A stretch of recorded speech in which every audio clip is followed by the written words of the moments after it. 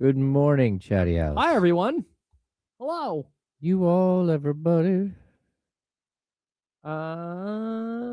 Happy Monday, everyone. Zabo got the belt today. Nice job, Zabo. I don't know if that's right, but hey, on our page, Which is all that matters. yeah. I don't think Zabo got the belt because Scooter was responding to something above that. But for now, until further review, Zabo has the belt. Warren, we are up in here. Good morning, Leezy. What up, Dr. David? Warren got the belt. Hey, let's go. Warren gets the belt today. Upon further review, Warren is the belt winner. He was up in here first. What's up, TC? Lance, TC, Brian. Snoop Bob. That's a good name. The baby daddy. The baby daddy. Miss P in the building. Filthy McNasty. Filthy. David Jackson. Working on it. What up, Russ Dog? Johnny G and Soren. Ayo, ayo, ayo, ayo. What up, Greg? Vabogu. Snoop Bob. Snoop Bob's a great name. Very, very strong by you. Hey, Katrina. Good morning. Good morning. Good morning. Where are we at on time here? That's like, we're going to be a little bit early today. It's a really good weekend of football. It was, man. One dud game. Outside of that, really good stuff. What up, Tyler? Spencer, right? I think this is Spencer. What up, Matt? Carter contract is not gonna rush pass reform. Heyo, buddy. We'll talk about Big Dom. Oh, I don't know if I can do it without cursing, but we're gonna try. All right, let's party.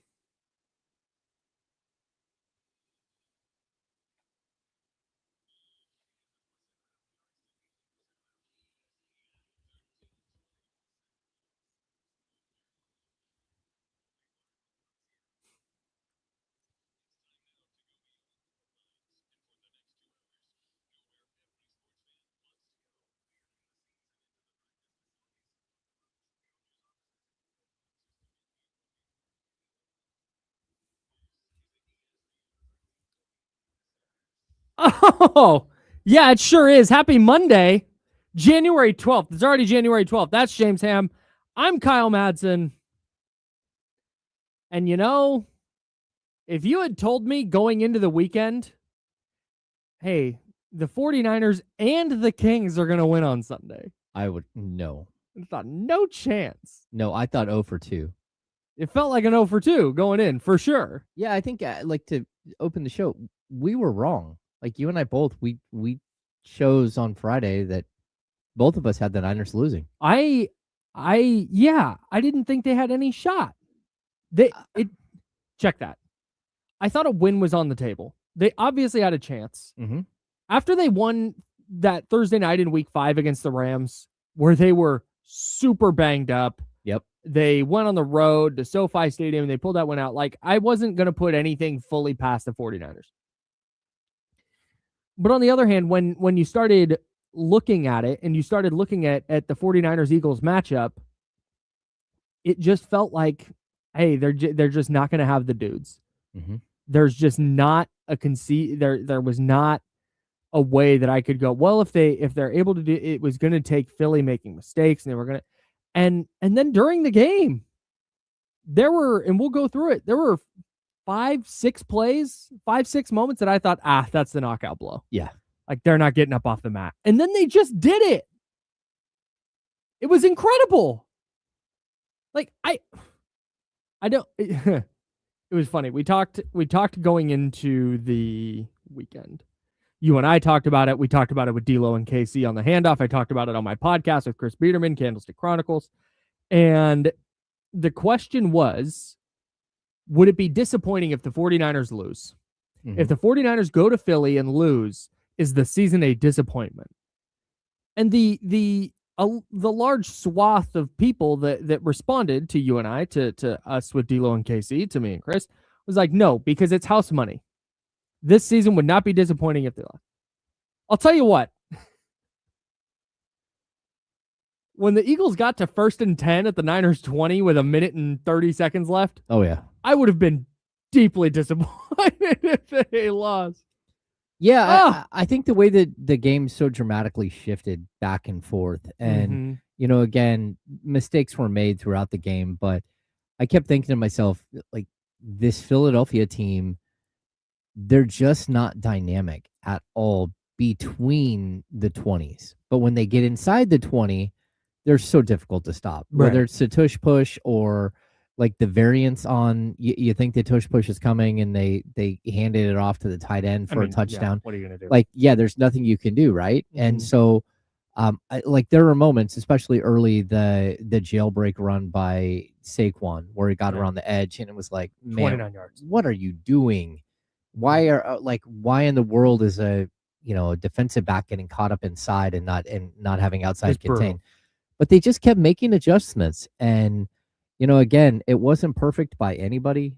You would love it if Christian McCaffrey was able to get more than 3.2 yards per carry. You'd love it if Brock Purdy didn't throw the 2 picks.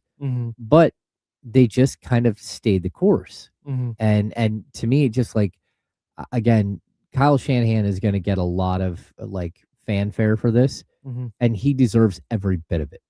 That's what I gathered from this. Like, just to take one gut punch after another all season long, and then having another huge gut punch late. I mean, in this game, it just so many things have been stacked up against this team, and for them to still be standing and be one of the remaining 4 teams vying for the NFC Championship, it's just crazy to me. Yeah, I like I said, we talked about this with Brock Purdy a couple weeks ago when people went, how does he keep doing this? It's like, because he's good. He's just good at football, right? And that's what with the 49ers, if you just continue defying logic, they're just good. Like, they're just a good team. And one of the things I didn't factor in, and this is something that Kenny talked about on Friday, Jesse's been talking about it for 6 weeks. And the thing that I didn't take into account enough is what you just brought up. The 49ers culture matters so much. And I should say it mattered so much yesterday. And it has mattered so much this entire season. And the thing I didn't take into account, we did talk about, hey, do we think the 49ers have a better quarterback?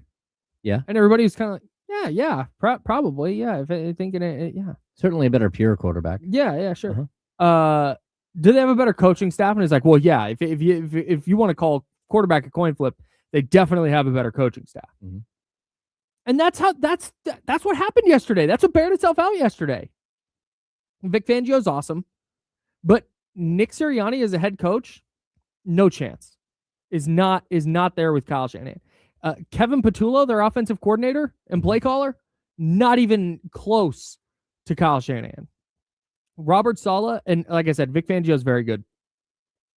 But Robert Saleh is at least playing Vic Fangio to a draw straight across. At least. Yeah. But with nobody. With nobody. With nobody. Which is ridiculous. And I want to talk about Eric Hendricks and Garrett Wallow, their 2 starting linebackers yesterday, who were outstanding. There were so many unlikely heroes, felt like the theme yesterday. But I did not, when I was trying to find a 49ers path to victory, the thing that jumped out to me the most yesterday was when the going got tough for San Francisco, they galvanized. It was next man up at safety. When Jair Brown goes down, it's Marquise Siegel stepping up. When George Kittle goes down, it's Kyle Juszczyk playing a bigger role in the passing game. It's Jake Tunges. It's Christian McCaffrey playing a huge role in the passing game. It's DeMarcus Robinson. Like, they figure out ways to have each other's backs. As lame as that sounds and as corny as that sounds, whereas when the Eagles have something go wrong, A.J. Brown and Nick Sirianni start screaming at each other on the sideline. Oh, yeah. Oh, that's just part of it. That's just part of it. Yeah, no, they have a great relationship. Okay. And they might. But in the heat of the moment, that is a problem. And it's what plagued the Eagles a couple of years ago. Remember when they start 10-0? 9-0, 10-1 or 11-0. 10-0. They were awesome to start the year, and then the wheels fell off. Yeah. And I think the Eagles are very talented, but they don't have the culture to overcome even a small amount of adversity. And that's yesterday. That's this entire season. It makes sense that they just weren't quite good enough in that way. And the 49ers very much were. And that culture side of it is something that I can't empirically define. I can't look at data and say, well, the Eagles pass rush does X, Y, and Z. The Niners offensive line does A, B, and C, and man, that's advantage Eagles. And then on the other side, man, the Eagles are just going to have an advantage in the trenches. I don't know how you win a game where you don't have it. I can't look at the numbers and see. So I did not factor the culture aspect in enough, and I thought that was a culture win by the 49ers yesterday. Yeah, straight up. I'm going to add this too. Like, I think we get so caught up with, oh my gosh, the 49ers, they don't have this wide receiver. They don't have that wide receiver. Mm-hmm. Like, when you look at what was happening on the Eagles sideline with A.J. Brown freaking out about, balls that he thought he should have got or balls that he didn't think were the right throw or like whatever he was complaining about. The fact is, number one, he dropped a bunch of passes and was just not a good player. Dude, that one on the last drive was horrendous. Yeah, I mean, he had 7 targets for 3 catches, and even the one where they said, "Oh, he dropped it right in the breadbasket. He should have caught that." Like the problem is that the Eagles have so many star level like specialty players, like him and Devontae Smith and Saquon. Like they're so Dallas Goedert even. Yeah, Dallas Goedert. They're all very, very good. Mm-hmm. The 49ers, you strip it down, and nobody on that team cared that it was Demarcus Robinson that had 6 catches for 111 yards. Nope. In fact, every player on the 49ers sidelines were cheering along with Demarcus Robinson for having the best game possibly of his career in a huge moment. Mm-hmm. Like that's the difference. One guy's over there complaining and then dropping passes.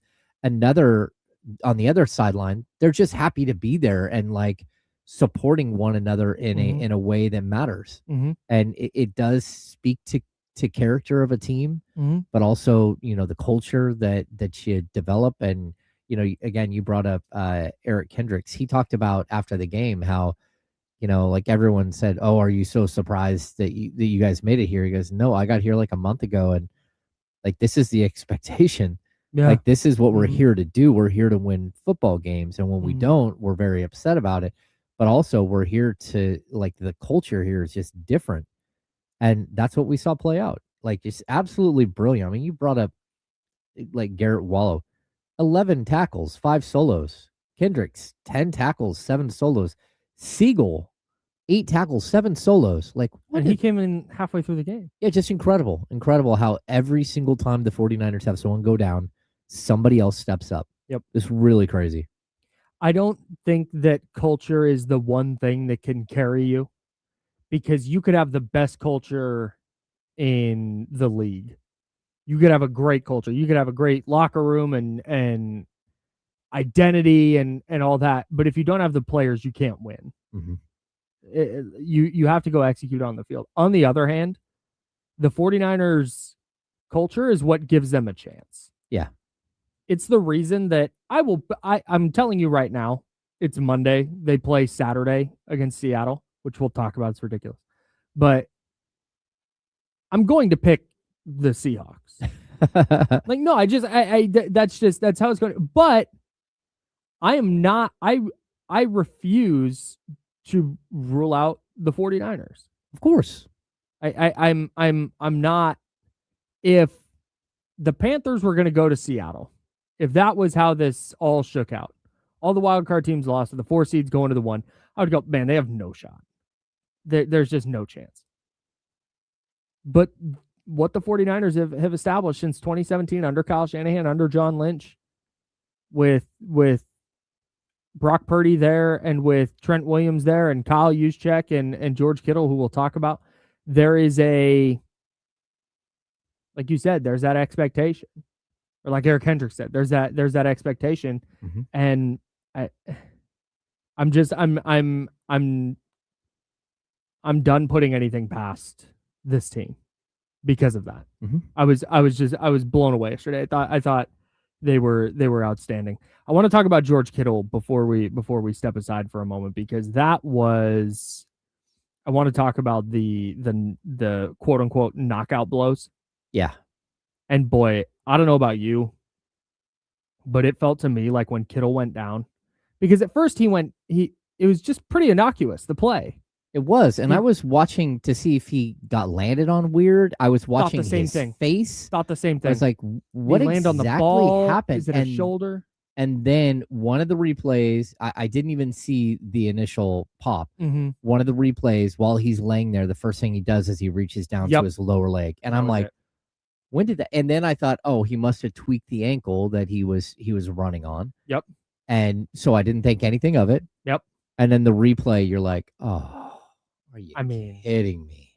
I mean, you're talking about a heart and soul player.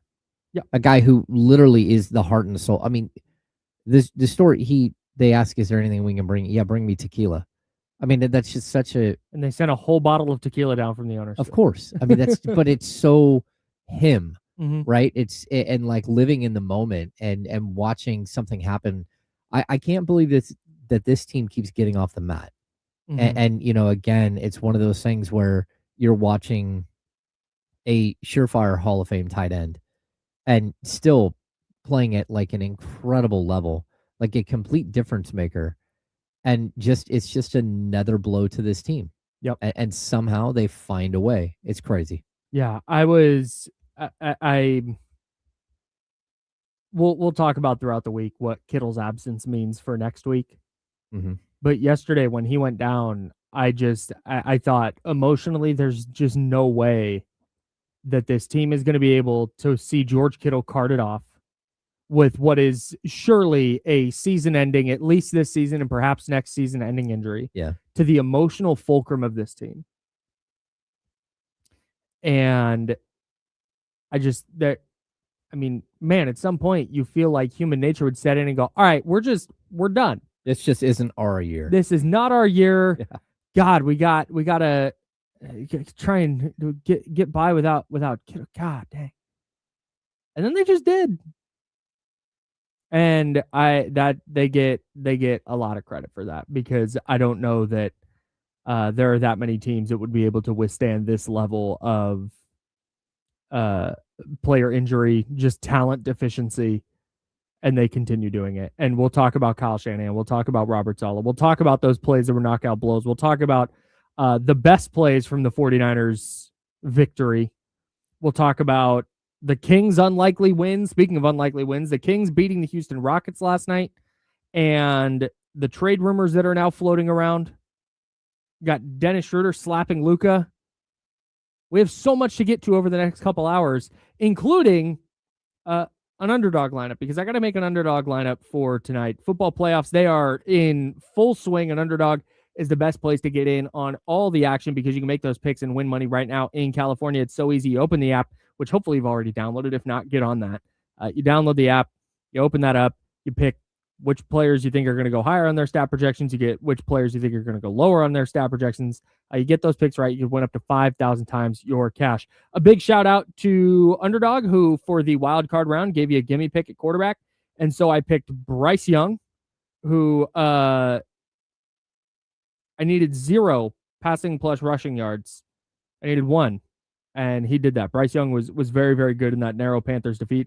Kyle Juszczyk, higher than 6.5 receiving yards. Easy work. He finished with 49 on 4 catches. Quentin Johnston needed higher than 35.5 receiving yards. Finished with 20. Because Justin Herbert, Greg Roman, ass. I'm not going to put this on Justin Herbert. This is a pattern for Greg Roman and the Chargers. But we're going to get back on the horse tonight. I do not have a lineup yet. But once I do, I will put that out on social media. So download the app now. and use promo code KYLEM, KYLEM, to score $75 in bonus entries when you play your first $5. That's promo code KYLEM, KYLEM. Underdog, make picks, win money. Hey, remember, must be 18 plus and present in California. Terms do apply. See assets.underdogfantasy.com/web/play and get terms _DFS_.html for details. Concerned with your play? Call 1-800-GAMBLER or visit www.ncpgambling.org. More on the 49ers victory next on ESPN 1320, Sacramento Sports Leader.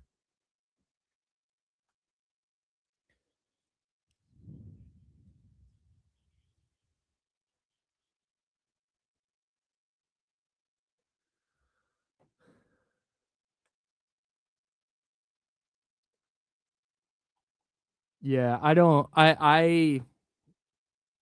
have my gripes with Justin Herbert, and not even Justin Herbert, but the way he is treated by analysts, and just the hand holding and the benefit of the doubt he gets in a way that a lot of quarterbacks don't. On the other hand, that was a disastrous coaching performance by the Chargers last night. I just, Greg Roman has no business calling plays in the modern NFL. Yeah. Or designing, calling, whatever that was a mess. And, we talked last week about how it always goes to the quarterback, and that's just how it is, and that's just how it's going to be. But I personally will not be putting that on Justin Herbert. I thought Herbert had happy feet the entire game, and I thought his receivers totally let him down. Even like the touchdown throw that, like, what was why am I drawing a blank? Who's there? Keenan Allen. Why didn't Keenan Allen put his hands up to go for the ball that just, like, it looked like it went right through his area? Just weird. So many moments where you're like, hey, like, this is a big game. It's one thing for the 49ers to have Malik Turner, and the guy hasn't caught a ball in the NFL since 2001, I think was his stat they threw up. Mm-hmm. It's one thing to see him drop a ball. But this weekend, like, so many big name wide receivers, so many really talented guys that have been in the league forever doing it, just looked horrific. Yeah. Just, what are you doing? Really weird. Yeah.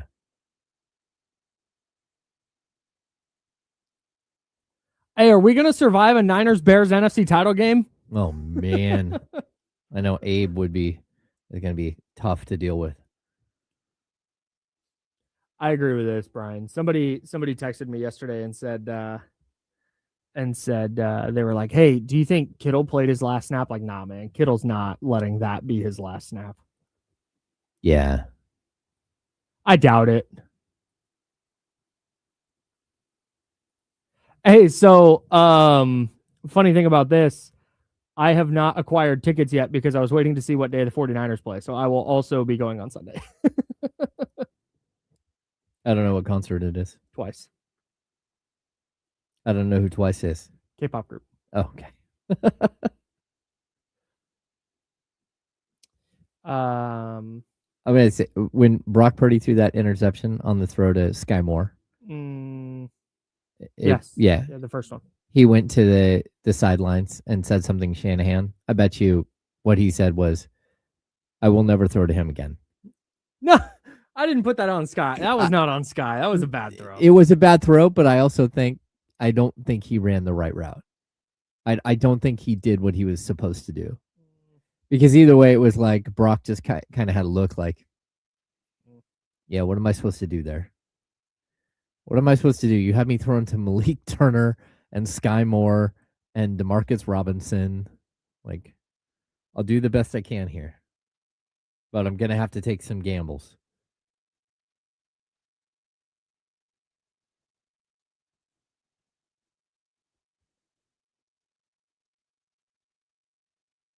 Bronson, I don't have anything on the Sabonis to the Hawks rumor. But like the Kings, we're going to get into that later. There's so much going on right now.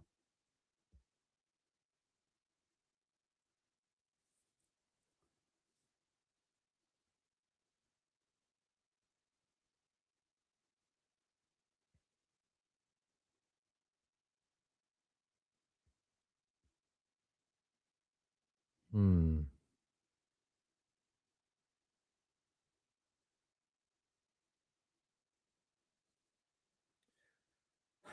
right, here we go. I learned this just now.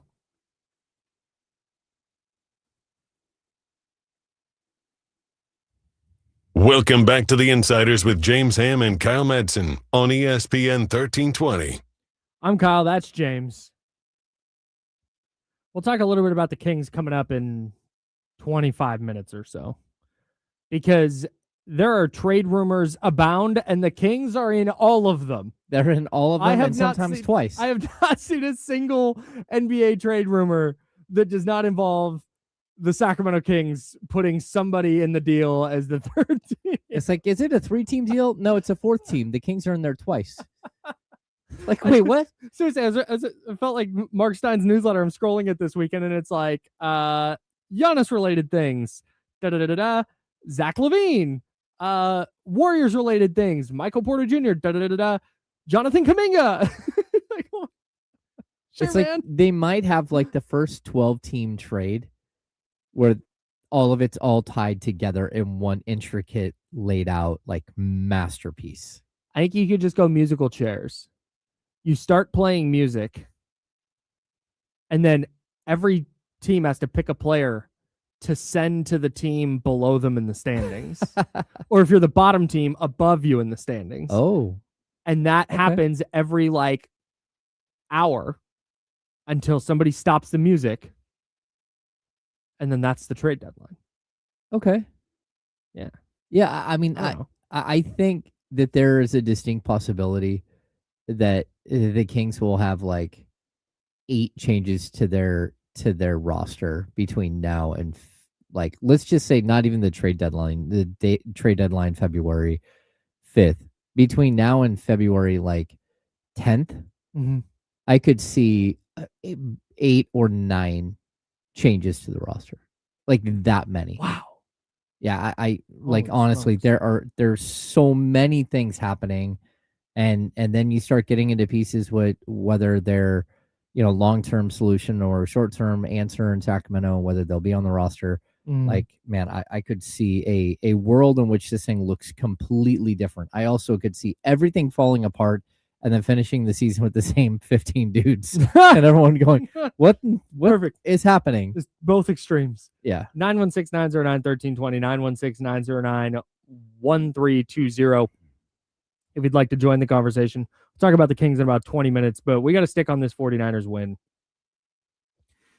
Because I think when we start to kind of pick through this game, I think the biggest thing that stands out for me, one of the biggest things that stands out is just what this means for Kyle Shanahan. Yeah. And not that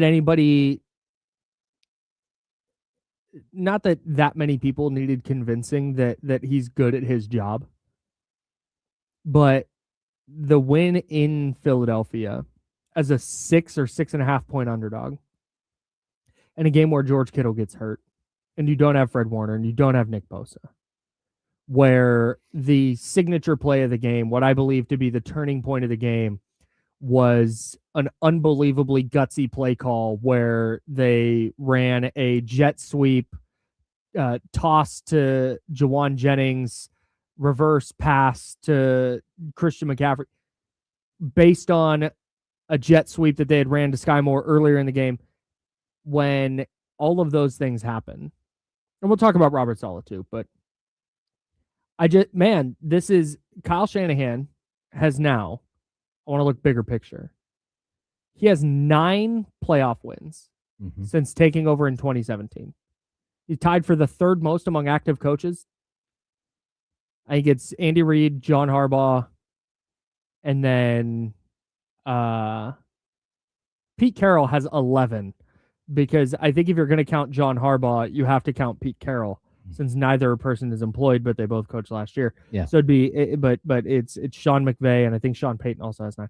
But just to put that in perspective, the 49ers And this is where and again, I worked in San Francisco from their 2019 Super Bowl run through their 2020. No, I was not there in 2023. Okay. But through a Super Bowl run, through an NFC title game loss, through another NFC title game loss. And after every single one, the phones would light up and everybody would be like, Kyle Shanahan's got to go. They can't win the big one with Kyle Shanahan. And maybe they won't. Maybe they never will. But it's really, really hard to bet against a guy that has you in this spot as often as he has. Because, A, they've been to the playoffs now 19, 21, 22, 23, 25, 5 times in Kyle Shanahan's 9 seasons. Okay. And 5 in the last 7 because the first 2 were like rebuild mode. Of course. So 5 times in the last 7 years. They have never been one and done in the playoffs. He has 9 playoff wins. The 49ers in the 20 seasons from 1997 to 2016 won 8 playoff games. Ooh. 20 years. And he has 9 in the last 7 years. Yeah, that's crazy. He's unbelievable. He has, I'm sorry, I'm going to rattle off some stats here and then we could, if the 49ers somehow go into Seattle and upset the Seahawks, if that's a thing that happens, he will be tied with Bill Walsh and George Seifert in playoff wins. That's crazy. He has one more playoff win than Mike Shanahan, his dad. He has more playoff wins than Mike Tomlin, who's been the Steelers head coach since 2007, which was 1 year before Kyle Shanahan first became an offensive coordinator. That's wild. They have not reached the ultimate success. I've got it. Understood. But what he's done with this club, particularly this year, this is just the defining signature season of if you give this guy anything, if you give this guy the lowest requisite baseline level of overall talent, he's going to extract the very most out of it. And I think yesterday was the perfect example of that. Yeah, I mean, like, look, I've talked about this in the past when it comes to NBA coaches, and there was something that Rick Adelman did that, you know, again, you can talk about all the wins that he had here in Sacramento or in Portland or in Houston or Minnesota. All of them were predicated on one thing. It's that it didn't matter how good the offense was, how good the defense was. They always had a mentality of the next man up. And you can go back and watch through all of the time that he was here in Sacramento. It didn't matter who got hurt. They just kept going. Like, you can go back to the Houston Rockets when Rick Adelman took over the Houston Rockets, and like they won, was it 21 straight games? And like game 11, they lost Yao Ming. Like game 12, they lost Tracy McGrady. They just kept winning. Yeah.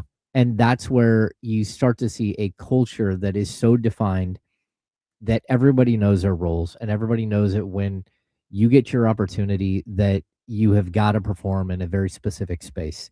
And I don't know how he's developed that culture in the NFL where you literally can just sign guys off the street, put them on the field, and they can start performing. Or a guy who, again, out of the rotation, sort of like you have a safety go down and the guy steps up and has 7 solo tackles. Like, it doesn't make sense. Like the players that we don't like, who in the world are these linebackers?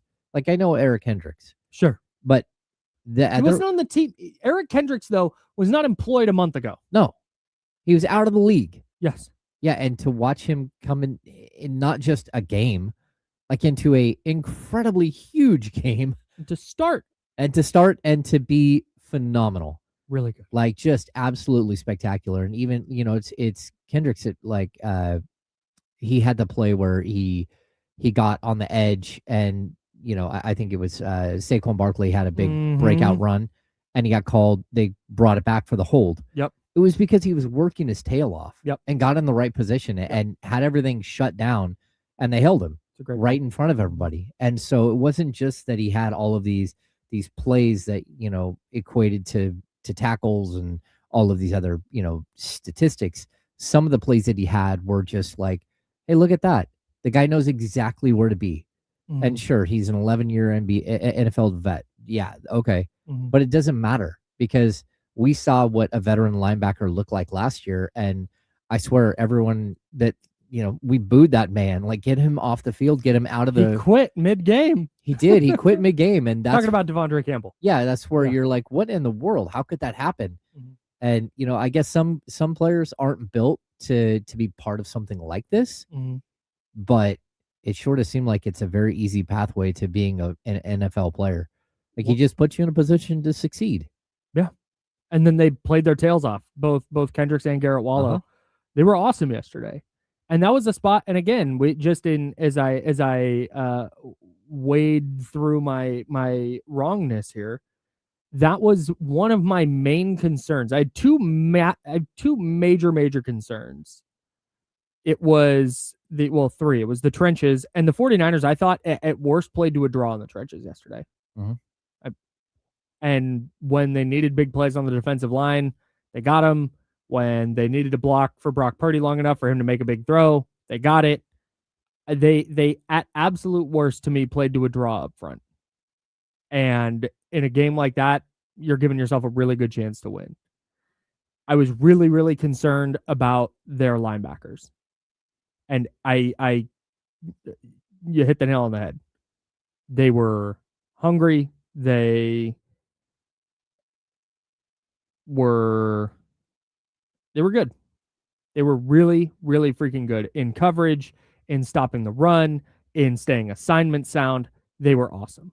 And then my third concern is something we haven't talked about yet, is the safety play. And I kept saying, at some point, I think this game's going to be close. At some point, they're going to hit that 60-yard bomb to A.J. Brown. They're going to hit Dallas Goedert up the seam for 50. They're going to find Devontae Smith busted coverage wide open for a long touchdown. At some point, that's going to happen. And it just didn't. They took a shot down the side to Dallas Goedert, and he was blanketed by Deommodore Lenoir. They took the shot to A.J. Brown, where A.J. Brown had leverage on Lenoir, but the throw wasn't quite there. Marquise Siegel coming over the top maybe got A.J. Brown looking to the side, and that's the play you were talking about earlier, that maybe he probably should have had that. But to me, that was at least a product of Siegel getting over there and affecting the play. The three things that I was most worried about potentially happening just didn't. Yeah. And I think as we talk about the coaching staff, I think it's impossible to ignore Robert Saleh.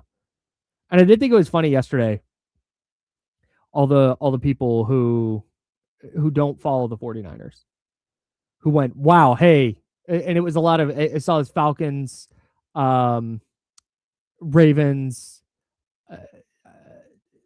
Titans, saw fans and reporters from all these teams going, wow, hey, man, that was but maybe it's worth giving Robert Saleh a look. Like, yeah, man, are you new? This is what he does. He's awesome at this. Yeah. You thought this was the game that made you think that Robert Saleh is worth looking at as a head coach? It took until now. It's just wild. It's on a national stage, and if the last thing you watched from the 49ers was their Bears game, for example, where they just got lit up, then all right, maybe you didn't think their defense was very good and this opened your eyes. But is anyone who follows the 49ers, any 49er fan, surprised by what Robert Saleh did yesterday? No. I think you have to be slightly surprised by the fact that, number one, they only got to the quarterback once, 1 sack total. Yep. I want to talk about that play specifically. Yeah, we will. But also that, like, does anyone in the league know who Garrett Wallow is? Like, who are these guys that they literally just pick up off the street and throw out there? Had never, until he committed a face mask penalty on the 49ers' first punt against the Seahawks last Sunday, had no idea he was even on the team. Yeah, I mean, he came into yesterday on the season. He had 2 solo tackles and 7 assists. And in the biggest game of his life, he had 5 solo tackles and 6 assists. He had led the team. 11 total tackles. Man. Yeah, just some random 26-year-old guy who was a 5th-round pick for Houston in 2021. He's bounced around the league, played for, the Broncos last year. He's played all over the place, just kind of bounced around. And all of a sudden, in the biggest game that you need him to play because you have no other linebackers, there he is making plays. Just crazy. Yeah, man. They were outstanding yesterday. That the one sack they did have, I talked about this on the internet, and then I went and wrote about it at NinersWire.com. The Keon White sack of Jalen Hurts on the Eagles' final drive might have been the biggest play of the game. Yeah. Like you could talk about the DeMarcus Robinson 58-yarder on the first drive, Brock Purdy's game-winning touchdown, of course the Jawan Jennings touchdown pass to Christian McCaffrey. There were so many moments in that game that stick out. The Upton Stout pass breakup early in the game that probably should have been a pick six. Yeah. But there were all these plays where that should have been a pick six. There were just all these plays where you go, man, that was huge. Oh, that's huge. I want to note that was 1st and 20 with like a minute 20, or excuse me, 1st and 10 at the 49ers 20. The Eagles have all their timeouts and there's like a minute 25 left. The Eagles have gone 3 consecutive passes and they've gained 45 yards on those passes. Yeah. They were just mowing down the field. Easy work. Hurts drops back, and I went and watched the All-22 this morning.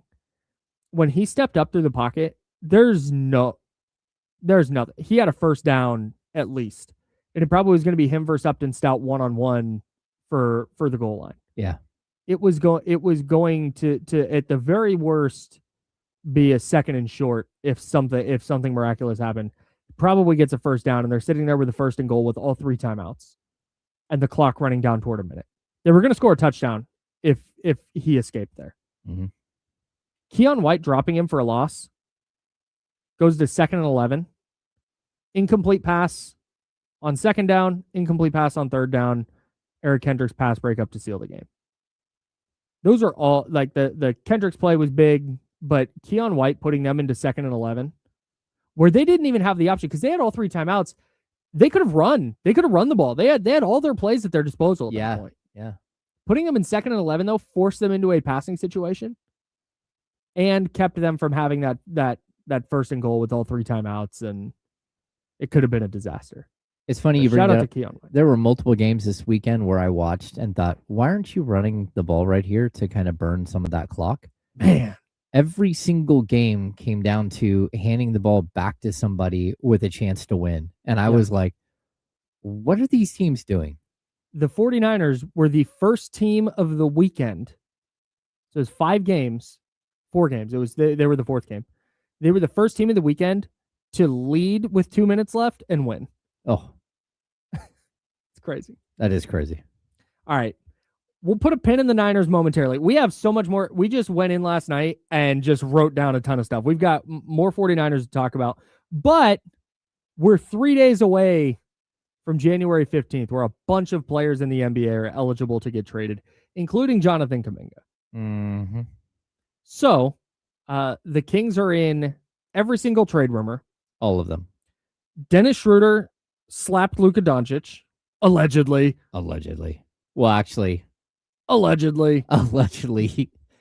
We'll get to it. Did Dennis Schroder slap Luka Doncic? We'll talk about it. And, of course, the Kings beat the Rockets last night. Beat the hell out of the Rockets last night. Snapped a 7-game losing skid. We'll sprinkle that in as well. Sacramento Kings basketball coming up. Did Dennis Schroder slap Luka?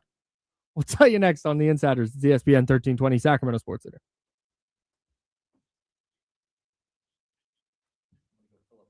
All right, we're clear. Clones.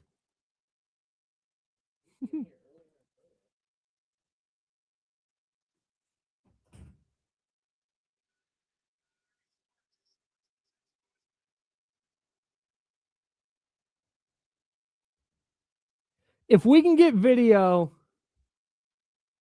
of Draymond Green punching Jordan Poole, we can get video of Dennis Schroder slapping Luka.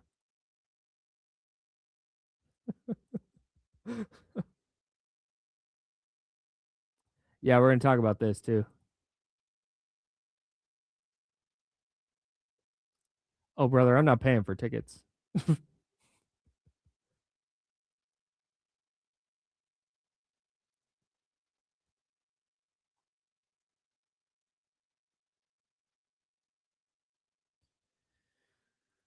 Yeah, there's a ton with the night. I don't want to talk about it today because I don't want to spin it that far forward. But yeah, we'll discuss this a lot because the Mac Jones conundrum is really interesting. But then the Niners have like 12 dire needs.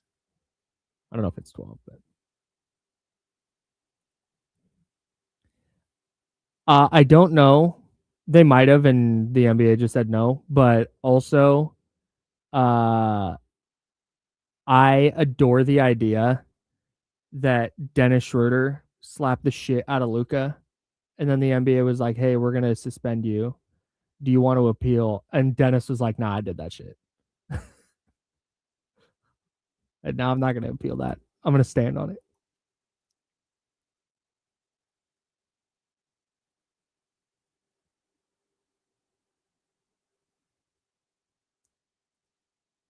Not always. Like I went and paid to see Baby Monster with a buddy of mine in Oakland, but I paid for Stray Kids tickets. Twice is just a group that I have not. I like them a lot, but I'm not in the pay for tickets stage with them.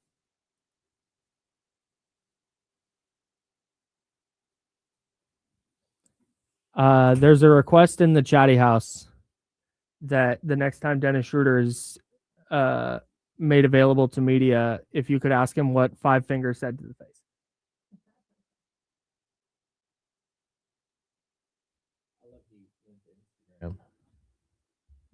That allegedly slapped. Oh no. What did they said? Somebody said he almost slapped or almost hit Luka Doncic. And Dennis responded, almost. Like, yeah, no. Love that. Yeah. I feel like where did that? I think it's more likely they try and trade for a guy like Justin Jefferson. Oh.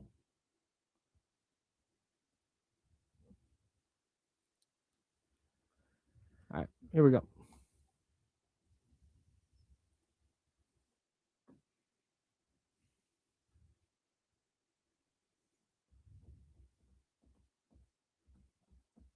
Welcome back to the Insiders with James Ham and Kyle Madsen on ESPN 1320. Hey, the Kings won last night. Look at them go. They did. You'd said, yeah, the Niners and Kings are going to win on Sunday. I'm like, no chance. I did not think that they were going to beat the Rockets for the second time this season. When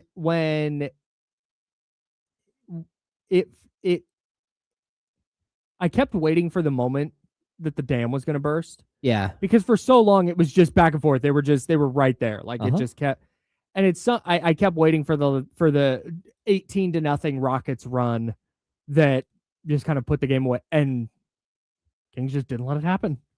No, in fact, they were the ones who had the run. Yeah. It was Malik Monk with a pair of 3-pointers to put the game away. You're like, hey, look at that.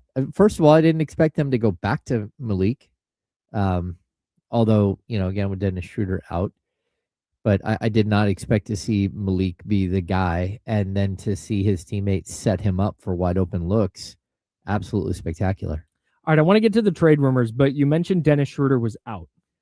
Oh, yeah, he's out. Because he's suspended for 3 games. Because allegedly he slapped Luka? Yeah. I need to know. And if you don't want to tell me, it's fine. You don't want to tell me and the people listening on 1320 AM and 98.5 FM HD2 and everybody watching on YouTube and Twitch. Hello, everybody. The reporting was that Dennis Schroder was suspended for waiting around for Luka. Yeah, no. And that for like the way I read it initially was that he got suspended for trying to start an altercation. Yeah. Is how I read the initial reporting, which sounded silly to me because trying to start something feels like not worthy of a 3-game suspension. What do you have? Well, yeah, the NBA says the NBA today announced that Sacramento Kings guard Dennis Schroder has been suspended 3 games without pay for confronting and attempting to strike another player. Yeah, I don't think there was an attempt. There was a successful. I don't know if his open hand, but he got to Luka Doncic, and to be honest with you, you don't get 3 games for like running around in a hallway. That's not what you get 3 games for. You get 3 games for actually like punching somebody. So the story that I've heard is that he did get to Luka Doncic, that he did strike Luka Doncic. Dennis is even, like put out there like attempting ? Like like he got to Luka, and the problem was, from what I've been told, is that Luka continuously called Dennis Schroder the B word the entire game. Like he just kept. That's shocking coming from Luka. Yeah, I can't imagine Luka doing something so evil. Yeah, so he basically was calling him a female dog the entire game. Oh, Kyle deadpans the screen. Stunning that he would. Yeah, that Luka's like lows. Not like a good dude. Like, yeah, not. So I don't know how he. I was watching the game and could see how heated Dennis Schroder was, and Dennis Schroder multiple times said, "Hey, yeah, let's go. Like, yeah, I'll see you after the game." Well, he did, and from what I know, for the first time this season, DeAndre Ayton played defense and was able to grab Dennis Schroder and and stop him from inflicting more damage to the Lakers' precious Luka. Hilarious. Yeah. I think I speak for Sacramento Kings fans everywhere when I say we ride with Dennis. Is that what it sounded like in the tunnel? That's funny. Yeah. Do you think anybody in the Lakers locker room was like, "Hey, good for Dennis"? Yes, I think there were multiples. They were like, "Boy, someone probably should have done that a long time ago." Yeah, I mean, like, we're not here to promote violence, but in this instance, there are some people in the world that do need to be slapped. Yeah. So Doug Christie, I asked him about it. He said Dennis rides with us. Period. That means Dennis definitely smacked that dude. Well, yeah, because like, look, Doug Christie is the guy that, while he is known as a great defender in his NBA career, he's also very well known for punching Rick Fox in the face. Oh, and getting into a massive altercation. And so, like, look, I don't think that you want to like have this be sort of who you are, but standing up for yourself, and especially as a player that, again, this beef goes back to international play. Right.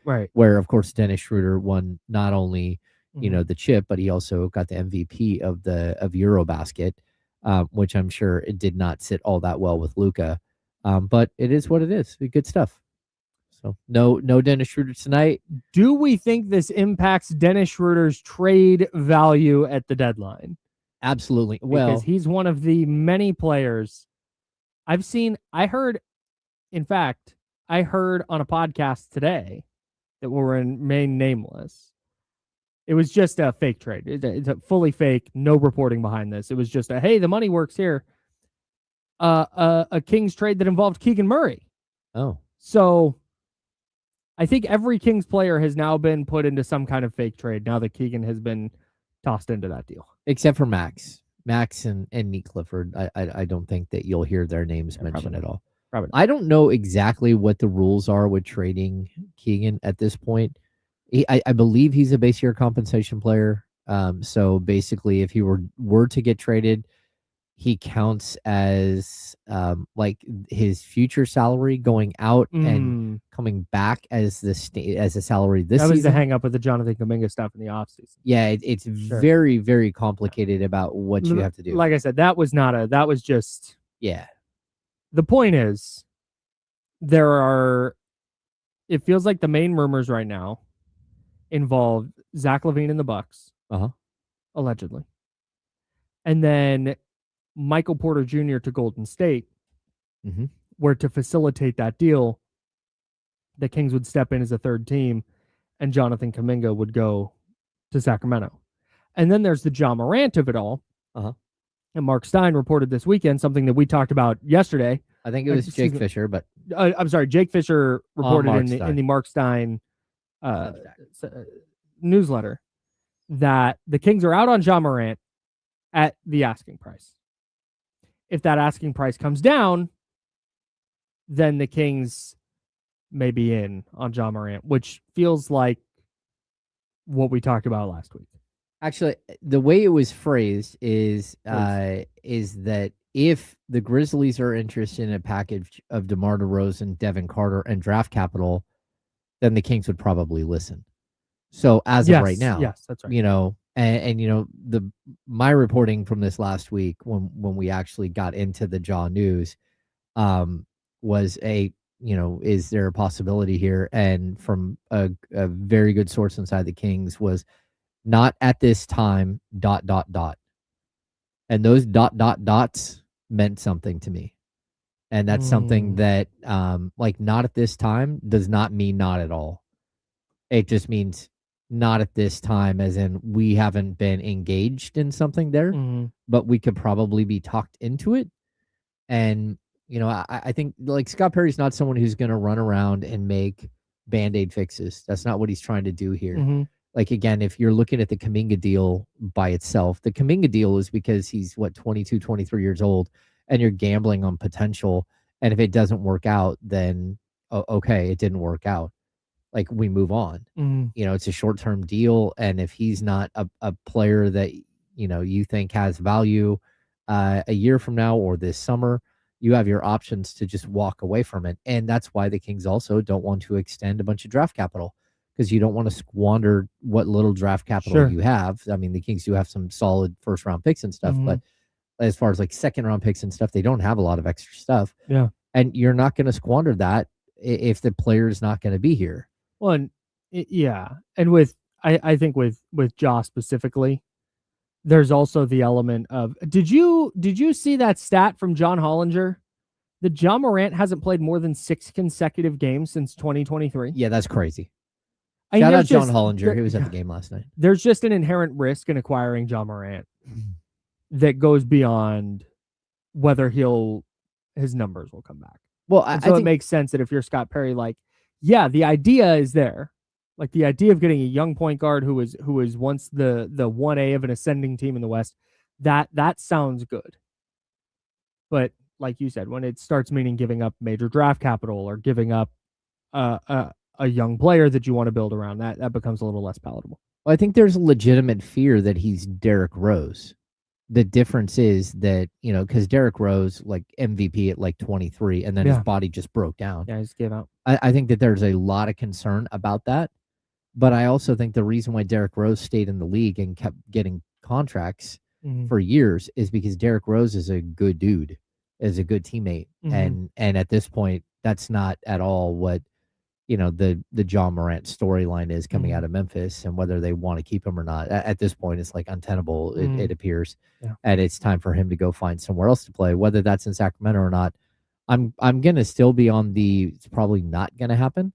But all of these other trades, like I legitimately could see the Kings flipping most of their roster between now and the trade deadline, or at least right after the trade deadline, once the dust settles, because if you do a 3 for you send out 1 player and you bring back 3, that means that 2 players get waived. Boom, gone. Jeez. And then if you waive one of those players to open up another roster spot, like this thing could quickly like envelop and like consume half of this roster, maybe more than half of this roster. Be pretty incredible. Yeah. If Scott Perry could pull that off, that would be a really great start to his tenure. Yeah, he blew up the Knicks and rebuilt them in a year. I don't know if he can do that here. Yeah, we'll see, though. It sounds at least like the path it might be narrow, but it's there. Yeah. No, he's trying. That's what I would say. That's a better sign than sitting here going, well, nobody wants their dudes, so we're locked into this for the rest of this year. Yeah. All right. That's James Ham. I'm Kyle Madsen. We'll get a little bit more Kings in here. I want to ask about Dylan Cardwell, who continues to be one of the most exciting stories of the Kings season. But we have more 49ers to get into after their thrilling wild card win over the Philadelphia Eagles yesterday. There were, I count 1, 2, 3, 4, 5. I have 6 instances where I thought the game was over and the 49ers were going to lose yesterday. We'll go through all of those next. What was that? Did you ever have that moment? 916-909-1320, 916-909-1320. That is the phone line if you want to give us a call. And I see somebody on the phone line now. I don't know who it is because of caller ID, but you're going to get hung up on. Call back. Call right back, I promise. We're not hanging up on you on purpose. It's just a mechanical thing that we have to do going into the second hour. Okay, that's James Ham. I'm Kyle Madsen. Niners beat the Eagles. I'm going to wade through my wrongness next here on ESPN 1320, Sacramento Sports Center.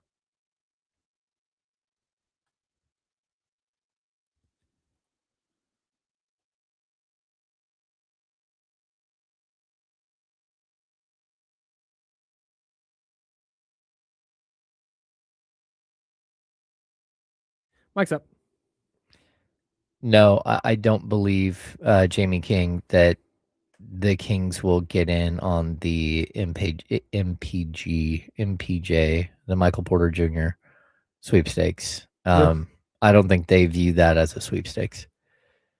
Like, look at the physical stuff. I mean, Porter's held up okay, but we're talking about a dude who had 3 back surgeries like before the age of 21. And there's always been concern about how long he's going to be effective.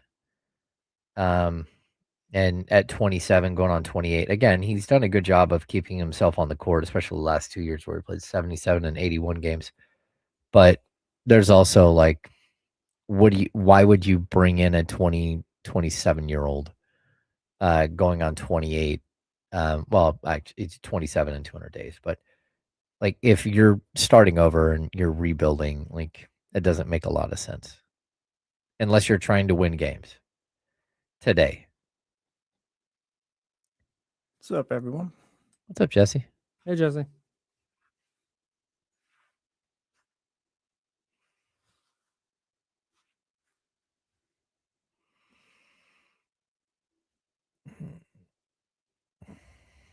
Sacktown Tony, I haven't listened to Scott, but Scott Perry's a very shrewd man that, of course, would want to make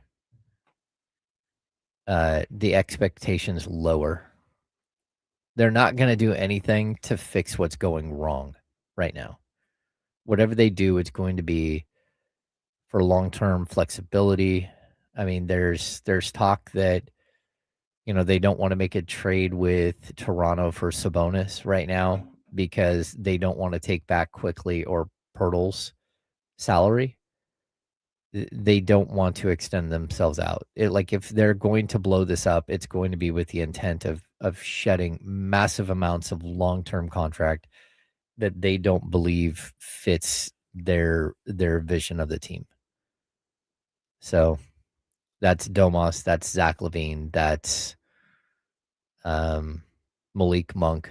Anything that goes past next season. Although Zach ends next season too.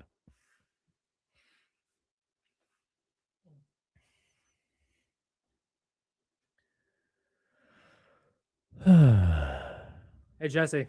Hey, Kyle. Oh, yeah. No, hey. Right on the dot. That's funny. I was working on that for a month, and I did not miss.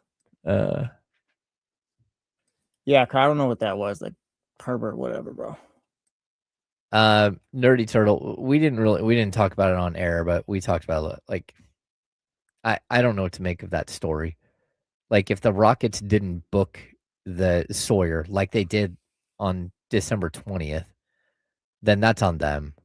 Like, and does Sacramento have an abundance of hotels? Yes, they do. I mean, before the Sawyer was there, there's like 2 different hotels that NBA teams stayed at. There's no way that every single one of these hotels were booked out on a Saturday night in January in Sacramento. Yeah, I just I don't like anything about that. Do you know what? I'm mad now. Now I'm mad. We're coming back.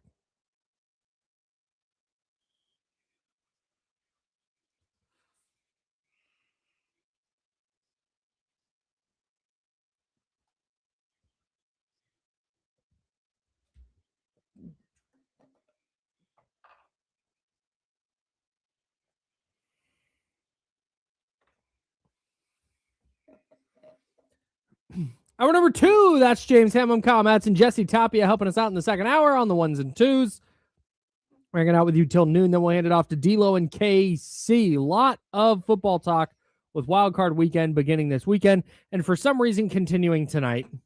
There's still Wild Card football on for whatever reason. Because there's money to be made, Kyle. That's the weird reason. one. No, I know that. But also it's dumb. I don't care about the Monday Night Football brought to you by YouTube TV, Super Wild Card Weekend. Brought to you by Amazon and Kia and all these other companies. Ridiculous, dude. I do want to get back into the 49ers because there were a bunch of times I didn't think they were going to win, and then there were a bunch of plays during the game that I thought, oh, that's it. All right, that's ball game. Oh, that's ball game. I got texted different group chats 5-6 times, like, oh, it's over.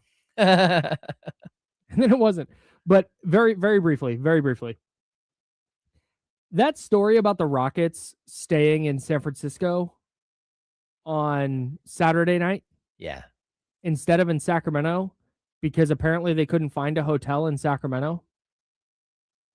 Can I give a half-baked theory here? Okay. Not even half-baked. I've just thrown some ingredients in a bowl and came up with this.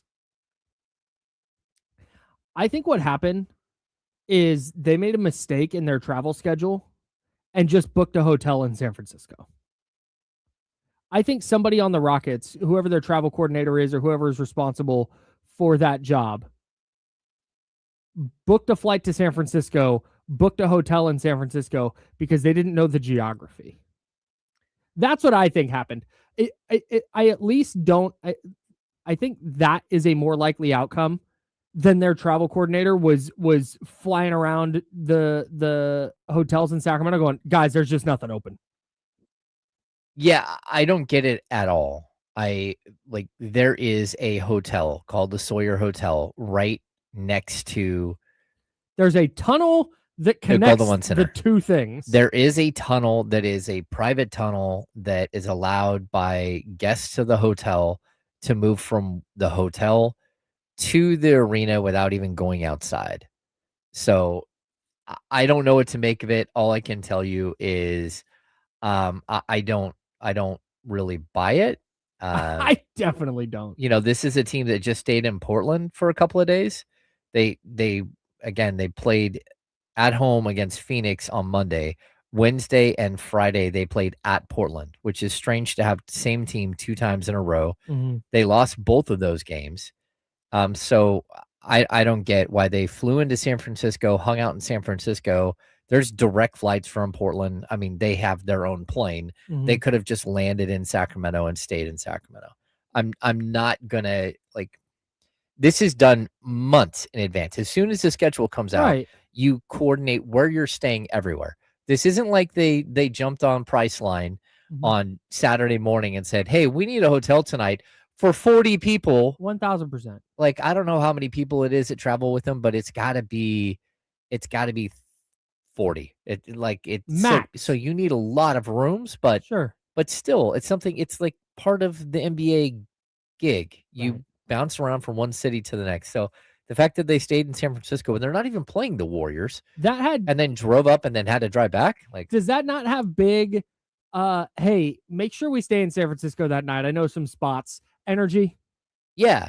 That's what it feels like. And it also feels like an excuse as to why you lost 3 games in a row. Yeah, man. They couldn't find a hotel in Sacramento, so they just said they threw their hands up and went to San Francisco. Not I hold with that. Couldn't find a hotel in Sacramento. All right. Not that I know. I just you're not. There's just no way that's true. No, and as an NBA team, you're not allowed to fly on game day. That's why they leave after games outside of special circumstances with weather. Like I don't get it. Yeah. And like the hotel right next door is a 5-star hotel. It's a very, very, very nice hotel that they stayed in, like, again, 2 weeks ago. Maybe they were going to stay at the Lion Hotel that used to be over there by Arden, but it's torn down now. Oh yeah, the Red Lion Inn. Yeah.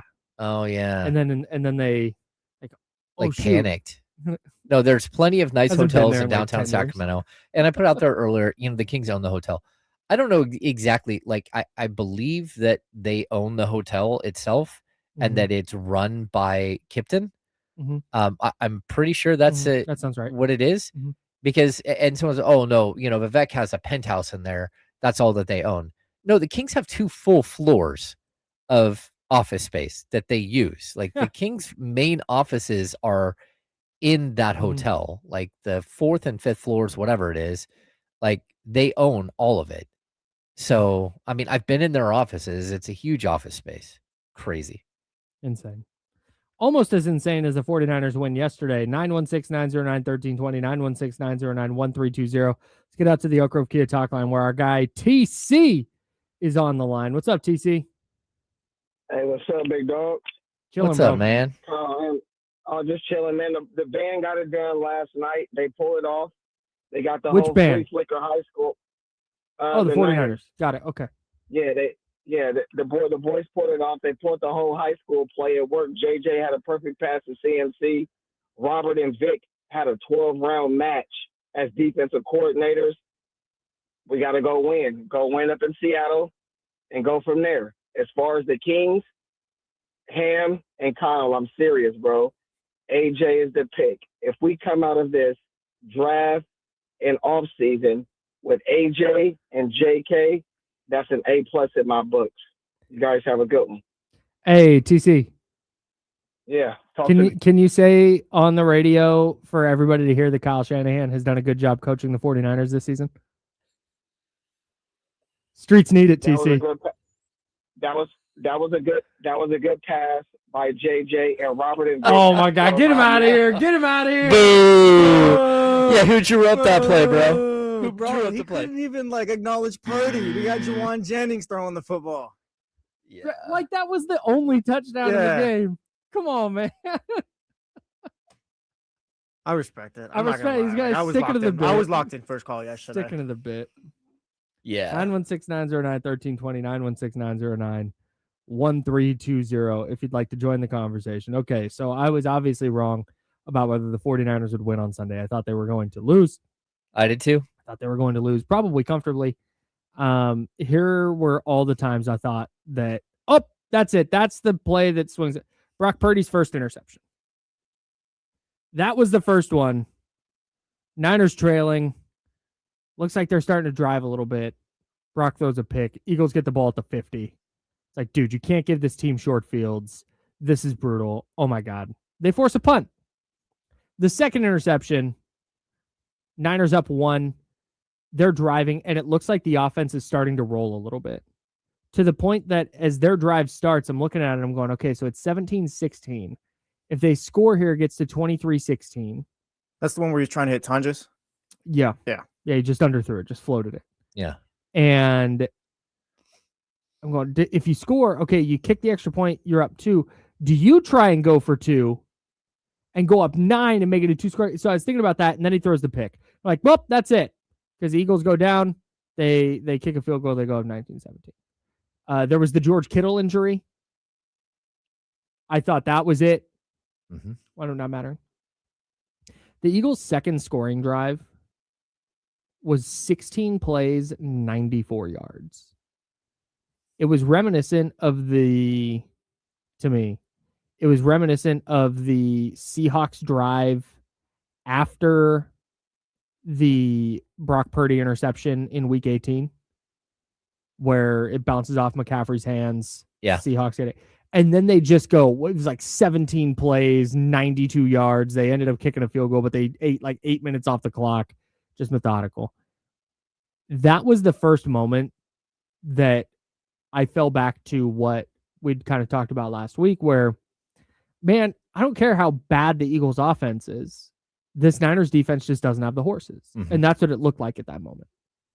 They score the touchdown. There's the flag. They're going to call the touchdown back. Oh, nope. No, they're not. Oh, that was weird. Really strange. It was the right call. They just never do that. Yeah. It's the right call, though. I'm glad they got the call right. Later in the game, on the Eagles' last drive, the late hit call on Marquise Siegel made me feel like it was over. Because Hurts slid super late. That was lame. That sucks. I hated that call. Yeah, and I get that. And again, I don't want to complain about officiating too much. I'm talking about these are the moments that I thought the game was over. Yeah.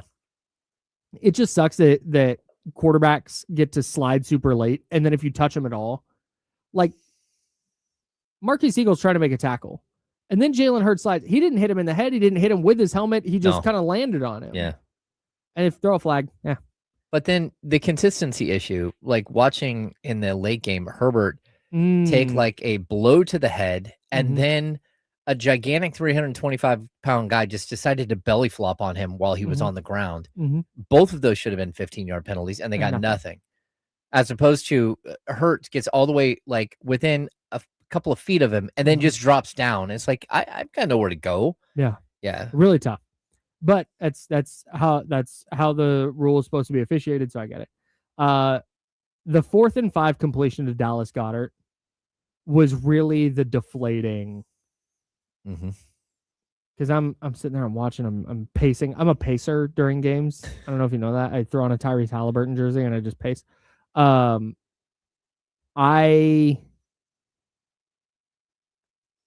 4th and 5, and I turn around and Heather, my wife, is sitting at our dining room table behind me, and she's like doing some organizational stuff. And she's listening to a book, and I turn around and I tell her to pause it. And I'm like, hey, this could be the game. This could be the game. And I'm like, all right, here we go. All right, guys. And then they just convert. And then they convert for 10 more yards, or 15 on the next play. And then they get 10 on the next play. And at that moment, I once again felt like, golly, like all these other times I thought it was over. Well, there's no way they get up off the mat again. Well, wrong again. Yeah, they just continue being wrong about the 49ers, I guess. Yeah. You put in the rundown about Tom Brady. Oh, yes. I thought Tom Brady was phenomenal. He was so good. Even when he broke down the passing, the way that the ball, the nose of the ball in weather like that, you have to have the nose of the ball down. I think it did affect, again, Jalen Hurts couldn't throw a deep ball to save his life. But Brock, that's part of who he is. He has to throw that longer range pass, and the wind affected those balls completely. Yep. And 100%. So I thought that it was a really good point, and it really helped the viewer kind of understand when they pulled the curtain back. They show Tom, he's got the ball in his hands. He's trying to show you how, you get the tip of the ball up, the wind's going to catch underneath the ball and, have it go wherever it decides to go. And so like really, really good stuff. Yeah. Yeah. I thought Brady was, I still think the like random grunts and screams during games. Yeah. And during plays needs to curtail that a little bit. He has stopped calling it the red area for the most part. Niners first trip. He called it the red area. He did it yesterday. I almost texted you, but I was locked in. Yeah, he's like, and when you get down here in the red area, they're one of the best teams in the league, KB. All right, thanks, Tom. No, I have not overall been super impressed with Tom Brady as a broadcaster. I thought he was nails yesterday. Just all the stuff you were talking about with it, like having him hold the football and show like these are the different arm angles you have to use as a quarterback in the wind and why it matters. I thought that was great. He did a really great job on like play breakdowns and recognizing things really quickly on what went wrong on a specific play. He was freaking out about the Jawan Jennings touchdown pass before Jennings even looked to throw. Jennings catches that and he tucks it and starts to run. And Brady's like, oh, because he saw Chris. I thought Brady was awesome yesterday. So shout out to Tom. I have more notes about the Niner game. I want to know where this ranks among 49ers playoff wins under Kyle Shanahan. We'll talk about that. And then we got to get into some of the other games from yesterday because really, really good football it felt like, around the league. Except for last night. And I hate that there's a game tonight. And then we'll talk about what's coming up next for the 49ers on the Insiders, ESPN 1320 Sacramento Sports Center.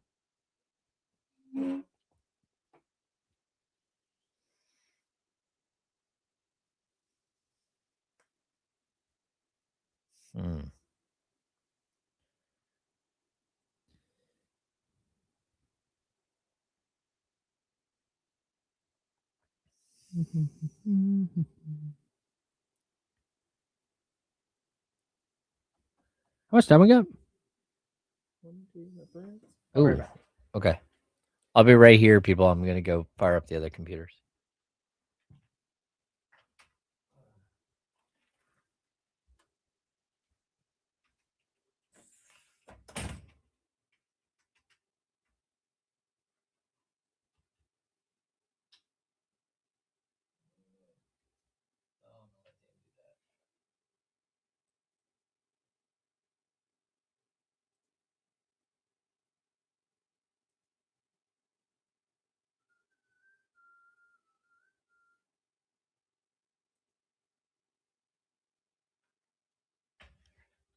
All right, I'm back.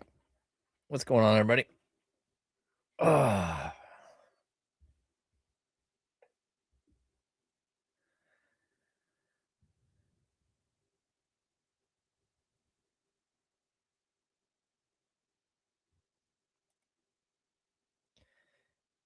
Yeah, kind of a weird moment.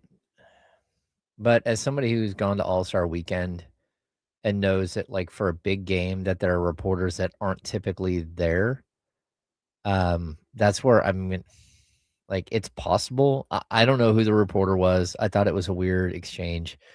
At the same time, we're in a situation in Sacramento where every single game Russell Westbrook is breaking some other record. And on occasion, people go, "Hey, congratulations on your record." Yeah, I don't know.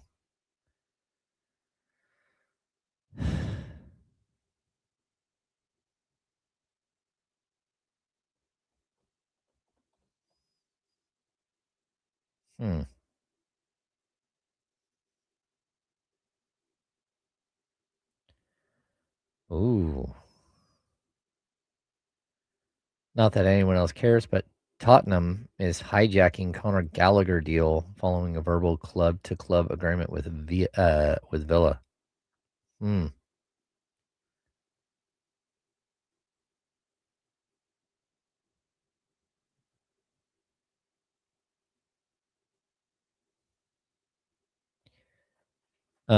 Gregory Kaiser, do I think the Kings make any moves before the deadline? Yes, I do.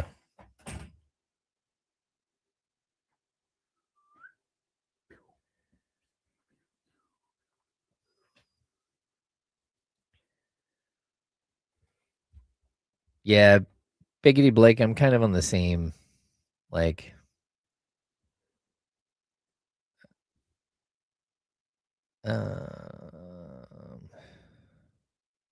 yeah. I don't know.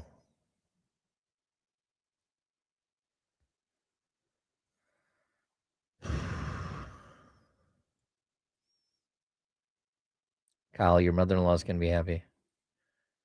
Tottenham just hijacked Conor Gallagher from Villa.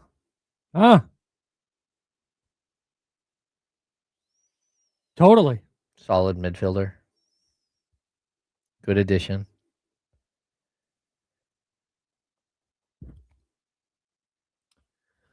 Russ Dog, at this point, all three could be traded. None of the three could be traded. Like, it takes two to tango. And then to finish off one of these deals is not going to be simple. Sometimes the fact that there's a 3 or 4 team deal is difficult. Welcome back to the Insiders with James Ham and Kyle Madsen on ESPN 1320. I'm Kyle. He's James. Jesse Tapia on the ones and twos helping us out. 49ers beat the Eagles 23-19 yesterday. And now they play Saturday. Time's still TBD. They're going to announce that tonight. They'll play it either 1:30 or 5 on Saturday. And, man, that sucks. So the Bears and Rams play each other. And the NFL, now keep in mind, the NFL doesn't have a set schedule, at least not that's published anywhere. Yeah. Where it's like Team A will face the 1 seed is definitely going to play Saturday. And they like, no matter what, if the 1 seed, they're going to, like, if it's not set in stone like that, which it can't be, in part because they play a Monday night game on Wild Card weekend. And if the 1 seed is definitely going to play Saturday, you can't have, let's say the Texans upset the Steelers tonight. Mm-hmm. And the Texans were the lowest remaining seed. That means they'd play Saturday. So they have to maintain some flexibility for rest reasons. Of course. Right? Like that's that just wouldn't be fair to go play Monday and then have to play on Saturday when everyone else is playing on 7 days rest. Would be ludicrous, right? So there is a at least a modicum of flexibility with this schedule. I don't understand why the NFL can't look in this instance. And again, the 49ers have benefited from this in the past, where they've been the 1 seed and a team that played on Sunday had to play them on Saturday at Levi Stadium. Like I understand this has happened before, but that doesn't make it right or better. Mm-hmm. I think in instances like this, where the Bears and Rams, who play each other in the divisional round, both played on Saturday. The Seahawks had a bye. The 49ers played on Sunday. Doesn't it make more sense to have the Rams and Bears in this instance play Saturday? Yes. On a full week of rest? Mm-hmm.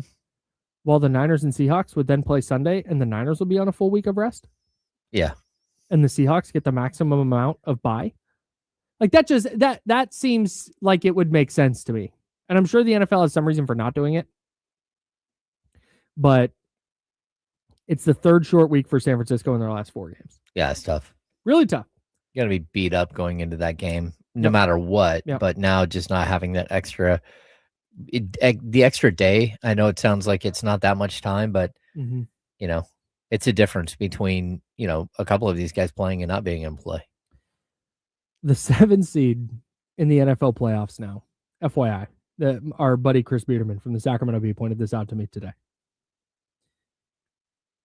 The 7 seed in the first round against the number 2 seed all time, so since 2021, since they expanded to a 7th playoff team, is 1-11. Ugh. And the 1-7 seed that won was that Packers team that beat the hell out of the Cowboys and then went to Levi Stadium and lost. So overall, the 7 seed in 21, 22, 23, 24, in 5 playoffs is 1-12. Oh. But hey, expanded playoff, more money. Yeah. Cool. I hate that there's playoff football tonight. I hate it so much. Yeah, it's pretty lame. I don't understand why you couldn't fit this into the weekend. They did. They could easily. Yeah. But Jesse said it earlier. It's about money. It's about, hey, on this TV rights deal, ESPN, do you want a playoff game? If you give us more money, we'll give you a playoff game. Mm-hmm. We'll screw the whole schedule. We'll give you a playoff game. Whatever, man. I just don't get why Monday night needs to be a thing. Yeah, I don't care anymore. Yeah. Steelers Texans wouldn't have been at the top of my watch list anyway. But by Monday night, I'm ready to move on. The wild card weekend was awesome. It finished with a dud last night, to be totally sure. The Chargers, get the Chargers out of my face. The Chargers are the Clippers. To me. I will not believe that they are a Super Bowl contender or any kind of contender as long as their uniform is what it is. Yeah. As long as their team name is what it is. And that performance in New England last night was so poor. That was embarrassing. It was. Yeah, I watched that game and I'm like, you go and look and Justin Herbert had 500 yards rushing on the season, which is way higher than I thought he would have. Yeah. But when did he just become like a running quarterback? Because that's what it looked like the whole time. Like he would not plant his feet. Mm-hmm. He lost faith in his wide receivers at one point. You could just tell like he did not want to throw the ball and have somebody else drop another pass. Like it was very, very awkward watching him trying to maneuver. And like you almost could see like the understanding of legacy, like showing up in his brain. Like, what do you mean? I'm going to go 0-3 in the playoffs, and I'm going to be known as a guy who can't win a playoff game. Like, you could watch it. Like, it just was like frenetic and like panicked the whole time. And like, what a weird way to go out. Like, just really weird for a team that, throughout the season, like, they showed a lot of promise. They looked like they were going to be a really solid team. For sure. And they had a lot of injuries throughout the season too, whether it was offensive line or running backs or whatever. But at the same time, man, you just have to be better than that. And I thought he out of everybody had the most disastrous weekend as far as a quarterback out of anybody. Yeah, man. It's watching. This was true in the Niners-Eagles game. Watching the 49ers play offense versus watching the Eagles play offense was night and day. The 49ers just extracting every ounce of everything they can out of every player on their roster. Malik freaking Turner got a target yesterday. Probably should have caught it. Yeah. It's a different story. But they're extracting everything they can. They are working with what they've got. They know the problems. They've got answers. They're figuring out solutions. And then there's the Eagles. And then there's the Chargers. Where, yeah, the Chargers had some injuries for sure. Do the Chargers put up a better performance if like Joe Alt is out there? Sure. Yeah. And what's their other tackle was hurt too, right? Both their starting tackles. Yeah, both their starting tackles, I think, went out before the start of the season. Slater, I think is his name. Or like maybe in week 1. But it was really clear they didn't have any creative solutions. The solution was what you Justin, run. Yeah, run. Just run away. Run. That was it. And so that to me, we joke with our guy TC who calls in. And we joke about his not acknowledging Kyle Shanahan as a good coach.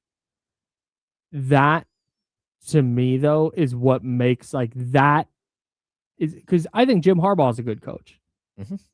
But the Chargers weren't able to find answers. I think Nick Sirianni is probably a good coach, and the Eagles just weren't able to find answers. And the difference is so stark when you watch how the 49ers kind of problem solve versus watching the Chargers just run into the same wall over and over and over again. And that's what it felt like. It felt like a lack of creativity, a lack of ability to do something, extra special.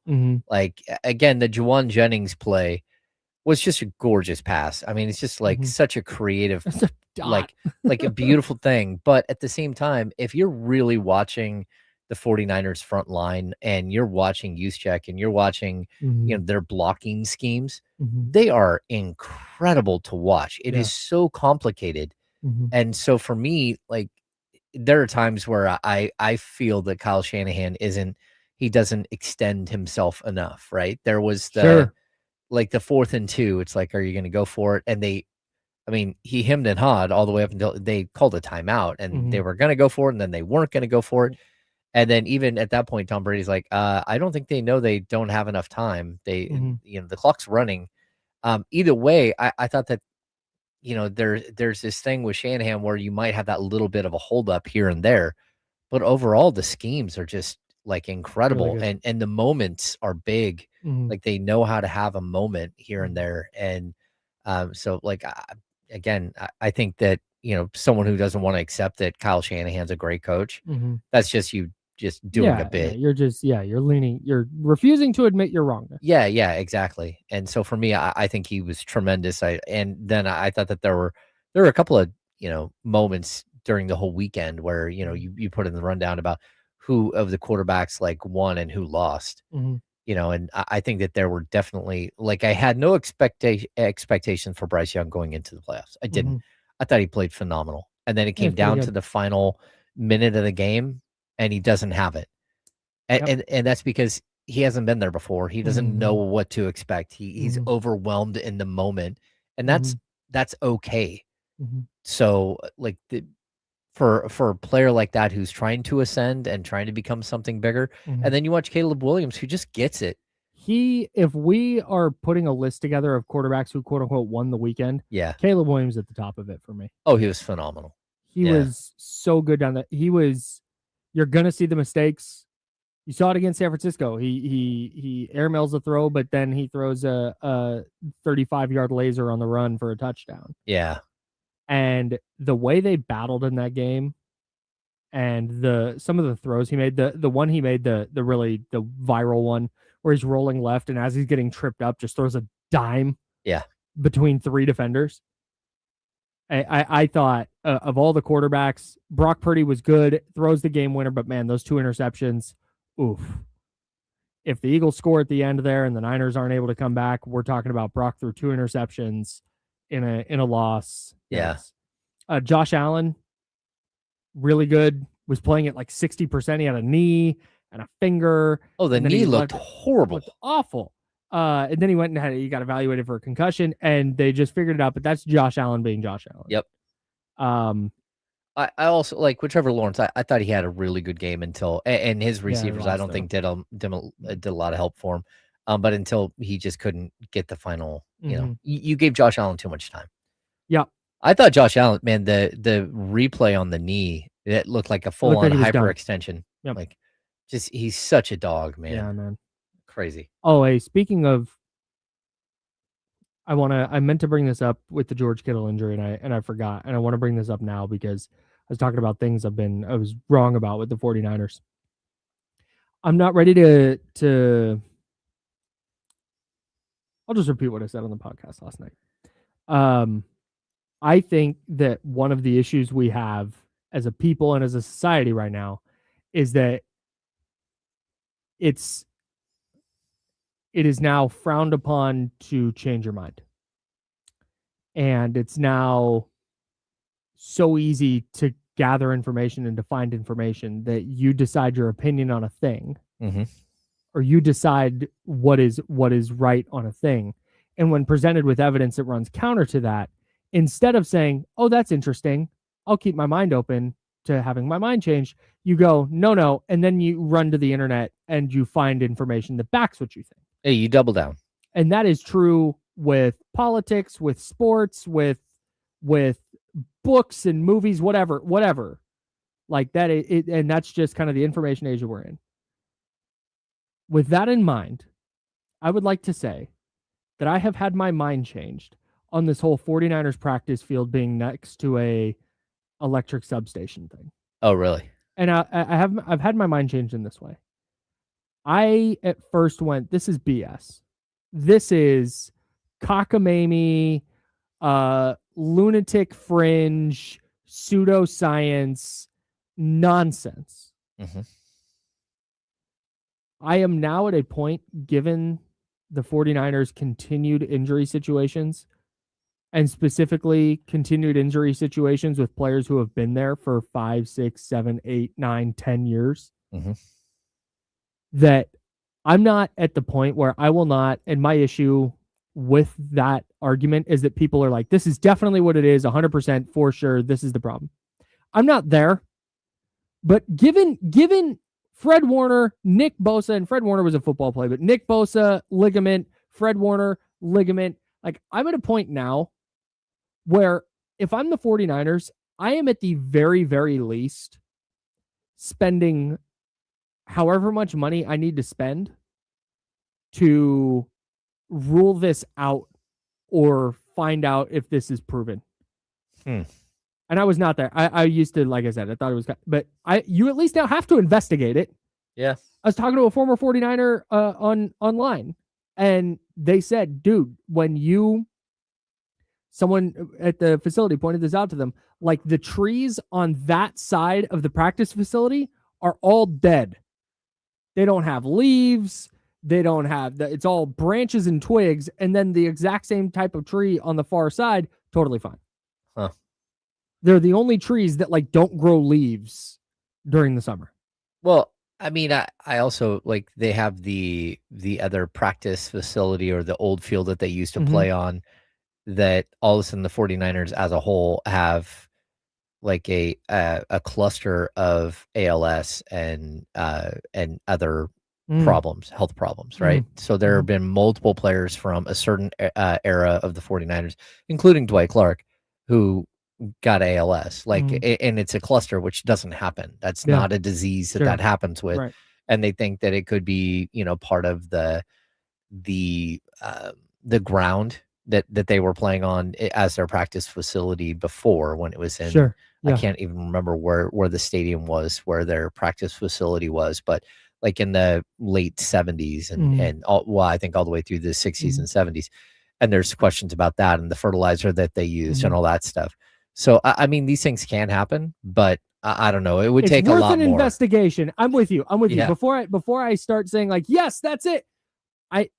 If I'm the 49ers, because we've been sitting here since 2018. I'm like, God, the Niners, another injury-riddled season. I think at some point, they've already fired all of their strength and conditioning and all their team health staff. They've restructured that and rehired. They brought in new people. They've changed personnel. They've changed the way they've done things. As we sit here and go, okay, hey, what's the problem? Why does this keep happening? I think you have to start ruling out all possible, no matter how lunatic fringe they sound. Yeah. That's where I'm at now. Because watching George Kittle go off the field in a cart yesterday sucked. Just horrible. Anyways, that's where I've landed on that. I'm open to having my mind changed. Watching all of these. I'm a good person. After another. There's got to be something, we want to say, well, maybe they should look at their training staff. Maybe they should look at this or that. I don't know. The Kings have made massive changes to their training staff over the last, 6 months. Have we seen an increase in injuries? Absolutely. Is it because they changed their medical staff? I don't know. Or their training staff. I'm not going to pin it to that yet. I need more to sort of cement what's happening. And look, there should be a way to test what's happening there and whether it is an issue at their practice facility. Sure. All right. That's James Ham. I'm Kyle Madsen. Jesse Tapia is helping us out on the ones and twos. D'Lo and KC are going to join us for the handoff next. We'll dive into Kings trade rumors. We'll dive into the 49ers win. Plenty to talk about on the handoff of D'Lo and KC. It is Sacramento's favorite radio segment coming up on ESPN 1320 Sacramento Sports Center.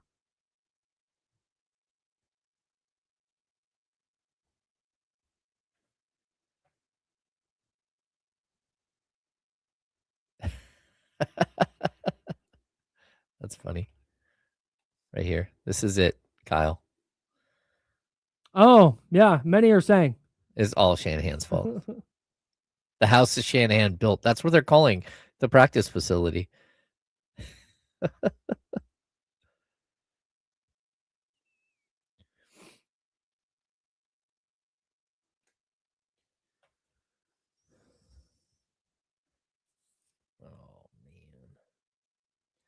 I just want Jonathan coming out of Golden State. So we can watch him closer here in Sacramento. Oh my God. If that happens, I genuinely hope he's the best version of himself. And then on top of that, tired. I'm so tired. I'm tired of the conversation. Just get him out. I don't care what the return is. Yeah.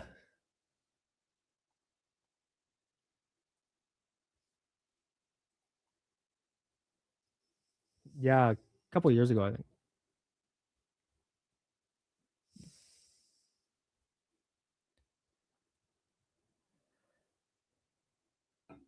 Oh, wait, is it still open?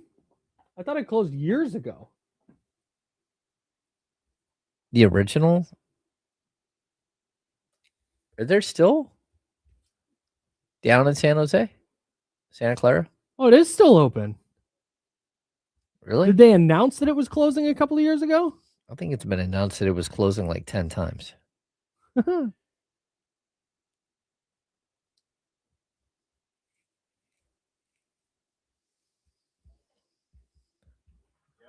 Would be after the 2027 season. I didn't get to that computer. Sorry. It had your name. We also broke a little bit early. So we're like 2 minutes, 2.5 minutes. How bad?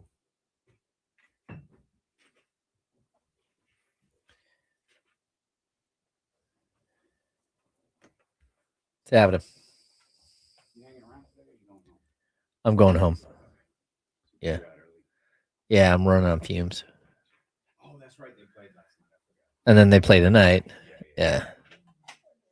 Yeah, tomorrow's going to be rough.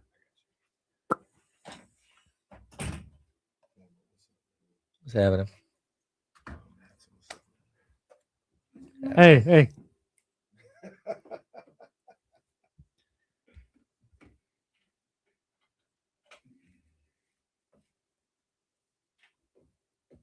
Got about 2 minutes.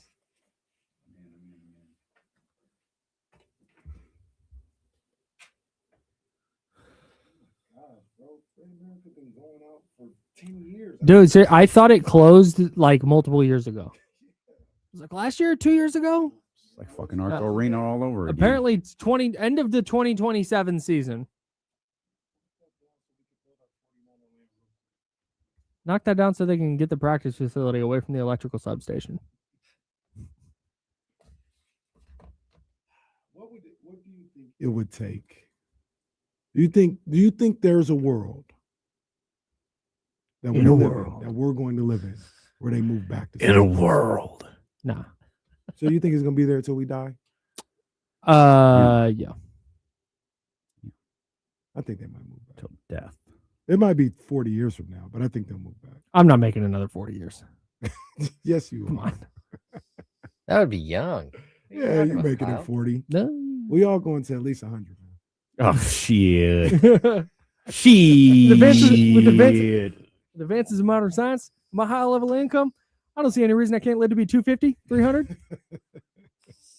Y'all have me like Ted Williams. Ha! I want to see it all. I might have to wait that long to see a Niners Super Bowl, so I want to see it all. Oh, I'll be out by 60. 60. Like, what happened to D-Lo? Tapping out. He was drinking Tapped green out. juice all day. Oh, I got Damn another green juice. It's like a substation in a bottle. I have another. It's not an epiphany, but it's just clear as day. There's something that has been stamped. We call those Ken epiphanies. Coming back. Mm-hmm.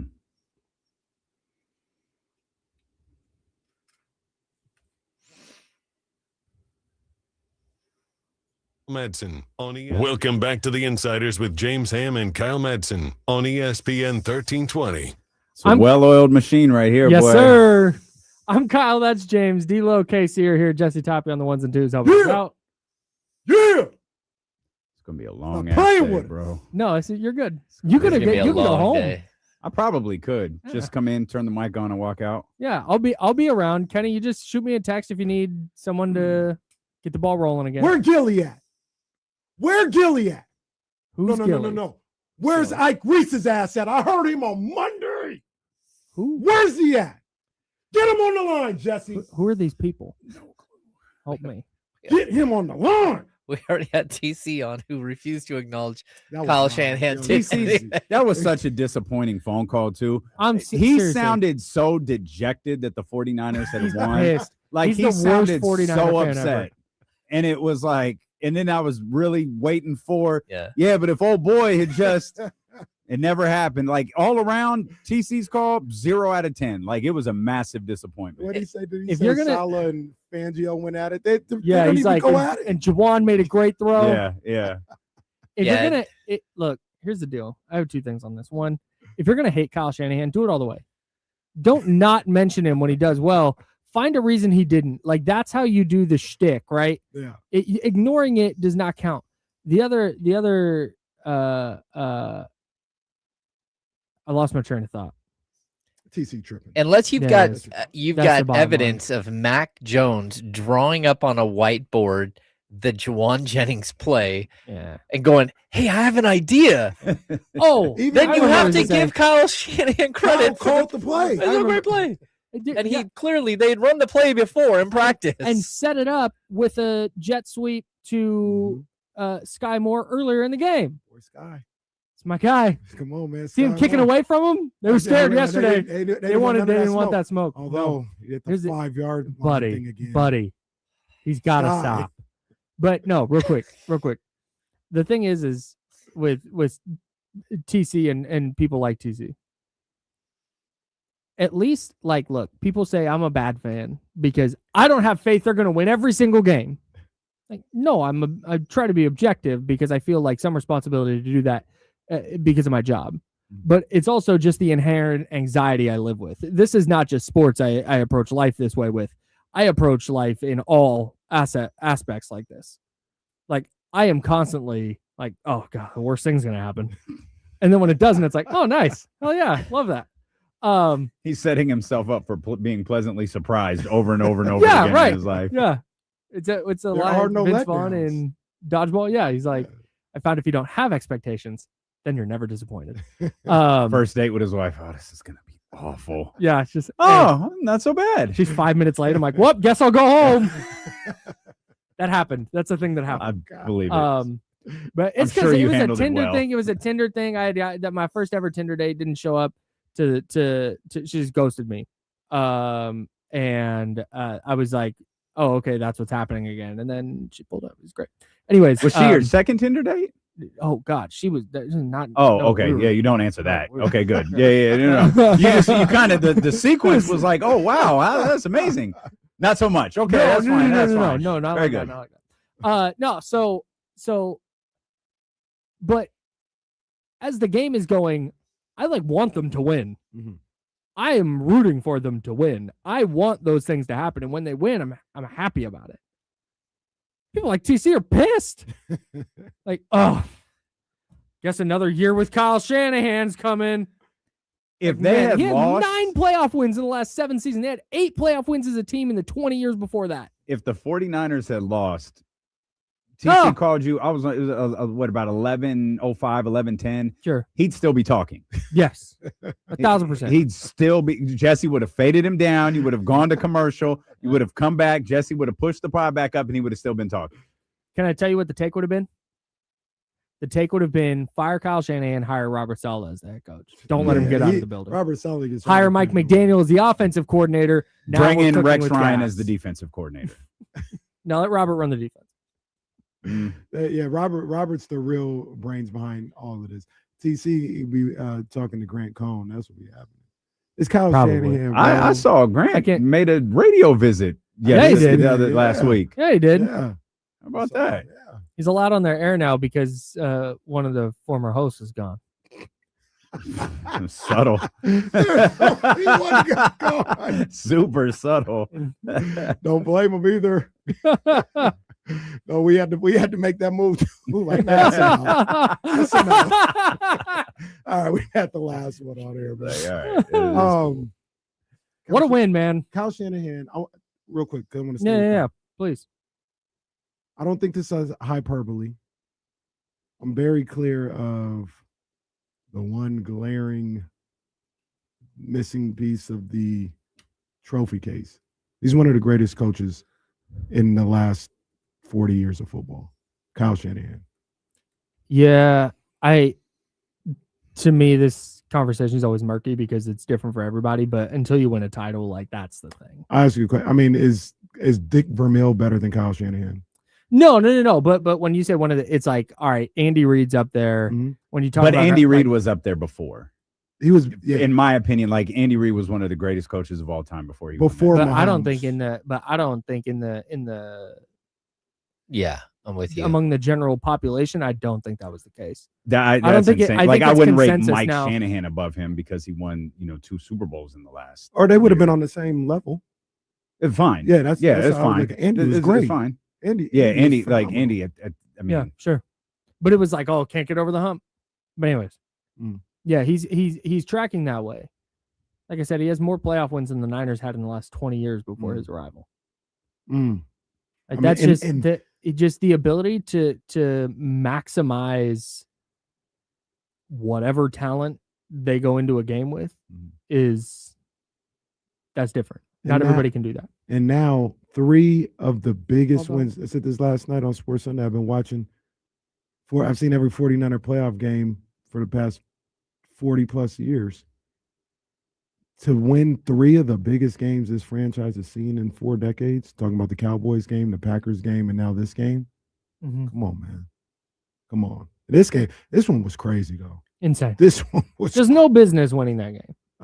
I will say, though, hang on the subject of great coaches, did you not have the take that Jim Harbaugh is the greatest football coach alive? I did.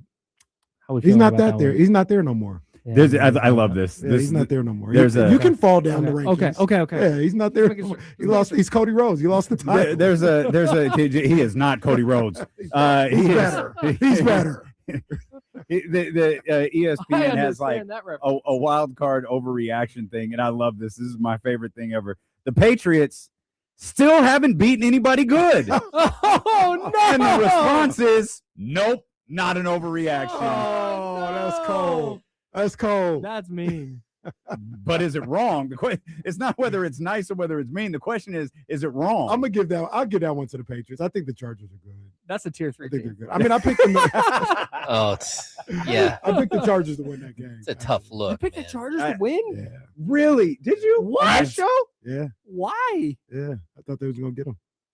I must have been so flabbergasted by it. I didn't even hear it. To your point, though, your earlier point, I did not factor that Greg Roman was the offensive coordinator. Did you see that stat that there have been two teams in the last like 30 years that have scored 3 or fewer points in a play, or 2 teams whatever it is, the last 2 teams to score 3 points in a playoff game were both Greg Roman offenses. Or 3 points in the wild card round, I think it is. You said it perfectly. He at one time he was, I don't want to say a masterminder, but he was a really good offensive coordinator, innovative with the run game, all this other stuff at one time, just like Chip Kelly was at one time. The 94 Cleveland Browns, is that the other one?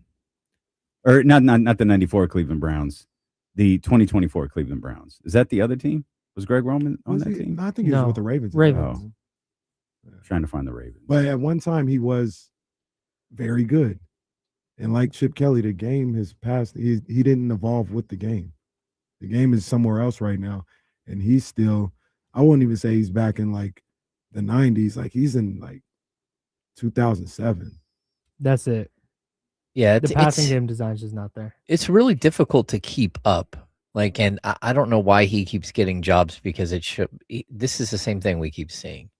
You know, it's just like, you know, again, Chip Kelly, who keeps getting jobs, and like, man, we've seen this. Like, it doesn't work. What are you doing? And I guess there's only so many guys that you can go to, but it doesn't feel like that should be the case. Yeah. Like, very uninventive. Was he with Buffalo at one point, Greg Roman? Ooh, maybe. Because I'm trying to think. It wasn't just the Hardballs that kept hiring him, right? It was somebody else who got him, I thought. Yeah,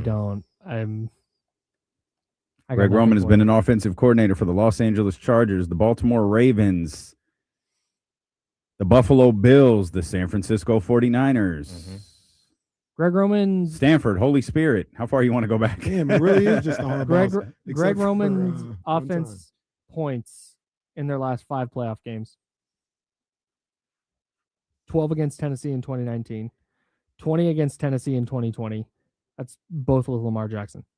3 against Buffalo in 2020 with Lamar Jackson. 17 versus Cincinnati in 2021 with Lamar Jackson. Oh, that might have been Snoop Huntley. Doesn't matter. Was that the one that had the run back, the fumble at the goal line? Yeah, that might. I don't know. I think I get them all. And then 3 against New England last night. His highest is 20? Yeah, in his last 5 playoff games. Oh, my goodness. I said, that would have been fine in 2007. Yeah. 2026. Not the game anymore, man. No. What was the biggest factor in the 49ers win for you yesterday? You brought it up. It's ironic. I was on the same page. We make fun of and we get tired of hearing about heat culture. But it is kind of real. Like somehow the Heat are always kind of involved in winning scenarios. Do people make fun of heat culture, or do people make fun of how much the Heat lean into heat culture? I think that's more so what the case is. Yeah. I think that's absolutely more so what the case is. But it's kind of real. Yeah. Like they're not always the most talented, tough, or disciplined, or well coached. And they're always kind of around. Like they have no business being in like 3 of the last 6 Eastern Conference finals or something like that. And I think the NFL version of heat culture is 49er culture. Like they're always there. They're always going to have an opportunity, regardless of the injuries that's going on. And it goes back to what we're talking about. It's that guy. This guy, as long as Kyle is there, they almost always going to have a shot. Yeah. And he was in his bag last night. Yesterday, when Kittle went down, I texted my boy Alan, the Bear fan. Or matter of fact, I FaceTimed him. And I said, I'm done with football, bro. This is stupid. Well, you told us something similar. I did. Well, it's not exactly what it said, but it was in the same vein. What is it? What is it when the first letter of the word is the same? Alliteration. Alliteration. He sent us an alliteration text. The second word was football. You can work on figuring out what the first word was, but the 49ers weren't doing well at the time. Yeah, well, wasn't flag. Yeah, well, no. It was 4 letters though. It's a true story. It's a true story. Yeah, I was done with fans. That's it. Yeah, something like that. Football? Yeah, something like that. So. I was like, man, I'm done with football. This is ridiculous. How all our star players just go down with catastrophic injuries. And then it's George Kittle, then it's the Achilles. He ain't gonna be back I don't think we've seen his last snap, but he ain't never gonna be George Kittle again. And we're not gonna see him for like a year and a half. Like I was done. I sat down and just watched the game on my couch. Almost, it wasn't this, but it was akin to the 2022 NFC Championship game, where I was at some point, I was like, this is stupid. Like, I'm just sitting here, let the clock run out. This is dumb. I didn't have that same feeling in this game. It wasn't as bad. Yeah, but I was like, bro, like, lost Kittle. Like, what's going on? Yeah. And then that end around pass to Juwan Jennings happened. And I stood up, audibly yelled, and it changed everything. And to be honest with you, I think it changed everything on that sideline too. I think they thought, they were like, all right, we're fighting. And then that happened. I said, oh no, we getting this. Like, we're going to win this. I thought it changed the energy completely. It got the Eagles fans tight. It got the Eagles tight. That play changed everything. And that's Kyle, man. That's Kyle. And he's able to do those type of things in the biggest moments a lot of the times. Even Super Bowl, I know Super Bowl is the biggest moment, and people nitpick with that, but it matters when the Super Bowl stuff to me matters when you're talking like, where does he rank among all-time great coaches? Like you can't get into that club until you have one. Not to say that Dick Vermeil's a better coach or whoever. Did Jim Fossil get one? Whoever whoever was. Oh no, he just got there. It was he turned red 2 times. That's Tom Coughlin. Tom Coughlin won both. Fossil just got there and then got beat up by the Ravens. Oh yeah. That's right. But like, that's not to say that he's not a better. But when you talk about all-time greats, you got to get in. You got to get one. Fair, but again, he's 46. We don't need to get there yet. If you're the 49ers today, Kyle Shanahan gives you as good of a chance to win a game on a week-to-week basis than any other coach in the sport. And if you're the 49ers, that's what matters right now. Whether he wins the Super Bowl this year, next year, in 10 years is inconsequential. The 49ers are a factor. I was going to say when they're healthy, but they're not this year. The 49ers are a factor this year, despite this rash of injuries that would have had any other team sitting at home 3 weeks ago. Yeah. And I can't, you just can't say enough about what he's able to do, the culture that they've established with John Lynch, with what Robert Saleh did yesterday. Hell of a coaching job, man. That was. Those guys are always ready to play. They're always ready to play. Yeah, that's why that Texas game was so jarring to me. And we were talking about that's the one time I've seen them look like they weren't ready to play. Oh, in Houston? Yeah, Houston. Yeah. It was like they still sleep. They still that was weird. And that's the only time. Other than that, whether they win or lose, they're always ready to play. Always. Yeah. You are listening to KIFM West Sacramento, KRXQ HD2 Sacramento, Sacramento Sports Leader, always free on the Odyssey app. That's ESPN 1320. Is Sean McVay a better coach because he has a Super Bowl? I don't think Sean McVay is a better coach because he has a Super Bowl. I think. See, that's nitpicking to me. Okay. I'm not. I think if you swapped Shanahan and McVay, I think you'd have.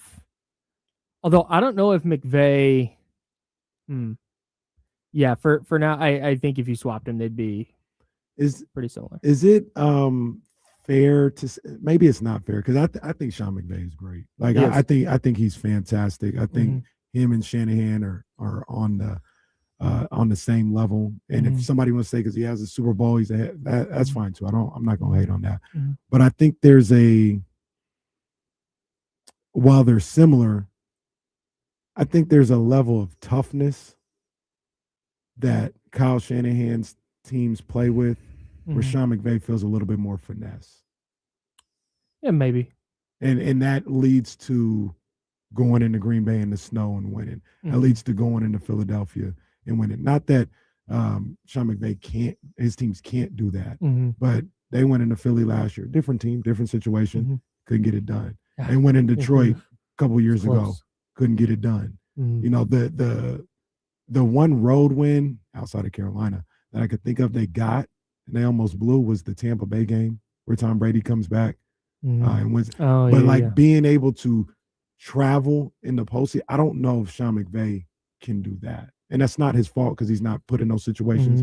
I just think that's something that Kyle Shanahan has kind of said, like, yo, this is what we can do. We can go anywhere and win. Yeah, I think if you're doing tail of the tape, it probably comes out to where they're very, very even. Yeah. But I can't, I just. Hell of a win for Sean McVay, too. I don't know if you get credit for that. Why? They shouldn't have been in that. If they're everything people say they are, they shouldn't have been in that type of game with the Panthers. Although I took the Panthers in the points. Shout out to me. If it wasn't for those damn Jaguars, I would have had a great weekend. Yeah, they didn't help me out. Their defense feels. Weren't you and Jesse talking about like the vibes in Carolina, or was that Jacksonville? I thought it was both. It was both. I thought it was going to be a close game. I thought it was going to be a close game, but everybody else, they were a 10-point favorite? Yeah, 10.5. Yeah, I thought the Rams were going to steamroll those dudes. The Rams defense is more gettable than I thought it was, but their offense, man, I was trying to figure out. Crazy, obviously, the Niners are going to Seattle. I'm furious that game is on Saturday. Oh, it's you and me ridiculous. Both, and Tony Dungy too. Trash. That is absolute trash. Whatever. That makes no sense.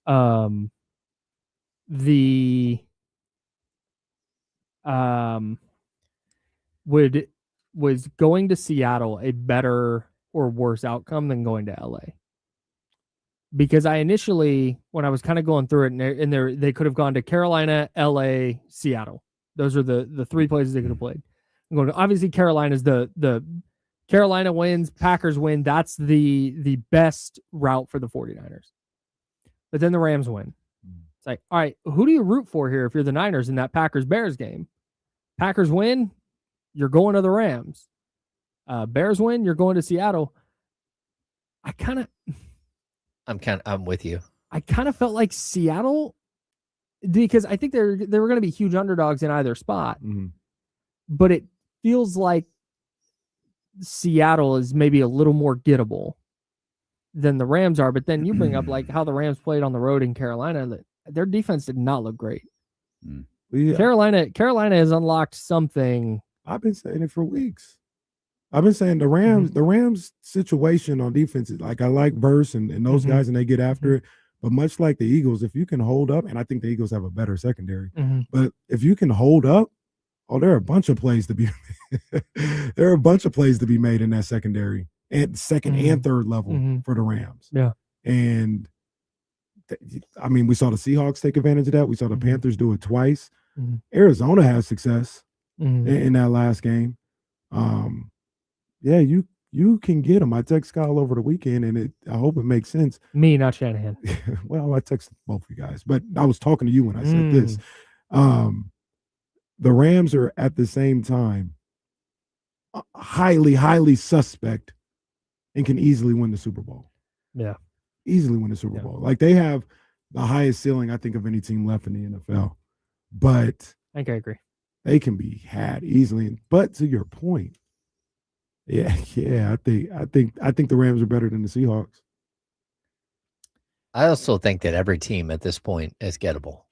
Like, I don't think there is one clear cut. Normally we get to this stage and it's like you can see the outlines of like a great two teams that are going to battle for the Super Bowl. At this point, it's wide open. I mean, it's totally wide open. I mean, we talked about it the other day. The reason why the Bills won is because they had Josh Allen and the other team didn't. That's what it came down to. It did. It felt like that's what it fully came down to. A guy throw to who's Brandon just, Cooks was ridiculous. That was crazy. He's just a warrior who's going out there and just like, it doesn't matter how beat up he is, he just keeps going out there and making plays. And he's the most seasoned quarterback that, especially on the AFC side. But outside of all these great defenses, but great defenses can be, blown apart by one big play. And or an offense that can't put up more than 19 points per game. And that is why I think I lean toward what would be the quote unquote better matchup. Again, the Niners are going to be heavy underdogs in both places, but that's why I think Seattle would be a quote unquote better matchup, because I think you're more liable if you're able to score some points. Can you get to 20 points against Seattle? If you can do that, I think they're more liable to score 13. Yes. Than the Rams, who were probably going to put up 35 plus on this Niner defense. Your biggest weakness right now, if you're the 49ers, is clearly the defense. And I can see a world where the Seahawks have a more difficult time taking advantage of that weakness compared to the Rams. Yeah. I still think you can get the Rams. Sure. The formula is clear to me with the 49ers. Can it get them a Super Bowl or get them to a Super Bowl? I don't know. I mean, the odds would say no, but the formula is clear. Literally bend but don't break. We talked about it all last week. If you can keep the Eagles out of the end zone for less than 3 times, like just only allow 2 touchdowns, and when you get in that red zone, have them kicking field goals, you're going to be right there. And it's going to be no different this week against Seattle. And if they play the Rams, which I don't think they will, the Niners will win, but I don't think the Rams will. Whoever you play, that's going to be the formula. Literally, that's what the game came down to last night. If you would have gave up 3 red zone touchdowns, you would have lost. It's 2 or less. And that goes back to what we said 3 weeks ago. A play, not 60 minutes. Yep. A play. And they showed versus Chicago. They showed versus Indianapolis. Philadelphia last week, a couple of days ago. They showed, they could get that one. It's 100% a dangerous way to live. Like, you don't want to live like this. For sure. But they don't have a choice. You're living on the edge of that plank, whether you like it or not. I was thinking about you saying that the entire last drive, and particularly when the Eagles got to the 20. Because they completed 3 passes for 35 or 45 yards. I think it was 35 yards to get there on 3 consecutive plays. The 4th and 5, 10 yards, 15 to Devontae Smith, 10 to Devontae Smith, 1st and 10 at the 20. It's like, man. But I kept hearing it. Can they get one stop? They need to make one play. And they did. I felt oddly confident. So the Eagles, and it's part of it. What's your confidence meter at right now? It was at a 2 on Monday last week. 2 on Monday. Right now, I want to say 6, but I'll say 5. Coin flip. Here's the thing. We're going to be at 10 by Wednesday. I'm gonna tell you what it is. This is a vibe check, right? Love that.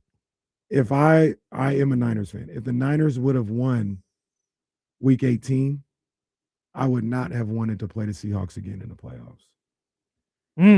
It's like, I don't want to see them again. Like, we got that win that we needed.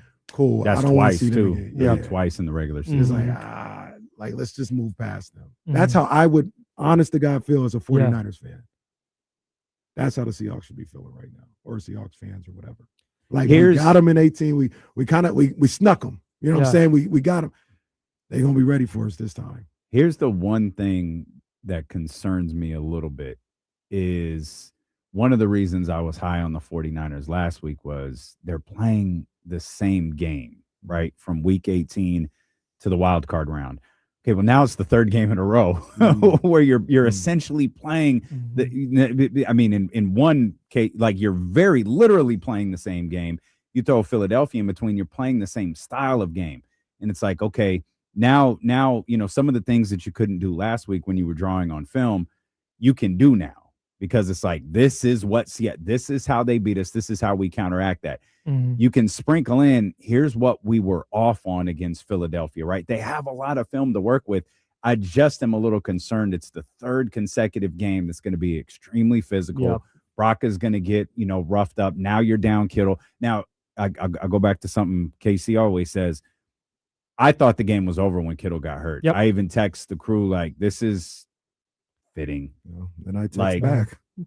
Alliteration. Fans football. Yes. It was like, this is a fitting way for it to end. Like a catastrophic injury to George Kittle. Like, this is the only way it could end. Mm-hmm. And then the next quarter started. The second half started. It's like, they're gonna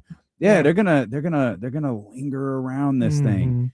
And Kyle is always terrific when he goes when he struggles. I think when you have to make, and this is something KC pointed out, when you have to adjust on the fly, he tends to struggle. That was part of my thinking with George Kittle. Well, they're going in. George Kittle's not there. They know that. They know that today. The first time they step on the field for practice, they know George Kittle's not going to be there. And the adjustments are being made for Kittle's absence right now, rather than at halftime where it's like, hey, just go beat George Kittle. Mm-hmm. Now you can, put out, do whatever you want. And it's like, okay, no, we're going to run things a little bit differently now that we know that it's you and not George out there.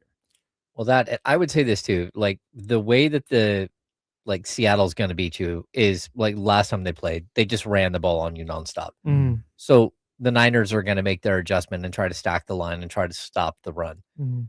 They've got one receiver that can really crush you, and a tight end that's pretty good. Mm-hmm. Outside of that, that's where I think the advantage, like where I'm not sold on saying Sam Darnold in this moment, but also where I am sold on a guy like Brock Purdy, who just doesn't care.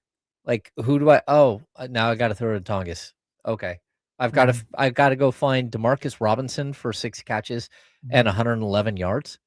Like, no Pearsall, no, it doesn't matter to Brock. It's like he's going to go out and do what he does. Oh boy, the real deal. Man. And, does he make mistakes? Sure he does. Mm-hmm. But with a game on the line, more and more and more, you're like, man, I'd much rather have Brock Purdy than almost any of these other guys that are left in the playoffs. Mm-hmm. I mean, he's 5-2 in the playoffs. It's just in one of the games he lost, he blew out his elbow in the first couple of minutes, and so it still counts as a loss. I got to get back to that. In just a second. But go ahead. I want to go off of your point, though. I saw the stat last night. I think Matt Mayoko had it. 7th playoff game for Brock Purdy, like you just mentioned. 4 game-winning drives. Man. Yeah. In those 7 games. Not bad. Come on, man. Can I go ahead, real quick on the Kittle thing? I wonder, I've been talking about this with Chris Biederman on the podcast for weeks. It's like, can they get to the point? I just noticed Biederman was busy this morning and it agitated me a little bit. I'll tell you. Okay. Good point. That guy. So me and an unnamed person. No, I love Chris Biederman. Like, because there's the Fred Warner factor, right? When he got hurt against Tampa Bay just started moving up and down the field because they were just emotionally spent. Like, oh my God, what happened? But then they came back and they kicked the hell out of Atlanta the next week, gave up 10 points. It was like, oh my God, the Niners defense, look at that emotional bounce back. It's like, did they have that with George Kittle this week? Is there a similar, hey, you know what? Hey, we're gonna inject some life into this by tweaking this, and we're gonna do this a little different. And can they hit Seattle with just enough wrinkles that they can find the end zone a couple times? I don't think they have to. Then, what do you mean? You talking about, can they inject life? I don't think they have to, because they won. Fred Warner, if I remember the Fred Warner game correctly, they lost that game, right? Yeah, for sure. But I just mean it's not like, God, what are we gonna do? No, George. But hang on. The Fred Warner part of this is the other thing though that I've kept wondering about. Like, we just got a video today of Fred Warner on the practice field doing backflips, doing real drills, real football stuff. Kyle, nah, he's not ready. Shanahan, nah, he can barely move. But is there that? And again, I'm just, it's Monday. We're just talking. Is that something where they get together on Saturday and they go, all right, hey, you get this week, 54 is back. Like he's back. And is that some kind of, because again, the Niners are going to need to find edges that aren't on the field. Yeah. So And before that's you what I'm wondering. before you respond to that, Mhm. is there a downside to Kyle opening the window right now? Because of the amount of time left in the season? Yeah, it's 21 days. 20. Oh, okay. So yeah. But if they made the So Super Bowl, 21 he'd probably be back anyway. Like he'd be like, sure. you'd So figure my out. my thought, part of my thought is like Mhm. he poured cold water on that yesterday. Mm-hmm. The idea of him coming back this Mhm. week, I mean, Mhm. not next week. Can you just put him out there in uniform? Like for Like your on the team? practice Yeah, field? no. I'm talking about on Sunday. Like, Nah, you can't waste a roster spot. Wait, look, hold on, no. What if he's in uniform and not active? Just out there. just dressed in his uniform. You got the old JC Penney's outfit on. Just put him in the uniform. No, he can't. He's not supposed to play. He's just Big out old here. baggy pants. I can't control what Fred wear to the game. Like, what you want me to do? Be a free spirit. Oh, that'd be Fred, awesome. why are you wearing cleats? But no, I think it's just one of those things. Like, yeah, in theory, they could, if they think he's conceivably back, if they get to the NFC Championship game, if they think he's going to be back, then yeah, you could open it this week. But I also think at that point, you get questions of like, oh, so is he coming back? No, he's not coming back this week. Oh, okay. I think they would just rather make sure he's fully healthy. Undue pressure. And then, it's a short week. It's just, and in the event that you open it now and let's say, all right, he's not ready this week. Like, we know he's not ready. Oh, you know what? Hey, he's not quite ready next week. Well, now you're up against it because now you have to activate him because you have that week before the Super Bowl. You have to activate him or he goes on season-ending IR. Like, it's just, you don't have to. I don't think you gain anything by doing it now. I got you. Check this out to the Kittle point, though. This is crazy. And you guys tell me what you think. This is crazy that this could even be a real thing. But we talk about how the team must have felt when Warner goes down and against Tampa Bay, and they were comatose for after that. Dog, these guys might have built up a callus to something like that. And you see Kittle go down, it's like, all right, not that we don't care, but we done this 4 times this year. Right. Let's keep playing. Yeah. That's crazy. They're out there with their they not like us shirts. Well, don't do that. Please we just keep getting hurt. They are not like us. You talk about the official moment that thing jumped the shark. Well, second, Vivek was wearing that damn T-shirt. It is kind of funny that was the moment that everyone just went, "Oh, well, that's over now." Yeah. But yeah, Kittle go out on the cart. Everybody knew he tore his Achilles at that point. Yeah. 2 plays later, Jennings goes for like 45. The next play, it was the next play. Okay, yeah, bro. They didn't built up a callus to losing their best players to catastrophic injuries. Yeah. So like we talk about next week. Brock Purdy scared to death. He's the only one left. It's McCaffrey. He was out for McCaffrey. Yeah. He was out for 8 weeks. Yeah. But to the point of like, can they do that for next? They might have already done that. They might have already done that once they seen him carted up. Oh, all right. Damn, George, we got you. Keep him moving. That's crazy. It's crazy because you walk into the season with like, I think 6 guys that you consider like superstar, star level players, right? So you've got Warner, you got Bosa, you've got Trent Williams, you've got Purdy, you've got Kittle, and you've got McCaffrey. Like 3 of them are left. Like just the attrition from this season, just like horrific watching them go down. And all of them are catastrophic injuries. Yeah. Like they're not like, oh, he might make it back. It's like if Fred Warner makes it back, it's like, what in the world, bro? And what week was that? 4? What week did Fred get hurt? Yeah, it was 6. 6?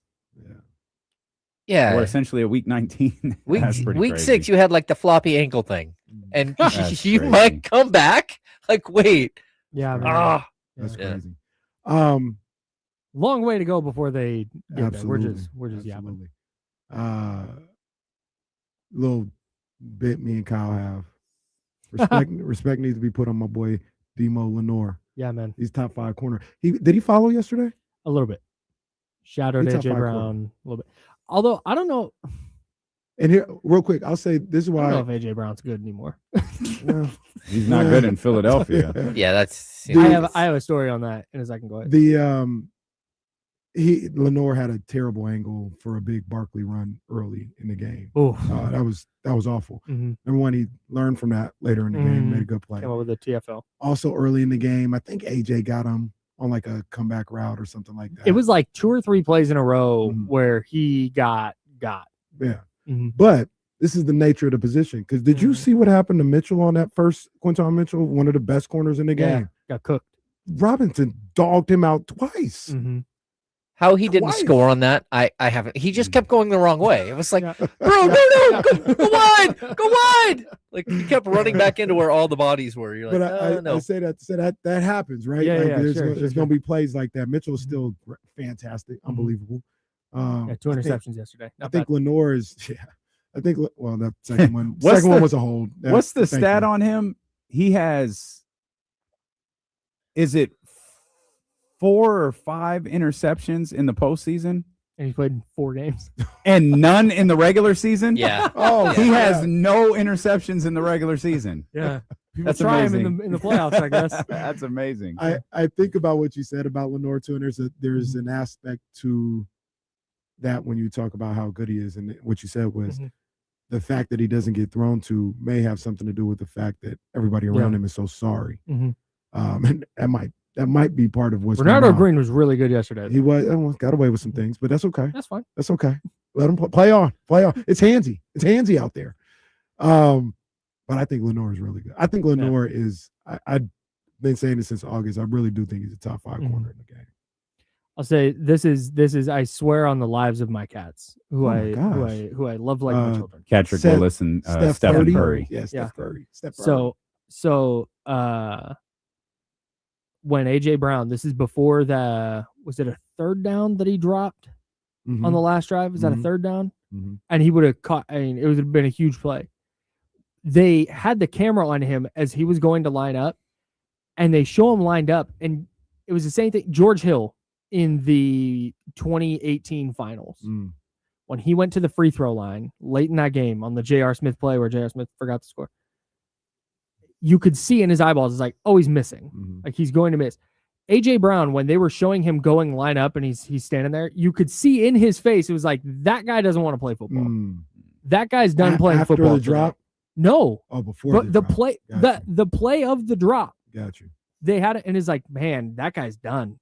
He's done with today or this team or whatever it is, and then drops a ball he's probably caught 200 times in his Done career. with Nick Sirianni and Big Dom's stupid ass.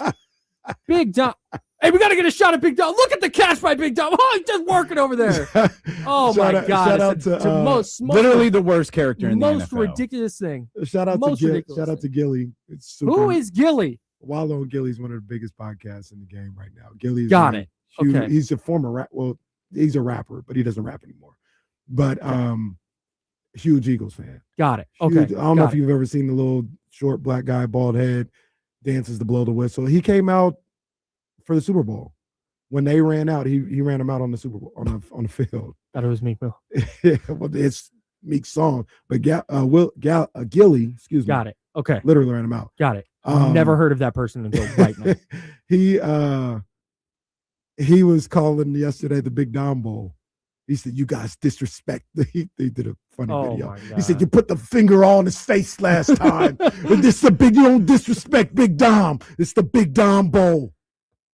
Get out of here, Big Dom. Get out. He will catch a pass on the sideline. I'm so tired of it. Never like, oh, look at look at him go. Oh my God. He did catch it. I'll give him that. He did. Shout out. Didn't look great. I'm with security guy wearing a headset calling plays. Like, all right, the Eagles suck, bro. They ain't no good. Do you think that headset's plugged in? I'm by controller. Yeah, no, I'm here. He's just listening to Meek Mill in it. That's all he's doing. That's fun. The batteries ran out of his controller like 3 hours ago. Guys, it's Tom. Big dog. Maybe he's talking directly to Tom Brady. Oh, wait, that might have been it. By the way, Tom Brady was terrific yesterday. Really good yesterday. He was terrific yesterday. Yeah. I know a lot of people. I enjoyed the hell out of him. I know a lot of people don't. He was great as an analyst. I know a lot of people don't like it, but I love the sound effects on the Jennings play. Oh, yeah. Let me see if I can find it real quick. Hang on. I like when the analyst does this. I know it's not what the it's not etiquette, I guess, for the play-by. I think it's great. Like Mark Sanchez would do it a little too much, but when Brady did, I like that stuff. Yeah, he was really good. I thought he was great. Tony not so much, but Tony Romo had a rough day. Had a tough yeah. go His yesterday. open was really bad. Like his open was making like the Instagram circuit. Like it was bad. It was nonsense. I know people like don't love Romo always. It's the first time I've ever listened to him and was like, it doesn't feel like he was prepared for this game. Oh, yeah, it did not feel like he was prepared for it. Which and that could be completely wrong. He could have just had a bad day. Yeah. But it's a bad couple of years. It just sounded like he If you missed it, here's the Tom Brady sound effects on the Jawan Jennings touchdown pass to Christian McCaffrey. Sky Moore again, little trickery. He's thrown it before. Going deep, McCaffrey. Touchdown 49ers. So much deception here. That's so great. What a toss. That was a dynasty. Before we leave, what was the best part? The play call, the pass, or the catch? I can't decide. I'm leaning towards the catch. The play call. I got the pass. The play call. See, he tucked it to run, and then on the run was like, yeet, and threw a dot. Hey, you clearly planned it. Like Tom knew. Like you planned. Like this was something you discussed.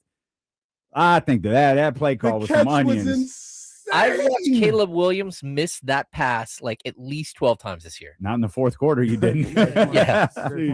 Should we talk about that text thread? Which one? The Ben Johnson one. Yeah, he was a fraud in the first half. What do you want? Ben Johnson pissing me off too. I got. Hang on, one more Tom Brady sound effects. Okay. This is the game-winning touchdown to Christian McCaffrey. Purdy, pressure, steps up. Touchdown. I love it. Tom Brady just a full-fledged You know what it 49er fan on the sounds like? broadcast. It sounds like for our guy 12. Tell us you're a 49er fan growing up. It sounds like Tom is having fun. Yes, like when he started, it didn't like. I think he felt so much pressure that he was just trying to be. He was trying to be a broadcaster. God damn it, he's going to do it this way. Now he's just having fun, like watching football. LFG, that's his thing. Yeah. All right. D-Lo and KC coming up next for James Ham. I'm Kyle Madsen. Shout out to Jesse Tapia helping us out. Niners! Drink water. Be nice people. 3.5 more hours. See you guys. Appreciate you guys.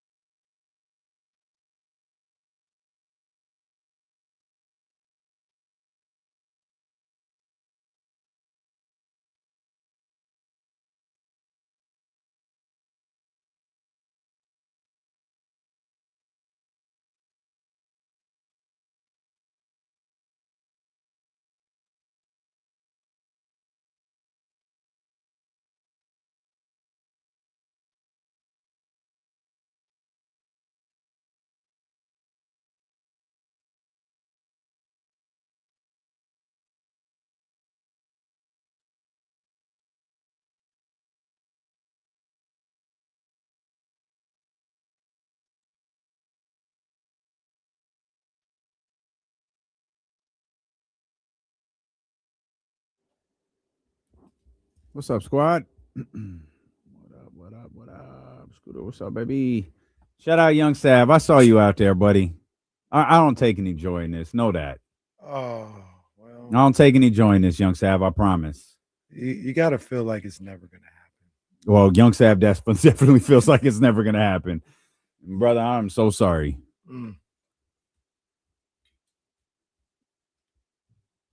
I don't think they were as good as the Patriots. Herbert, though. I don't know, man. All love, though, Young Sav. All love Charger fans.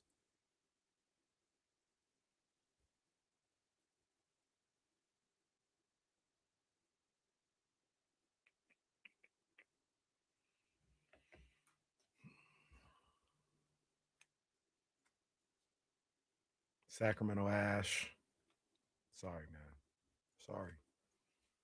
I don't take any type of satisfaction in seeing the Chargers go down.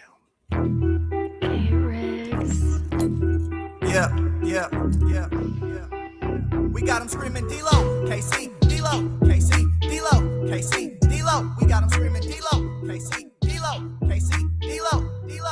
We your number one spot. We your number one spot for some sports, huh? Got the city going crazy when we work, huh? We top 2, but we ain't 2, we in first, huh? And when you need the real, we is who you search, huh? D-Lo, KC, D-Lo, KC, D-Lo, KC, D-Lo. We your number one spot. Hey, yo. One more time for the Niner game. Hey, come to think about it. There's only one person I want to hear from right now. Hey, man. Hey, how we going to do this? And Does we he, come over here haven't heard from him in 45 minutes. I'm about to say, how does this go down? Does he come into the studio and put the W right there next to it? Yeah, what are we doing here? Because this was like 5 weeks ago. Whoa, hold on. I didn't even realize who was sitting in that control room. I ain't talking about him. I'm talking about you.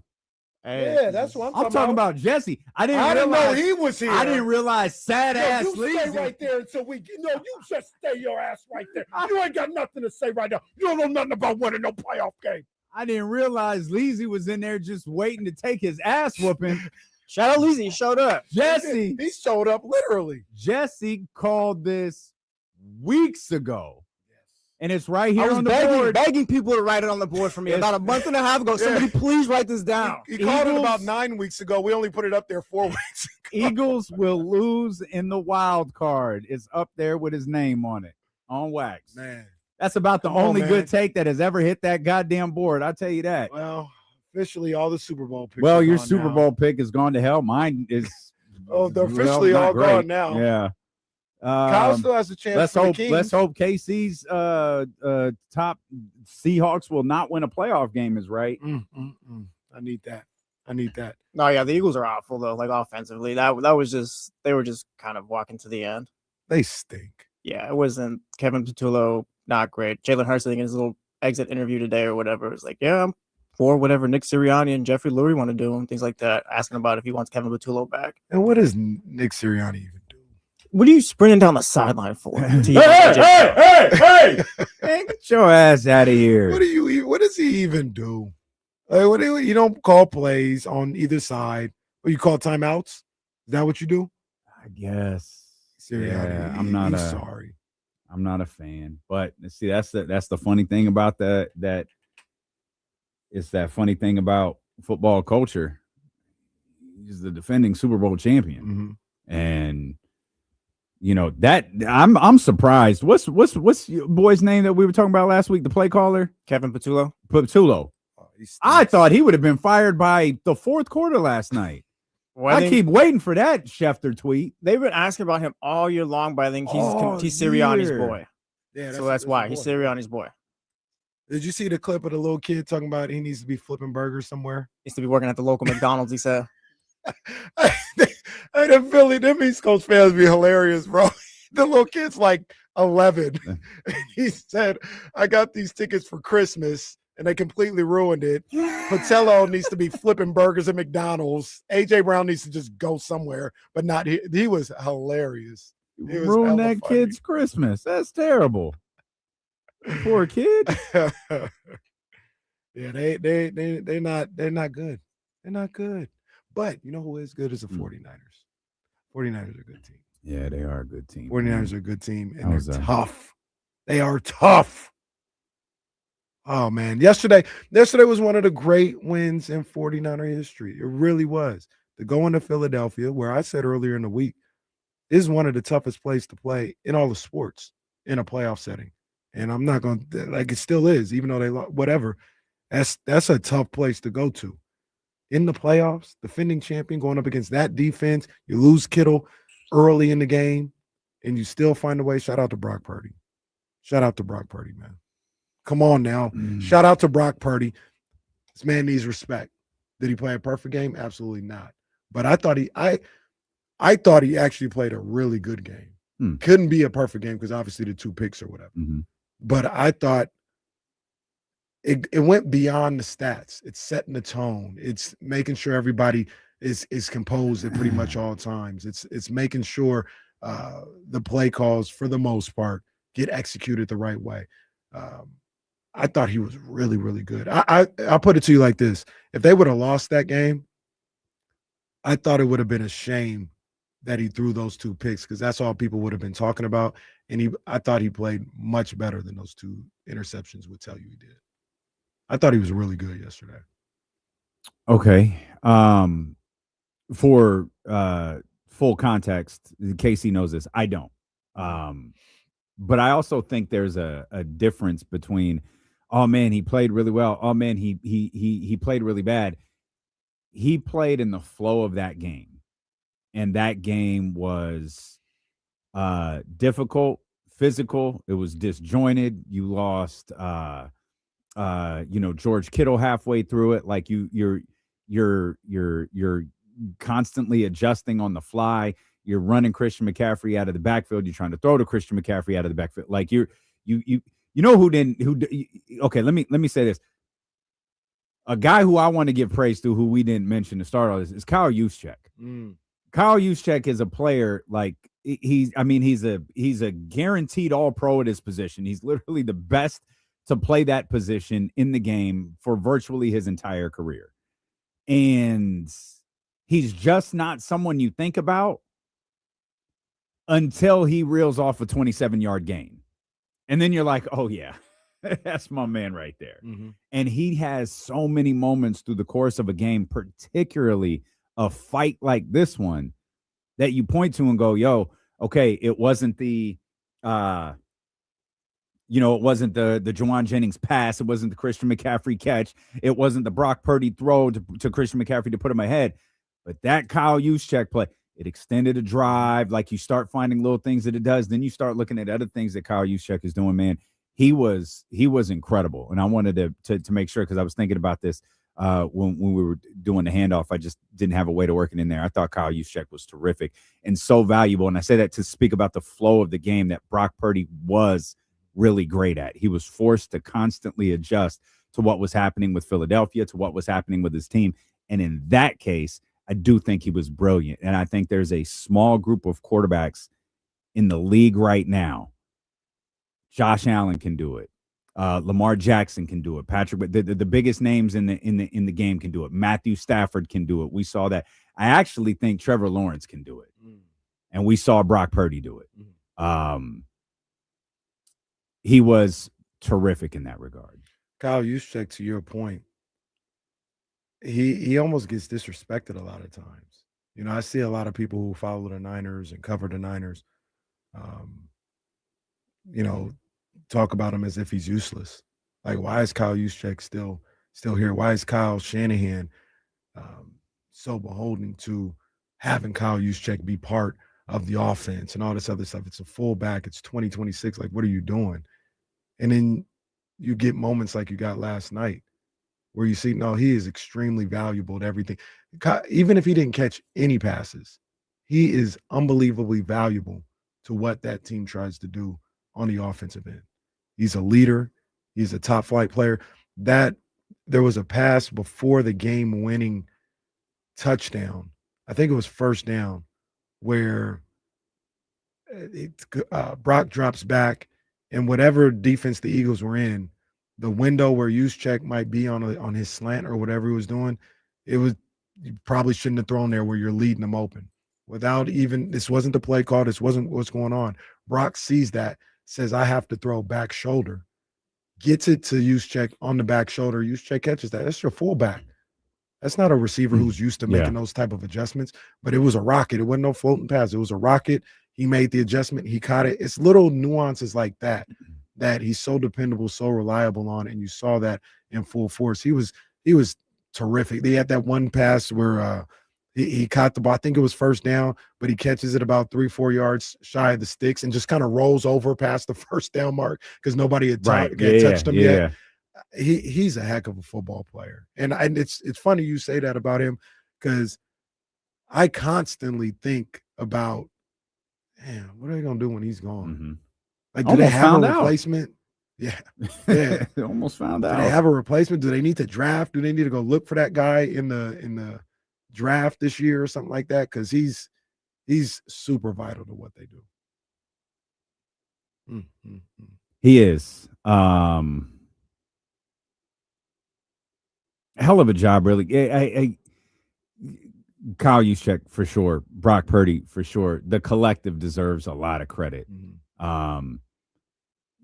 Every win is a team win. As much as we try to heap praise on a quarterback or a running back or an edge rusher or some specific player who threw up some big numbers in that game, like this was something where every player who stepped on that field, regardless of whether, regardless of where they were on the depth chart, was vital to them winning that game. Like every possession mattered. Like I think you'll love this. The little girls are getting into football with me because obviously I spend Sunday, glued in front of the TV watching games, and with the standalone games, like they know, okay, 49ers, are we rooting for the 49ers? What are we doing? So Audrey's 12.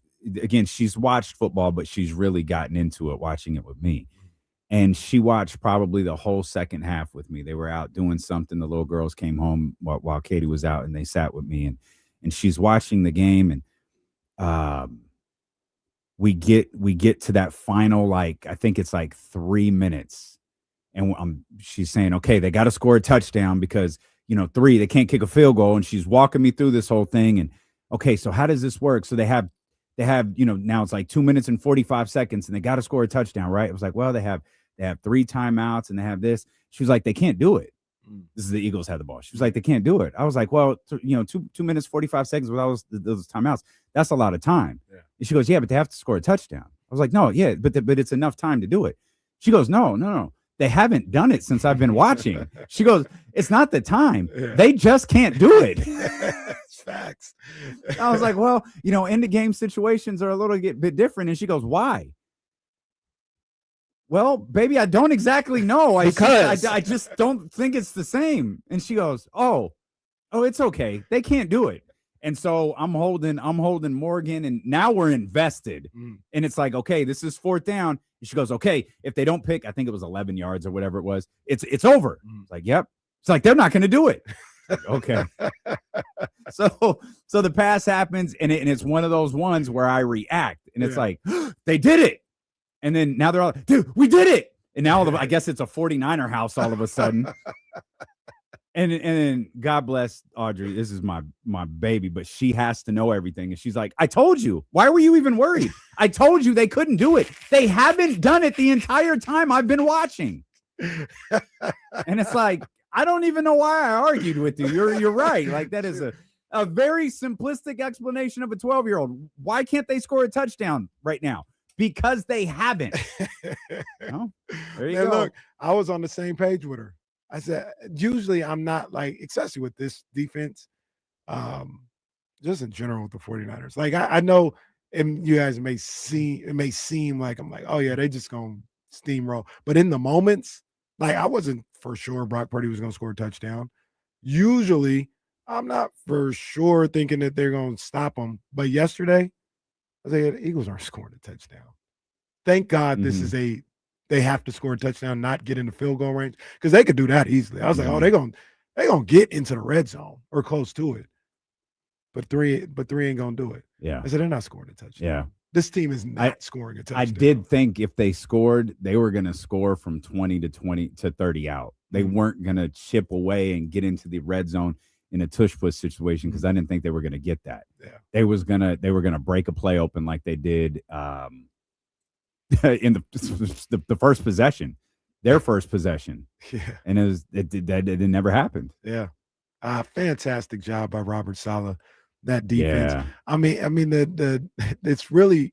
I was watching this game and I was thinking, yo, the Niners really gonna win a Super Bowl just not caring about a pass rush.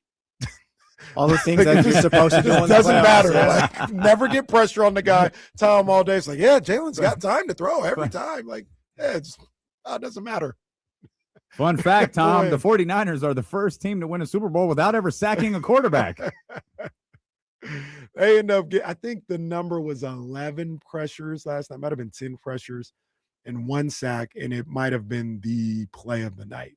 It was the one on the last possession for the Eagles, and Jalen splits the pocket and has at least 12 yards to run. He might have more. And oh boy, his name is escaping, but the guy they got from the Patriots a couple weeks ago or at the trade deadline just gets his Keon White just gets his hand on his ankle, trips him up. That was a sack technically, and that was the only one of the game.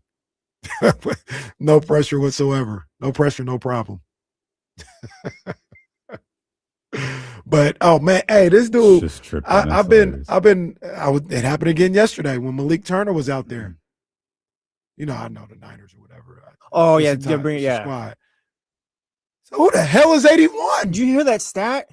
Hasn't caught a pass since I think 2021. I was like, wait. Hey, me either. And he's out there with the game on the line. So who the hell is 81? And why is he forcing us to call a timeout? Because he don't know where to line up. I actually think it was Kendrick. It's because he hasn't caught a pass since 2021. This was his moment. I actually think it was Kendrick Bourne's fault. But Kendrick Bourne is that stupid ass song he released last week. Yeah, that was tough. We don't talk about that. It was one of those. The where fact that y'all survived that record release is I played it after Kyle sent it because I wanted to hear it, and then I, Bluetooth on your car, or whatever, and it plays immediately. Like, nope, turn this off. Turn this off right now. So bad. But in that vein, I had the same situation with Luke Gifford, who wasn't even able to play in this game, in the Bears game. Like, guys I ain't never heard of. This dude Wallow balled out yesterday.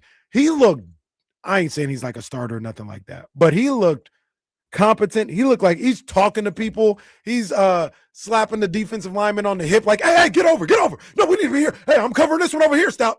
It's like, yo, who is this guy? Where'd he come from? He looking like a leader out here. Wallow. Who the hell is Wallow? 11 tackles on the night, making plays left and right. Eric Kendricks. He was sitting on the couch 4 weeks ago, and he's out here balling. Have the pass break up to win. That defense, that no-name defense, was absolutely fantastic. Fantastic. Yesterday. It helps that the Eagles are terrible on the offensive end and the play. Terrible. So that's the other part of this story. Awful. That's the other part of this story is both things can be true. Brock, Juszczyk, the team, Bob, Kyle, all of that can be true. Everything we said about Philadelphia going into that game was 100% accurate. Everything, every number we used, every metric we laid out, every time we've said this is going to be a low-scoring game, and if the 49ers are in position late to win, they can't.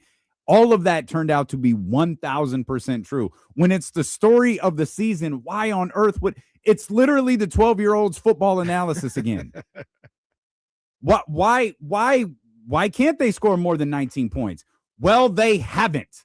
They literally haven't. It's like Saquon got his 100 yards yesterday, but it's just more of the same from this season. He had 106 yards, had a 30-yard rush. You take that away, he's only averaging 3 yards a carry yesterday. It's not a thing. It honestly felt like Saquon Barkley got that 100 yards all at once. It was like he had a couple of big plays where it's like, okay. And then it's like, well, where's Saquon? Second half felt like a lot of Jalen Hurts. Well, oh, man. Jalen, Jalen didn't look good at all. Jalen didn't look good at all. I'm not sure Jalen's that good. Just not. Like, he can't throw in the middle of the field. Like, he cannot throw them. And when he does, the receivers drop it. But he can't throw the ball in the middle of the field. And if you take away the running lanes for him and you guard the deep passes like the Niners were able to do, he's highly ineffective at that point. Jalen they kind of committed to him for a little bit, and he's earned the right to, like, hey, we'll fix the coordinator, maybe even the head coach or whatever. But I don't know. About I don't want to do that because, like, you've won a Super Bowl with him, and like you've been 2 Super Bowls with him, so it's like it just. I'm gonna chalk it up to this game this year. That's fair. I'd give him that respect too. Like I said, I'm not saying the Eagles should move on from him right now. I think the Eagles should draft a quarterback though. At some point, like, it don't have to be first, second, but like 4th round, like, yeah, draft a QB. Well, we'll probably learn a little bit too, because I'm sure this Eagles team's gonna look a lot different than years, especially next year. They're probably gonna lose some guys see, that's defensively. it. They need to start looking different immediately. Yeah, you might lose AJ Brown, depending on, see how that situation goes. They need to start looking different immediately because of what you just said. If I made a list of the Philadelphia Eagles problems, Jalen Hurts is not the first on the list. Absolutely not. No. And so I need to check off the problems that I think that they have before I get there. And it starts with they need a competent play caller. Mm-hmm. And whether it's your boy or not, you can't, you're sacrificing your football team at this point. He is not good at what he does. And your quarterback has said as much. Is not good at what he does. Right. You have to move on from him. And you have to give your, as it stands right now, franchise quarterback an opportunity to continue to build on something. For sure, man. The Eagles were who I thought they were. I mean, we laid this out a number of different times over the probably once we got to Wednesday and Thursday, we talked about, like, Fangio is that's my dog. He's a great defensive coordinator. Mm-hmm. That defensive line is fantastic. And he got a lot of camera time yesterday. Yeah, pissed off. Well, rightfully so. Real quick. Yeah. Go ahead, Casey. Go ahead. Oh no, I was gonna say, but if you could hold up to that defensive line pressure, there's plays to be made in the second and third levels, and that's how it played out. There were plays to be made there. So you combine that with the fact that that offense and the play calling was as anemic as it was. The Eagles, I just never thought the Eagles were that good. I thought it was a bad matchup early on against the 49ers because of that defense. But when you really started to dive into it a little bit more, it's the reason why I thought the Niners would win. I thought the Niners would have to play better than what they did to win. They didn't play an A-plus game yesterday. And that's what I thought it was going to take to beat the Eagles. But I still saw a pathway where they could get that done. And it kind of played out how we thought it might. Nick Sirianni's won, but I wonder how much of him is the issue too. Because they've had 4 offensive coordinators under him. One was Shane Steichen. The next one was Brian Johnson. Got fired in like one season and done. And then Kellen Moore, Saints coach. And then this year, Patullo. Like, 2 of those guys are Sirianni guys. A lot of that is on him. You know what's great about the 49ers? You know what's great about the Rams? You know what's great about the Chiefs? They never have to be in that situation. Looking for a play caller. No, the coach is the guy. You know, like Detroit losing both coordinators. The Niners ain't never going to lose both coordinators. You know what I'm saying? Like the Eagles lost both coordinators. They had to replace them. Oh, man. All right, well, who's the play caller now? You ain't got to worry about that. That's the advantage that a Niners, a Rams, a Chiefs, now the Bears have. Where you just got to worry about play calling and the pulse and the structure of one side of the ball. Mm-hmm. That's the defensive side. Get you a coordinator in there, let him do his thing, whatever. This side, as long as these top guys, I think LaFleur's on there too, even though we'll talk about him later. Packers can fall into that category. That side always going to be taken care of. Mm-hmm. Always. We don't ever have to worry about that. And I think that lends itself to success, long-term success for a franchise. One more stat, and then Leezy, you gonna come in here, and it's Michael Irvin to the jersey. It's BTA. DeMarcus Robinson had 276 yards on the season. He had 111 yesterday. Tremendous. I did not know that. Absolutely tremendous. 276 yards on the season, 111 yards yesterday for DeMarcus Robinson. We'll come back. We'll continue to talk about the 49ers. And for the first time in about an hour and 15 since we joined the Insiders, light the beam. Hey, Kings got a win last night. So we'll talk about that. And they're right back at it again tonight, in which there is no question LeBron James is going to be asked about debuting in Sacramento. And this time, there's going to be a reason for it. We'll explain all of that. Stilo and KC, brought to you by Sky River Casino on Sacramento Sports Leader, ESPN 1320. What's the meme of the guy that walks in? That's how I'm walking in with Leezy in here now. How's it going, D-Lo? What's up, buddy? What's up, buddy? I see you, Leezy. See me here? Nah, don't worry about him. Don't worry about him, Leezy. I got you, boy. Today, I don't see You're all right, Leezy. You're all right, boy. I'm partially blind legally. Shout out Leezy. Leezy came through in the clutch the other day, man. Big ups to my dog, man. Yeah. Pulled up the Monterey Trail. I told him I shouldn't be talking to you though. Shouldn't be talking to Yeah, we did discuss it. Hey, where's the plug in here? I always right there. Under the other one. Under the thing. Under the table. Oh, underneath the table. Oh, I always think it's up here. I'm like,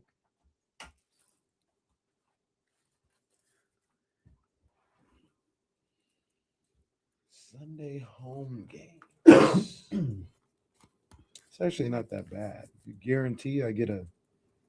Oh, this isn't a season ticket thing. I think it's a one-off. Hey, shout out Bonta Hill too. We're low-key a Warrior station now.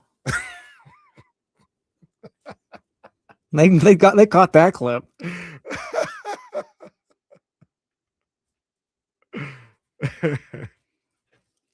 What did the social media joint on Twitter? Yeah, it was moving. It was moving. It's got like 80 mentions or something like that. It was moving.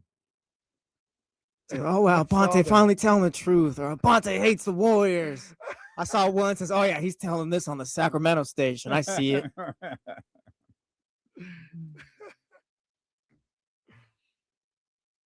Shout out Bonte. Poor brother had to turn around and do the Warriors pregame show after the 49ers win. That was a pretty cool scene at the Chase Center, the dental office, where they were watching it outside. Erupted. That was very cool. That's the only thing that place is good for. Well, root canals. Well, that's true. Good call. why is this on the screen right now? How many times do we show the highlights of this game? All damn day. Apparently. All damn day. It was the game of the day.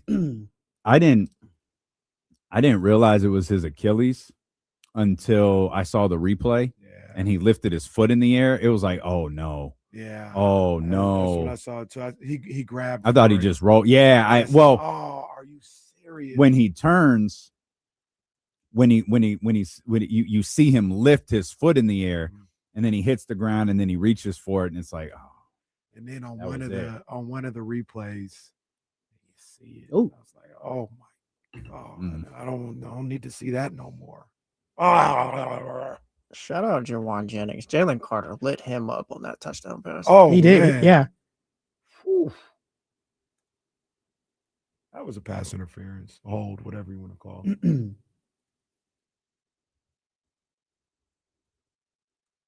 I'm tired of seeing these highlights, man.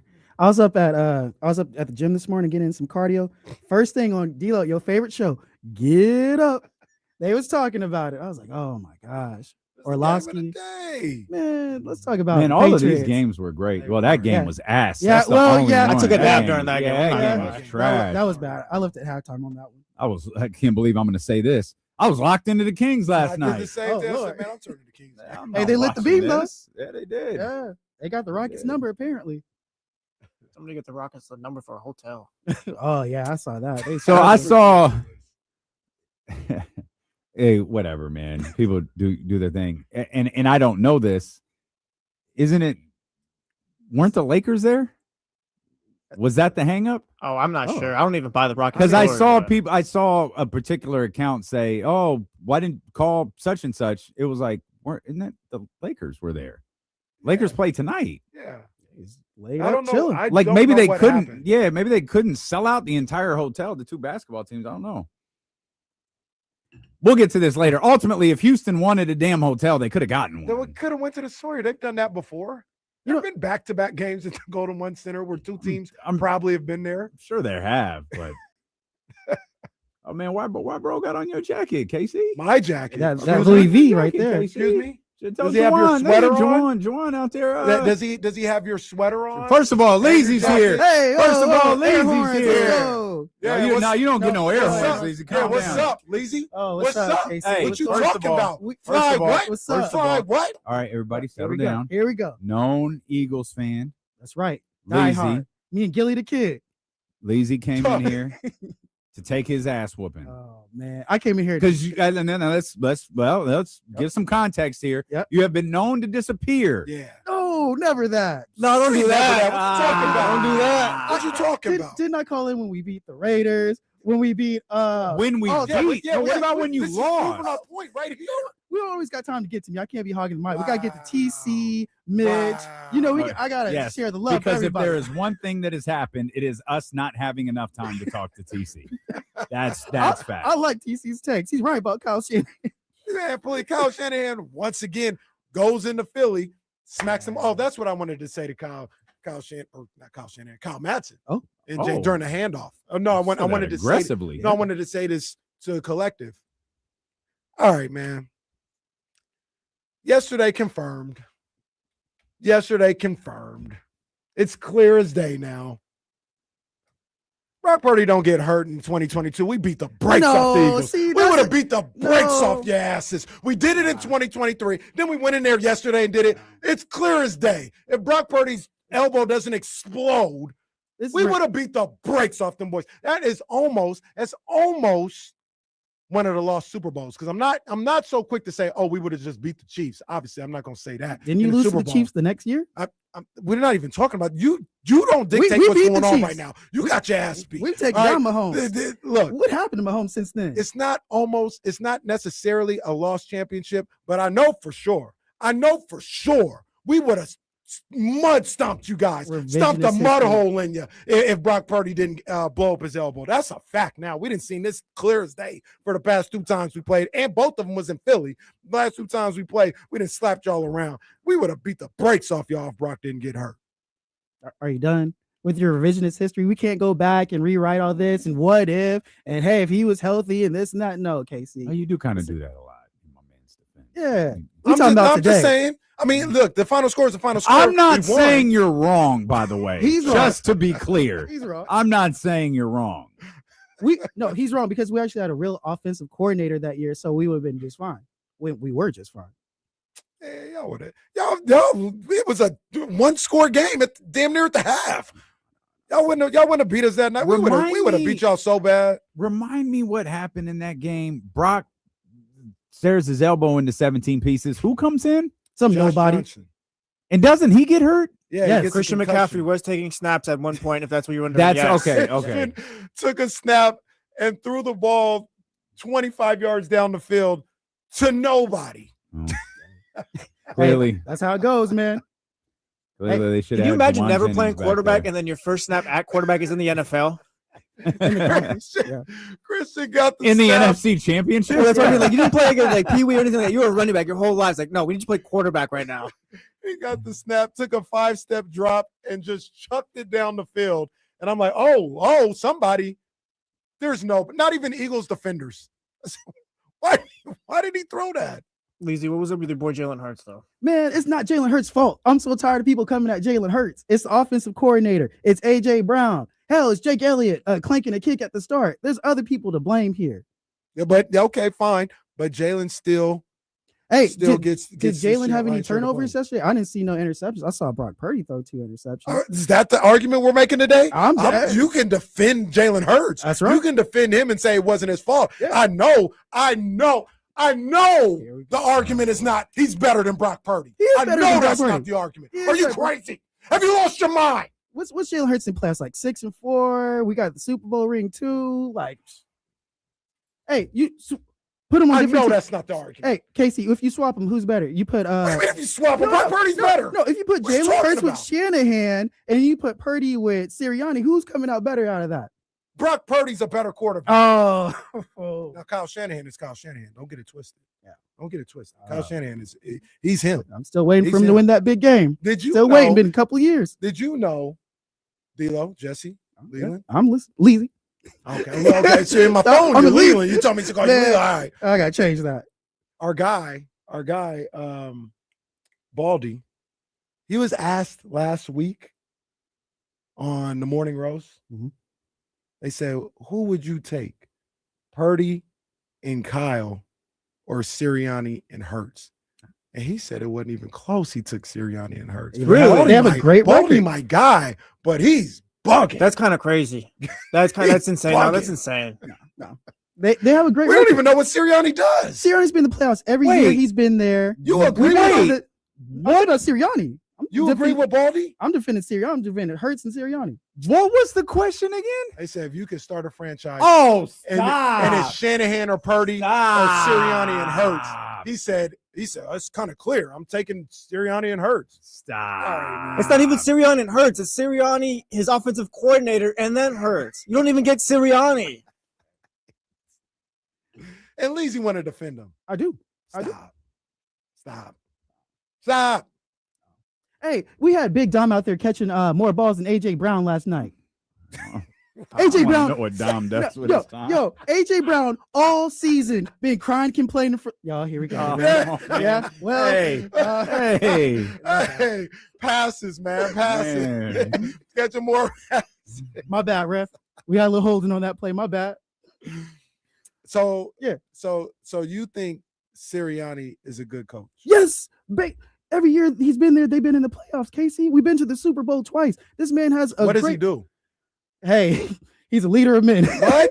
He's a leader You of mean men. when he's yelling at the star wide receiver? As he should. He dropped the ball 3 times. No, get out of my face. AJ Brown up there. You don't even do anything. Don't you dare come over here and try to tell me. What do you do? What do you do? You ain't ever calling the plays. Don't you go somewhere else. Get the hell out of my face. What are you doing? I can't wait for AJ Brown to be gone. A lot of people say, "Oh, that's crazy. That's your star receiver." Blah blah blah. I don't care. I'm like Bill Belichick. I'm moving on. I'm getting him while his value's at high. I'm moving on to somebody else, man. Send him to the Jets. Send him to the Browns. Send him to hell. I don't care. He can go. Send him to hell. Straight to hell. Man. Well, your thoughts, Dane? Well, no, I'm up here with Kings fan since 1985. This convo is going nowhere fast. Yeah, going nowhere like the Eagles. At least he ain't got nothing to say. That's not true. They're going home. That's true. Cancun. Hey, Just enjoy this, Casey. This is just like a few weeks ago when I called in, because I always call in, when the Eagles lost to the Cowboys.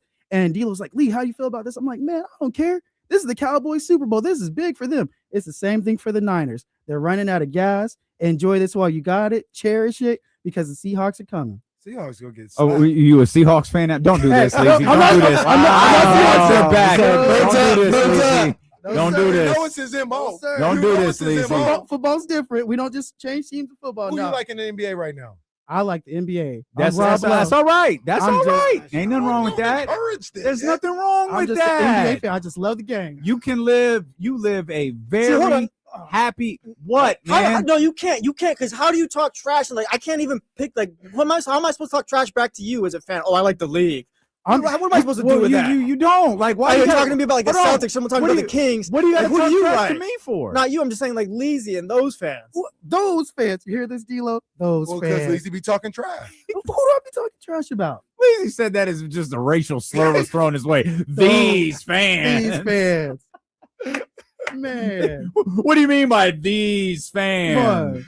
Leezy, before you get out of here, yes, sir. As an Eagles fan, he said he said the Seahawks are coming. Yeah, that's funny. Yeah, didn't y'all lose to the Seahawks? Didn't they already? Yeah, we already beat the Seahawks too. What are you talking about?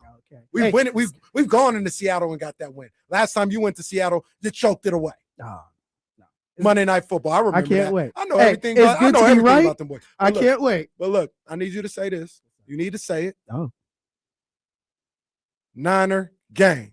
Oh no, I'm not saying. Go ahead and say never, you lost, that. bro. That's part of the No, bet. sir. That's Fly part Eagles. of the bet. We never shook on nothing. Say Niner gang. No, Fly Eagles fly Seahawks fly. Just take down the Niners. To be clear, there was no bet, was there? No.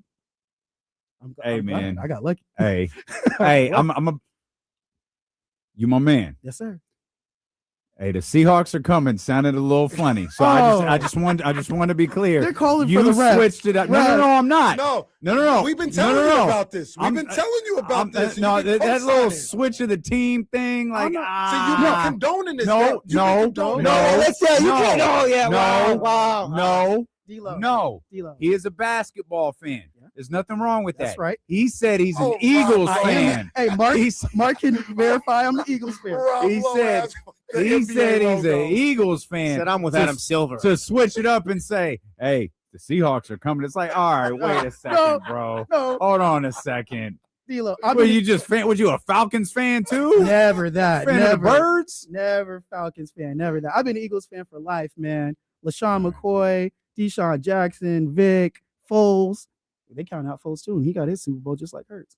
Losers. Okay. All winners. Goodbye. Took down Brady, Losers. took down Mahomes. Leezy, We'll be back. You came in here, you took that ass whooping. Yes, well done. Thank We you. appreciate you as always. We'll come back. Let's a little bit more on the 49ers. We'll talk about Brock Purdy a little bit, and then I promise we'll get to the Kings. We'll get to Malik and what he did yesterday. Somebody getting a fire slapped out of him. And why that might be the best thing that's happened to the Kings. It's all ahead here. It's D-Lo and KC on Sacramento Sports Leader, ESPN 1320. Hey, can I put one thing on the board since we're talking basketball? Okay. So you guys get mad at me. I'm not a big Kevin Durant guy, but I know he's a Hall of Famer, one of the greatest of all time. There's that. But I just don't believe in the Rockets this year, especially with OKC, Timberwolves, everyone. I'm just not a big Rockets guy. So I'm saying Rockets ain't coming out of the West. That's my thing. Is that whiteboard worthy? No, whiteboard it's too worthy. safe right now. You got to say Rockets not coming out the first round. Yeah. What's up? They're not coming out the first round? Yeah, you got to say something strong like that. Okay. Do we give him? I'll stick with that. Give him like Eagles will lose in the wild card? That's literally too much. No, you can't give them conference finals because it's Spurs and Thunder right now. I think the Sixers will have a better record than the Bulls. That's when the Sixers had single-digit wins and the Bulls were 10 games above 500. Yeah, Jesse on it right now. The only way I'll because you got to go first round. The Rockets are put together to get to the conference finals. Yeah, but it's if they lose to the Spurs in the conference semis, no one's like, oh yeah, whatever. I don't like the Rockets' chemistry. You gotta. Well, I was gonna say something. I'll say first round. I'm not trying to get flagged.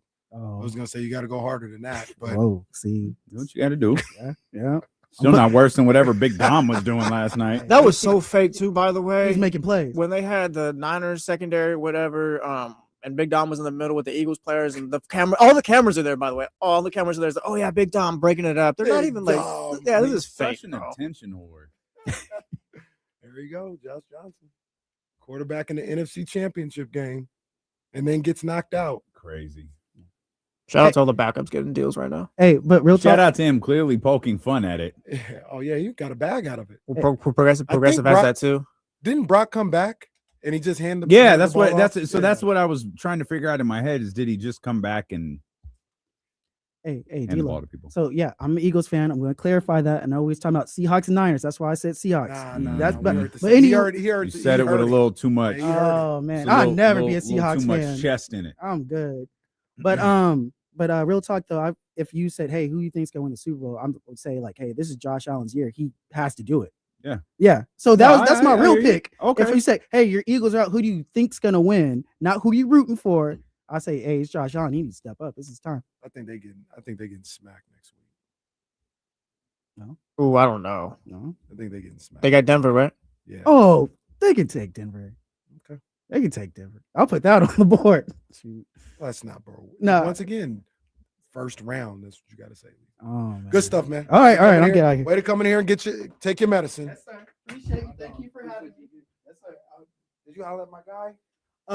From the store we talking about? Yeah, I gotta talk to him. Okay. Just let me know. Do I hit? No, you good, bro. Don't do Olivia. That's the big move right there. Oh, Yeah. Man. I like this outfit too. Thank you, brother. Thank you. It's rich. Thank you.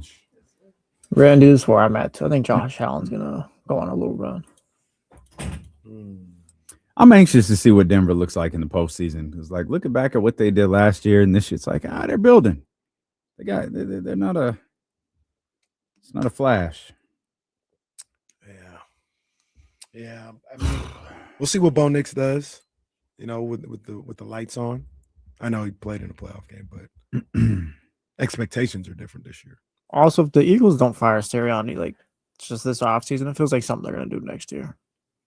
Like it does they're feel going to close. take a step back next year. Do we think close. Sirianni signs another contract with the Eagles? No, I don't think so. Somebody tweeted it. I don't remember who it was, but it was like perfect. It was like Sirianni kind of lucked into this job. He's supposed to be like a bridge candidate after they fired Doug Peterson. Just ended up getting like one of the best rosters in the NFL. It's real talk.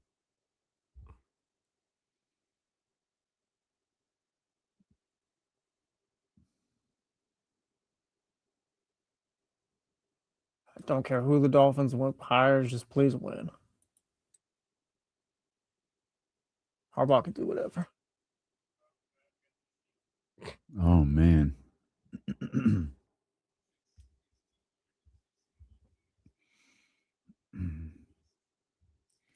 We'll get to our man TC here in just a heartbeat. Want to thank Dusty Baker. He pulled up to the winery this past weekend. He was watching football. What a great weekend of football, too. We'll talk about, with one exception, and it was the game last night. We'll talk about the rest of the games as the day progresses. We still got to get to the Kings game, but Dusty was holding court at Baker Family Wines. Make sure you're following Baker Family Wines, particularly on Instagram, because they always make it a habit of letting Instagram know or D'Lo and KC know when Dusty Baker is going to be out at Baker Family Wines. It's the tasting room is in West Sac on Industrial Boulevard. It's a great spot. You can pick up all the bottles of wine there. We've got some family members who are big Giants fans. We've already put it on the notes like, hey, next time we pull up, we got to get that beautiful bottle with the baseball stitched autograph from Dusty and bring it over as a gift.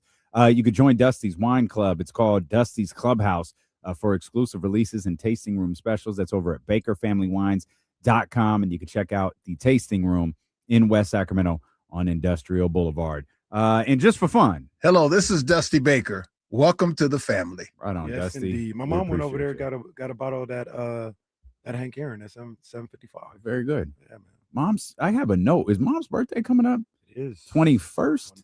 Yes, sir. Okay. Well, I hope this call is better than the one that was on the Insiders, because I was disappointed when I heard from TC this morning. I'm expecting TC to be completely irrational on this phone call. TC, what's good? What's up with my two brothers? What's up, TC? How you doing, man? How you feeling, You sad big today, dog? TC? You How sad? you feeling? Hey, not to be honest, listen, bro, I'm going to tell y'all. Come on, man. Hey. I understand, bro. No, TC, stop. No, I'm being No, honest. no, TC. Hold on, you cut out. You cut out. Hold We on. ain't You hearing cut nothing out. you said. Yeah, you cut out. Y'all want me to be honest, bro? No, we didn't. Like Look, it. TC, we didn't Right. hear you. You Yeah. cut out. You said, I'm going to be honest, and then you cut out. So what did you say? Hey, I said, I'm going to be honest, bro. I'm a Niner fan. I've been a Niner fan my whole life, bro. I don't like Kyle. This ain't got nothing to do with the team. I wasn't calling in talking about I was mad because they won. They got it done. All I said is the high school play worked. Jawan had a good pass, right?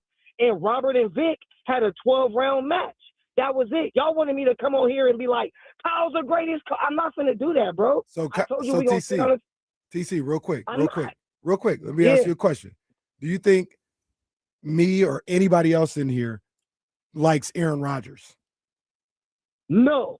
But how many times do you hear us be like, I don't like him, but that boy was bad. Like, he was cold. It's okay to not like somebody and acknowledge that they're really good. You can pray for somebody's downfall and be like, damn, he's good though. Nah, but listen, it's kind of like the talk when you be talking about Caleb Williams, right? And Aaron, you be like, you know what I mean? You No, it's standing on nothing like business. that at all.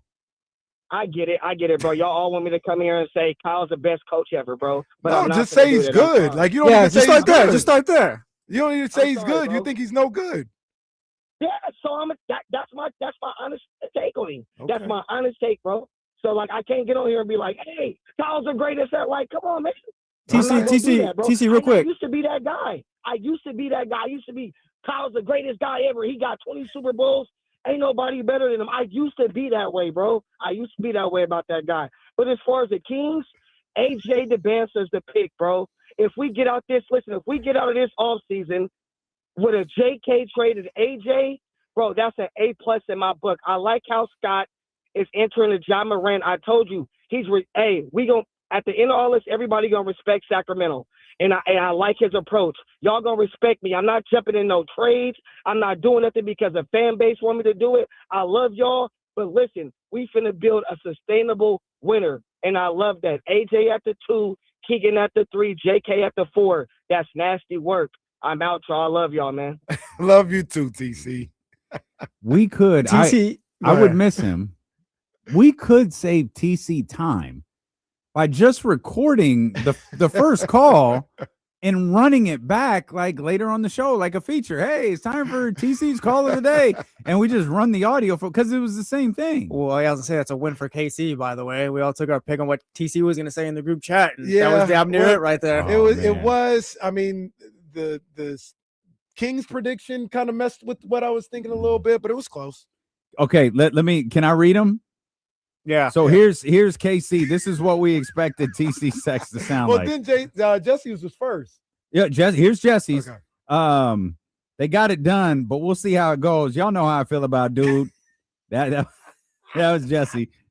KC said, honestly, D-Lo, KC, Jesse in the back, it's gonna be what it's gonna be with that dude. I don't even really need to speak on that. But hear me out.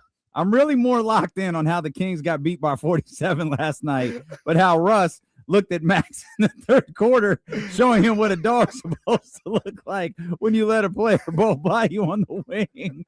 That's what I'm saying. We got that with Scott Perry. Oh, that's great. Oh, shout out that's TC, great. man. I love TC, man. TC, that's my dog, man. He that's 101. TC, I know you still listen. It's once again, if you don't like dude, you don't like dude. But it's okay to be like, man, he's good at his job.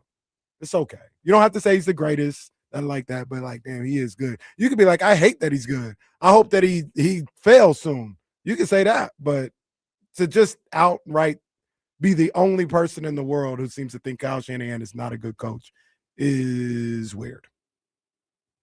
Yeah, the only person we really hate on the show is Brett Favre. Yeah. And even then, we talk about like, damn, he did win 2 MVPs. He was cold for about 3 years. I mean, we know he's a good quarterback. We know he's a good quarterback. It's like Aaron Rodgers. I know Aaron Rodgers is a great quarterback. I'm just not a fan. I gotta take about the Packers later in the show. I gotta take about the Packers, bro. All right, let's give it now. We're here. Hey, man. I don't want to go all Gilbert Arenas. Oh, don't ever go Gilbert Arenas. Yeah, damn, be careful. on Giannis, because he was like, you won a championship. Cool. But you don't have a bag. Or like I'm not trying to go there. Bro, I know they got that championship in 10 with Aaron Rodgers. Does any franchise just cough it up left and right more than the Packers? I mean, year in and year out. They just look like frauds. They blow big leads. I mean, we can go back. We can go back to Favre throwing the pick in the NFC Championship game against the Giants. I think Brian Bostic dropped that onside against the Seahawks. I mean, if we sat here and did a list, it's probably at least 15 to 20 games deep. I mean, just routinely, lose games, blow games. And real quick, I'm gonna add to your point, like the two where it's like, oh yeah, well they clutched it up, like the James Cook catch or whatever, and like Des caught it. I was against the Cowboys, who have just been perennial, just losers as well. Yeah, no, this is hilarious. I listen to Bill Simmons. I did not listen. He made this point. I'm not sure. I've not listened because he said, "Oh, my bad." In the chat, they said, "No, that was a nice little rope-a-dope that you just did right there to get us to be like, no, it's what Bill said." No, because me and Jesse are first day Bill Simmons listening. You say, "Yeah, man, you guys listen to Bill Simmons?" No, I've never listened to Bill Simmons in the last 5 years of this show. No, I'll be honest. It's usually Tuesday when I listen to Bill Simmons. It's not Monday, so I ain't even listened to it. But yeah, bro, that's all they do. That's all they do is they go 13-3 and then just lose their first playoff game, or they're up 20 at the half, lose. They do it every year. And you can't really call them like super choke artists because they have the championship. They got 2010. But I would say since Favre lost the Super Bowl to the Broncos, they were favored in that game. And they just kind of choked it away. The Broncos won. Ever since then, that's all they do as a franchise is losing these big moments and lose these big games. That was my thought. Who they beat in 2010? The Steelers. The Steelers. The Steelers. Yeah. Yeah, they were up 21-3 in this one. And they lost. Packers scored 25 in the fourth? Bears, excuse me. Yeah, the Bears scored 25 in the fourth. Yeah. Scored 25 in the fourth quarter. Yeah, 25. Weren't doing anything. And Jordan Love didn't throw a single interception. Yeah, he played fine. And in fact, I don't think the Packers had a turnover. I don't think the Packers turned the ball over, and they still got outscored. What was it, 25 to was their last touchdown in the fourth quarter? Yeah, they got one. 25 minutes to go. Thought it 6. Was, yeah. They but that's the thing. They missed 3 field goals? Yeah, that's honestly where the game was right there. Yeah. Got to cut the kicker after that, by the way. I'm sorry. Well, I'm just waiting to see what happens with the coach. Okay. You had Matt LaFleur out the door last week. Tough moments too. But on Friday, it's like, yo, this is crazy. Another situation like this. Now it's kind of like, hey, they're gonna work on an extension. He wants his money, but are the Packers willing to pay that? And if they're not, there's other teams that are. So I understand what they were saying. 76-40 as a head coach.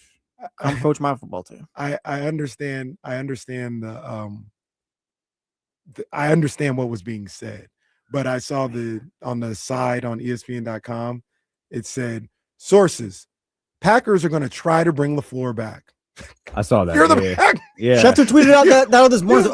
Control. What do you mean try? Yeah, Schefter tweeted out this morning like, oh yeah, the Packers and Matt LaFleur are going to work on a deal. It's like, yeah, thanks. Is there a first right of refusal in place? Because I assume he's the coach until the new league year starts. Well, I think he's on a lame duck year. Yeah, so if they don't, he's on a lame duck year. Like next year is his final year. So he's under contract. Yeah, next he's got season. one more year. But it's kind of if they don't reach an extension, then like they might just call it quits or like now. And that's because I had to click on that. I was like, bro, what are you talking about? They want to bring him back, or they're going to try to bring him back. But that's what they were saying. They're like, they're going to work on an extension. And so, I mean, you guys got to understand how this works. If you don't come to an agreement on an extension, do you part ways with him this offseason? You don't have to. Yeah, I know, but I know, but usually isn't someone that how people talk about that? Someone threw around a trade idea this morning. Not like a deal or whatever, but do you trade Matt LaFleur? You can do that too. I do think, unlike a player, I think Matt LaFleur has to agree to it. Like with players, you can be like, "Hey, you're off to Siberia, pal. Sorry," but I don't think you could do that with a coach. Strangely enough, I think the Packers have a new team president too. Traditionally, you don't go into a lame duck year because it creates uncertainty and uncertainty for the players, obviously uncertainty for the coach. Steve Kerr is living it right now. Steve Kerr is in his final year. Steve Kerr had a wild weekend.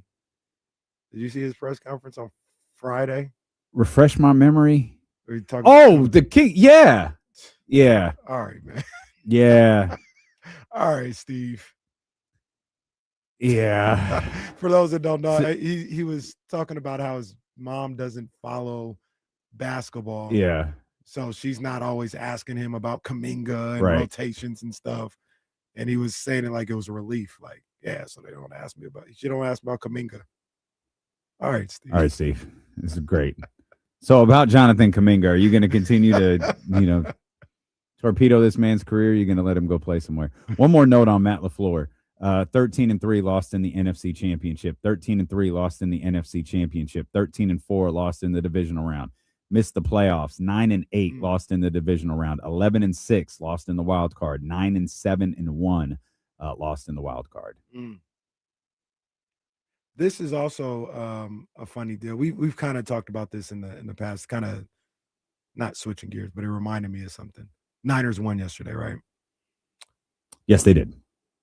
We've talked about their weird streak and it's 23 years since they've lost in either the wild card or the divisional round. 23 years since they haven't. Right, because of the stat. The division round in 23 years. That means in that time they've either at least made the NFC Championship or not made the playoffs at all. If they win this Saturday, I can't believe this game is Saturday for a multitude of reasons. I'm frustrated that the game is Saturday. Namely, and I know the rest and all of this stuff. I can't watch it. Oh, I have plans Saturday night we just made less than a week ago. Does it matter if it's at 1:30 or 5 o'clock? I don't think those are the times. It is. Are you sure? 1:30 or 5, yeah. Okay, then yes, it matters a lot. It's 1:30. Like if it's at 1:30, you can watch it if it's 1:30. Yeah, if it's 1:30, I could do that. Please be. I need a couple. Why don't we know? I need because of the game tonight. Oh, that's right. Of course. I need a couple more hours for rest for my guys since they got us on this short week, which is ridiculous. It's ridiculous. Like, why would you do that? Not only are you putting them on a short week, but you're giving the Bears and the Rams an extra day for no reason. Yeah, I don't get it. They could be on regular rest, and so could the Niners, and it doesn't matter with the Seahawks because they already weren't playing. Dumb. Tragic. Dumb. But we don't have to get into the Seahawks game yet. We don't have to get into that game. We got 4 days to get into that game. We've heaped some praise, you more than me, on Brock Purdy's performance yesterday. Mm-hmm. When you factor in the Seattle game, I want to ask you, does the way he played the last 2 weeks make you a little bit nervous going into that game? He has 3 interceptions in the last 2 weeks. Related but unrelated. He also has 3 interceptions in the 2 games versus Seattle. Mm-hmm. We talked on the handoff about how one thing that I can't rationalize in my analysis of this upcoming game, whether it's a good thing or a bad thing, but it's the 3rd week in a row where you're going to be playing the same game. You're very literally playing the same game you played week 18. Philadelphia is a close enough comp to say, there's a lot of similarities here. Here's what they do right. And I can't figure out if that's a good thing or a bad thing. But looking at Brock Purdy the last 2 weeks, again, I know you're higher on the way he played yesterday than I was. And looking at his performances against Seattle, one in which they won, by the way, and one in which they lost, does that give you a little anxiousness going into this Saturday game? No, not at all. Brock Purdy is the real deal. He's a hell of a quarterback. Is he a perfect quarterback? Absolutely not. Like there are gonna be some and I don't want to say it's every game, but there are gonna be some games when he gives you opportunities to pick him off. So that's just something that comes with the territory. But he's fearless. He is his strengths as far as understanding the offense, being able to decipher where he should go before the play, like at the line of scrimmage. Those things he does at an elite level, at an absolutely elite level. And while he may throw a pick here and there, that doesn't really concern me too much. Doesn't really concern. I don't want him to, obviously, but he's a guy. We talked about it a couple weeks ago. I think, oh no, you weren't here. It was during the Bears game. And it's like he's going to throw some picks sometimes because to make up for some of his physical limitations, he's going to have to take some chances. Like he can't do what Caleb did in that fourth quarter against the Packers, that play on 4th and 18 or something like that. He physically doesn't have that type of arm and athleticism. So he has to understand the game a little different, and he's going to have to anticipate a little bit more than a guy with this rocket arm. But yeah, that may lend itself to an interception here or there. But for the most part, he's spot on with that. Mm-hmm. The DeMarcus Robinson play, mm-hmm. the Juwan Jennings mm-hmm. play, even the play at the end of the game-winning touchdown, where McCaffrey was the 5th option in that one. Like he understands this stuff forwards and backwards. And I'll take that and be confident in that and not be so concerned with the interceptions. Valid question and point, though. I don't even know what my answer to that question is, to be honest with you. Brock. I feel confident in Brock. I'm confident. I'm confident with Brock Purdy as my quarterback. Like if I'm a 49er fan, I feel good about who my quarterback is. If I'm a 49er fan and it's Brock Purdy against a really good defense, I feel good. A footnote, or I guess this isn't a footnote. That was a poor choice of words. I apologize. This is a storyline. Kyle Shanahan said yesterday that Ricky Pearsall was not close to playing. Dean Winters, some of the other guys, they were close. Ricky Pearsall was not. And that certainly had me feeling some type of way about him playing on Saturday. Like, I think I think you're probably best just operating under the assumption that Ricky Pearsall will not be available. And your game plan is the same, whether Ricky Pearsall can suit up for you or not. And if he could play for you, like, great, but that doesn't change your focus, particularly on Wednesday, Thursday, and Friday. Or I guess it would be Tuesday, Wednesday, and Thursday. So I don't know. Or Jacob Cowing. Like, Jacob Cowing was out there running a 4.3 at practice the other day. He was just inactive. Like, all right, see what he can do. Get him out there if he's ready to go. Ricky, to your point, Ricky doesn't seem like he's close. Well, and that was surgery, I think. Yeah, it was such a surprise to me that Kyle Shanahan was like, "Yeah, Ricky Pearsall wasn't close," and it was like, "Wait, really?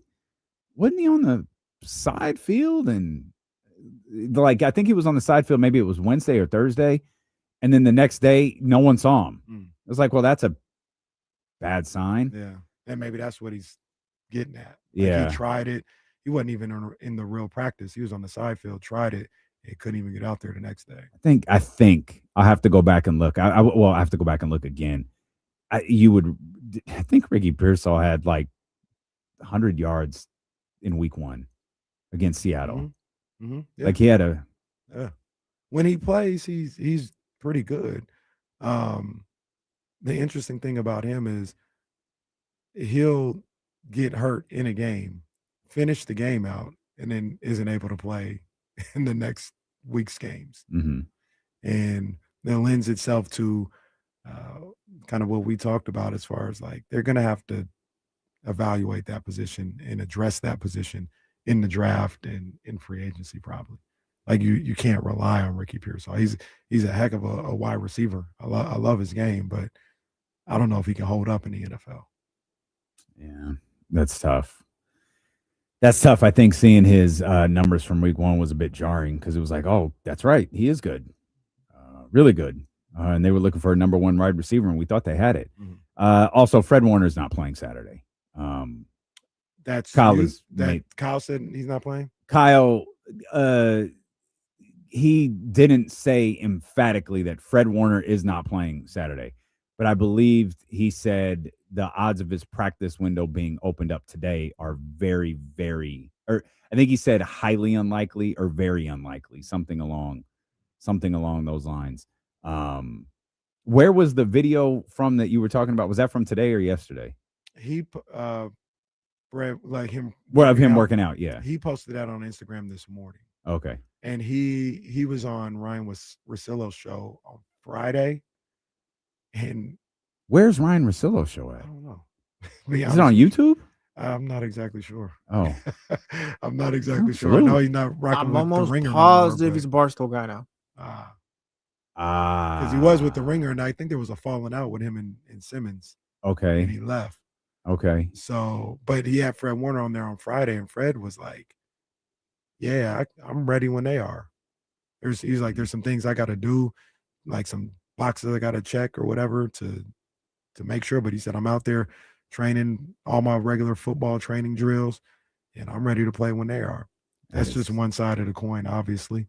But I don't know. Let me ask you a question, and then you can answer this on the other side. With what you saw yesterday from George Kittle, would that make you look at Fred Warner and be like, yeah, you're not playing at all this year? I will answer that. And we'll talk Kings basketball. Kings got a win last night, and they're on the floor again tonight. And the nostalgia is going to be heavy because you know who is here. But this time, there's good reason for it. We'll explain when D'Lo and Casey return here on Sacramento Sports Leader, ESPN 1320. Oh man, I'm trying to figure something out. I'm really thinking.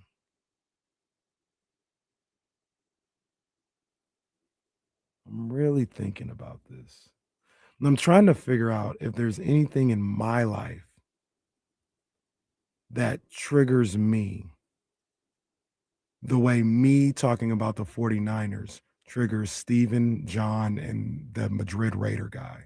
They get so infuriated when I talk about the 49ers. Like they get so mad. I'm like, what are you mad about? I'm trying to think of, I'm trying to relate. That's what I'm trying to do. I'm trying to relate to them. I'm trying to get on their level and figure out like what exactly it is that I feel that way about. And I don't know. I'm pretty level-headed, so I don't think I really have anything like that. Yeah. Nah, Will, like not even that, not even the Dodgers, because I'll tell you the Dodgers are really good. Like, yeah, we go back and forth. We have our fun with it, but I'll be like, Dodgers are crazy. How do you beat them dudes? I acknowledge that they're good. I don't know. I don't know if there's anything that in my life, like I said, I'm pretty level-headed. I'm pretty realistic, not a hater. So I don't think there's anything in my life that triggers me the way me talking about the Niners triggers them. Like they will go on for 40 minutes talking about me thinking that the Niners are a good team.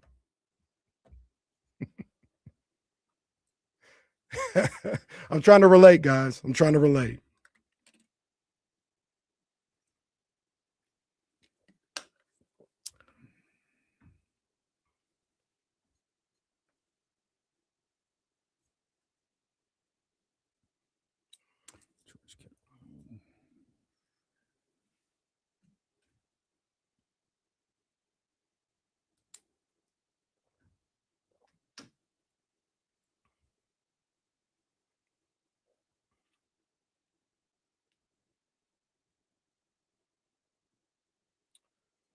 Oh, brother.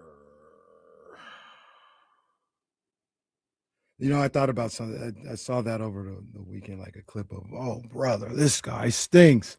And I was like, why don't we not have that on the board?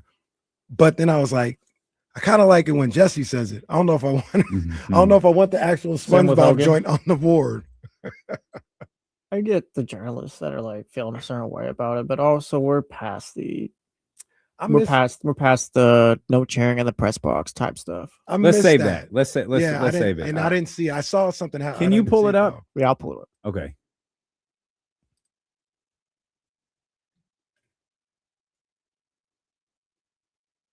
You're still talking about this.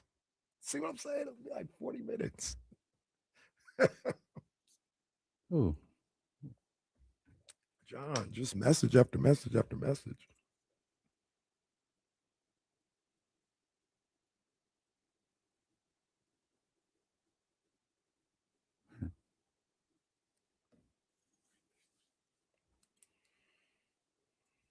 They had a promo for Raw tonight, I think it was. Yeah, we ain't gonna talk about that. Look, go ahead. Go. Oh, now. Company email, guys. Company email. Oh. So I don't know who mentioned this. So I don't know who to give credit to, but someone asked about how we felt about the interaction between. Oh, there it is. Kangs but no rings. Thank you. This is Kangs but no rings on youtube.com/ESPN1320. Asked if we had any take on the, in my opinion, overreaction to the Jaguars reporter being nice to the coach. KC hasn't seen this. Mm-mm. So I saw that it happened, but I didn't watch the video. So Jesse, do you want to go ahead and run this? This got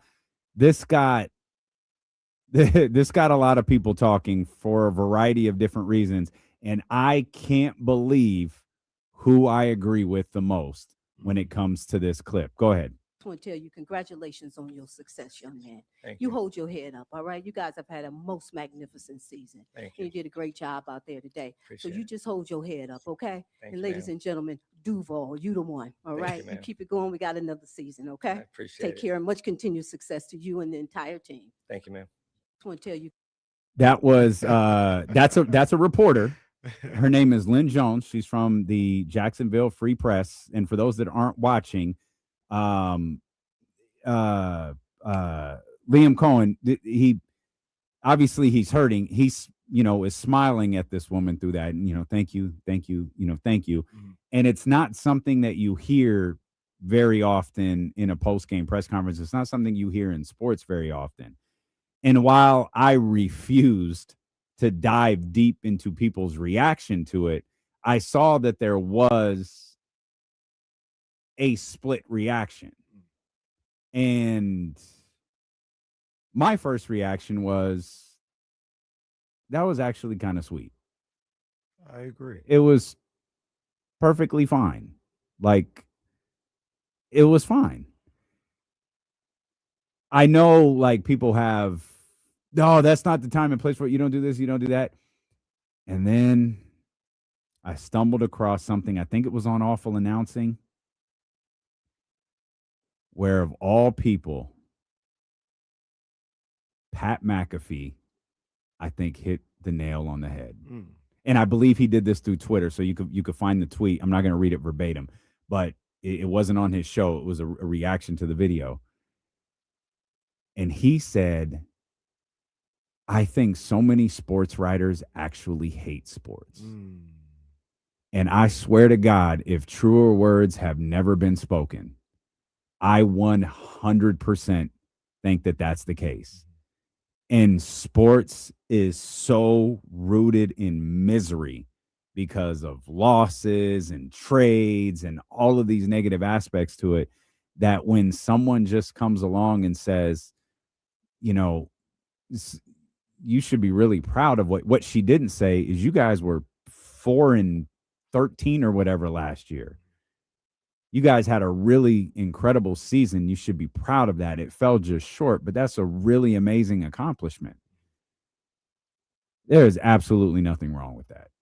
Yeah, I agree 100%. I just feel like sports writers and sports fans in general, and right, the way things go nowadays, are way, way too negative and critical of these athletes, these coaches, everybody else like that. But to Pat McAfee's point, yeah, these journalists, they absolutely cover it like they don't like the game. Like they don't like the players that are playing it. They're very cynical of the teams and the organizations and all this other stuff. And the thing that I liked about what that lady did was, and I thought about this watching that Jags game yesterday. I have a understanding of it being from a place like Sacramento. Man, what that Jags team did this year for that city, that region, that's special. Mm-hmm. Bro, the Beam team lost the game 7 at home in the first round and let Steph Curry put 50 on their head. Don't ever come to this city and say anything bad about the Beam team. Mm-hmm. Ever. You can say whatever you want to about this team, but not that one. We love that team.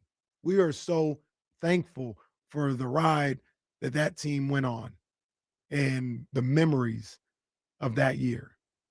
And you get in a place like Jacksonville, like Sacramento, like Indianapolis. I know they got a couple of different teams, professional teams, but McAfee probably understands it. And teams that have these type of years like the Jaguars, that's special. And I think it's pretty cool that she took the time to acknowledge that, especially being a reporter for that city and that region, because that's also part of her job.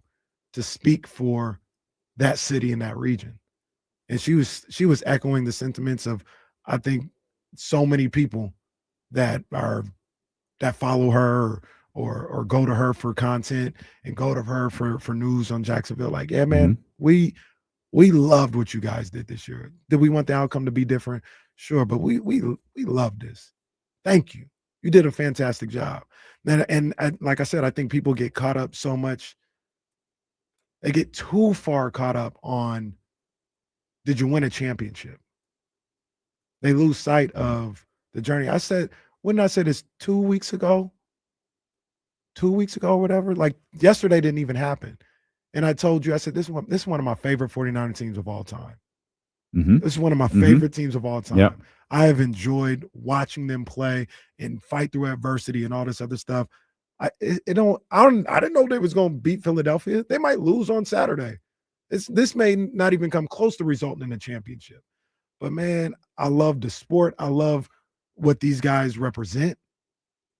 And I think people lose sight of that. It's like, oh, you didn't win a championship, so you're no good or something like that. Like, that's whack to me. A lot of that is whack. And the ultimate goal is obviously to win a championship, so that's what you're trying to do. But there's so many good memories and lessons and galvanizing experiences that you can have along the way. It shouldn't be thrown by the wayside just because you didn't win a championship. Shout out to Lynn Jones, the Jacksonville Free Press. That's awesome. If there was more of that in sports would be more fun. Start letting people cheer in the press box, man. I know one thing. We did. We did. And the funny thing about that is we're sitting with Marcus Thompson. Yeah. You know what I mean? We're sitting with Anthony Slater. What are they going to do? Get upset at us? Like, no, we're talking trash to one another. Like, we had a blast with each other. Who else were you sitting by? Who were you sitting next to? I sat by. Who was your name tag next to? Don't worry, I got you, Casey. Who was your name tag next to? What was that person's name? Left Nick or Cattles. right? Okay. Nick I might Cattles. have to talk to him this week. Patriots still alive. That's a good point. We should. Who do we actually know? should. Oh, we don't know who they're playing yet. No. No, we do. No, we don't. They're playing the. No, they're going to play the Either because the Broncos will play the lowest seed, which is the Bills. So Yeah, then, so yeah. they're playing so Oh, Patriots okay. So play. it's either Texans, Texans yeah. or Yeah. Steelers. Okay. Trying to come up with a wrestling comp for him coming on this show. Some WCW guy like Jericho? No, No, sweetie. No, I mean Jericho no. when he came from WCW to Y2J. but like, why he was a mainstay after? that, though. No. Chill out. Is it like 6? It's Maybe. like when 6 came over and became X-Pac. Maybe that's a good one. Like that was don't do that. That was a pretty big moment. Yeah. Because Sean was gone after that. That's right. Yeah. Yeah, that's right. That's Right right. before that, excuse me. It's like Jeff Jarrett. oh, come on, Now- man. Now now- you're just now, yeah, that insulting. was Now rude. you're just insulting. Boy, you Jarrett gonna throw went a Buff to Bagwell next? WCW. No, that Jeff Jarrett went to WCW like 4 times. Okay. Nobody call him Buff Jeff Bagwell. Jarrett hit China with a vacuum cleaner and then showed up on Nitro the next day. That's the shoot. That's crazy. That's the shoot. A vacuum cleaner. He I hit don't her with a remember vacuum that. cleaner, lost the Intercontinental title in like a Good Housekeeping match at maybe it was one of the Unforgiven pay-per-views. I can't remember. He was on Nitro the very next day. Good housekeeping match. Sounds 90s WWE. Oh, and by the way, I saw the email. It aired right after the bra and panties match. Sounds What a about right time. too. Yeah, right. What a time. I saw the email. This has nothing to do with that. Uh-huh. I was saying I saw it was like for Raw tonight, Okay. and they had like a little poster. I said, who are these guys? Oh, jeez. Who the hell is this? Is this what we're promoting? Like, yo, tune in to see. It was Austin Theory. He cut his hair. I noticed that. And then the other guy was, You grow a beard? yeah, I think so. Like Maybe he had a like- beard. I honestly don't remember what Austin. And it was Theory looked like. it was one of those, not Fatu, but who's the other guy that came? That was like, wow. Not our guy Jacob Fatu, but like a couple of weeks later, there was another Samoan wrestler that came. I don't remember. It's like Bronson Bronson Reed? Yeah, I don't think so it was. Oh, he's Australian. Is he Samoan? No, well, it's not him. No, this was yeah, I'm pretty sure this was a Samoan guy. I have no. He clue. looks like Jacob Fatu. I have no idea. Yeah, I don't know. I'm not the one, man. Not the one. Damn. But that was the whole point. Like Raw tonight. I said, who are these guys? I still can't figure out how to access the events. They said I could do it with YouTube, and I don't think I can. I don't know. There's like a lawsuit going on, I think, with some. There is a lawsuit going on. That's hilarious. Yeah. It's like you hoes are trying to make us pay for content we already get just to get this content. All right. Yeah, get them. Get them, because that's just greedy and wrong. Get them. Oh, man. All of these streaming things, man. Crazy. They said the YouTube thing might not be available till YouTube offers its sports package. It doesn't matter. Who cares? Do we need to go to break? What time? No, it's 2:15. It's so James is going to be with us at 3. We're going to get to the Kings, but you asked a question about Fred Warner brought George Kittle into it right before the break. What was it? So Fred Warner wants to play as soon as possible. I mean, all reports from him is that he said, I'm ready to go. Just I'm ready when they are. And he's willing to give a go. He put out a video of him doing all these football workouts. Look really good too. That doesn't mean he's necessarily ready, but he looked good. And I asked the question, is what happened to George Kittle yesterday in that game? Does that, if you were John Lynch, Kyle Shanahan, does that play a role at all in your decision to potentially bring back Fred Warner? And could I say why that might be the case? Sure. Kittle was dealing with an ankle. It was good enough to play. It was good enough to play, but he was dealing with an ankle since the Colts game. Fought through it, played in the Seahawks game, missed the Bears game, fought through it, played in the Seahawks game, played in Eagles. And what's the big thing that you always talk about? Compensation. Yep. Yeah, we can add Daniel Jones on top of there too. Yeah. The Daniel Jones one was actually pretty egregious. Like, that was borderline offensive. Like, he should not have been playing football. I agree.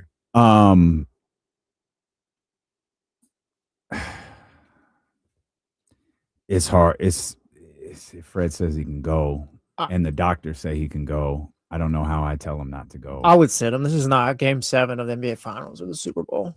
Yeah, it is. It is Game 7 of it. It is, and it also is again next week, and it is the week after that. So you're right. You're right. A couple more after that, and you're gonna add more pressure onto something that's already not 100%. Like, we're not going into a Seattle against a great team or whatever. Like, that's gonna be a tough matchup as it is. How much is Fred Warner actually gonna make a difference? Like, you're willing to risk that right now? Like I said, you still got games to go after too. So once he's there, he's there. The question I might ask if I'm Robert Saleh and Kyle Shanahan, and I'd maybe, I don't know if I would incorporate Fred Warner into this specific conversation, but when you look at the Seahawks and you look at your defensive personnel, you look what they were able to do with the Seahawks in Week 18.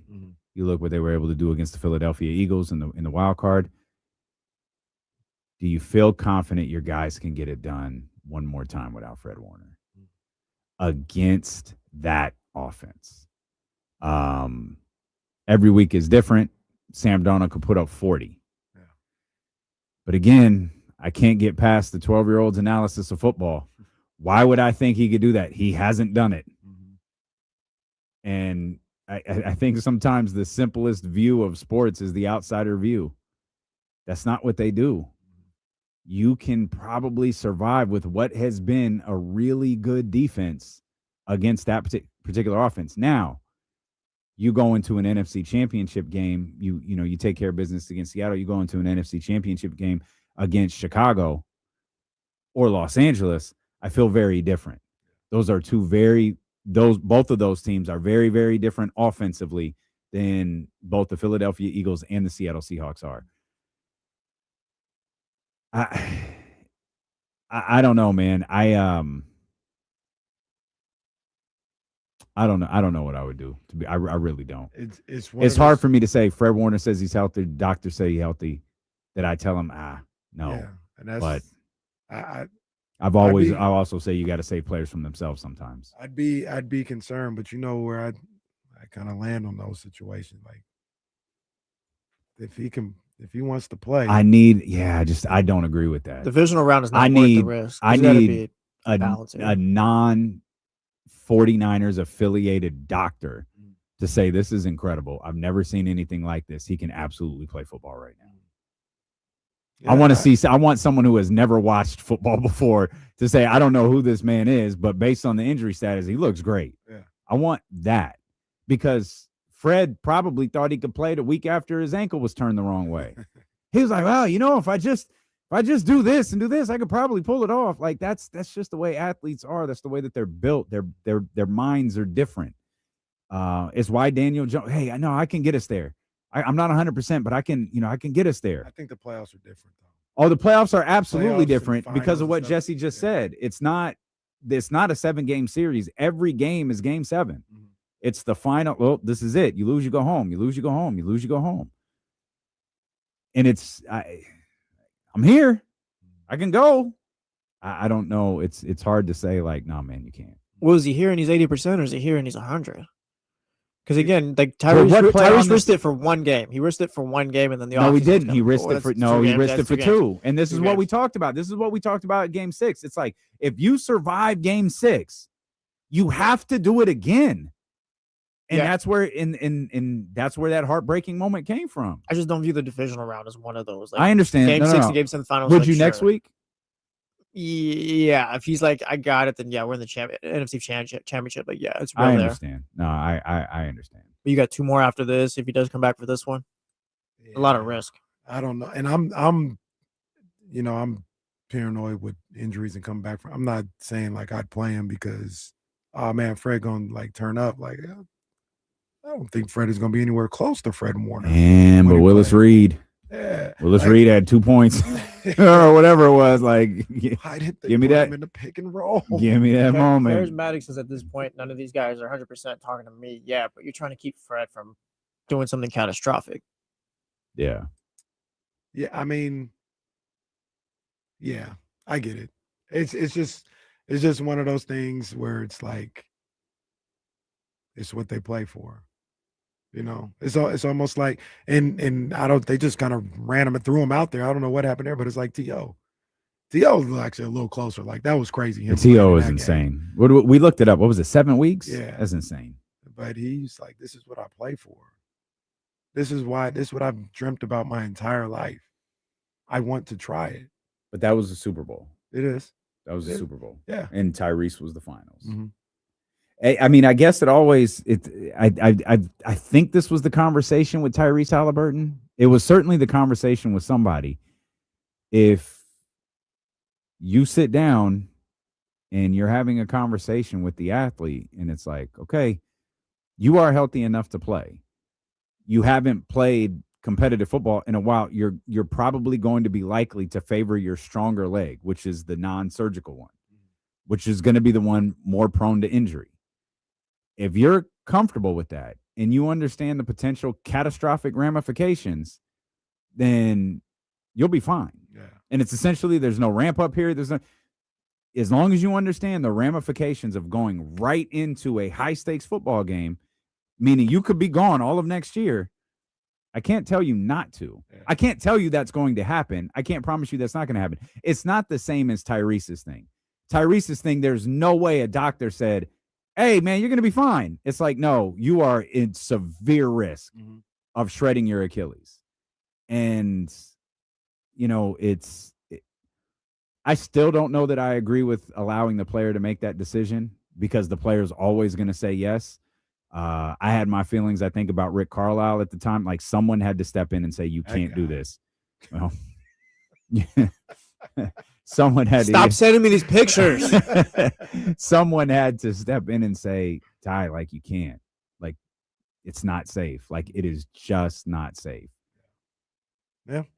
I completely understand that. But I watched that yesterday, and my first thought was, oh yeah, I don't want Fred Warner anywhere near a football field. Because George, you never.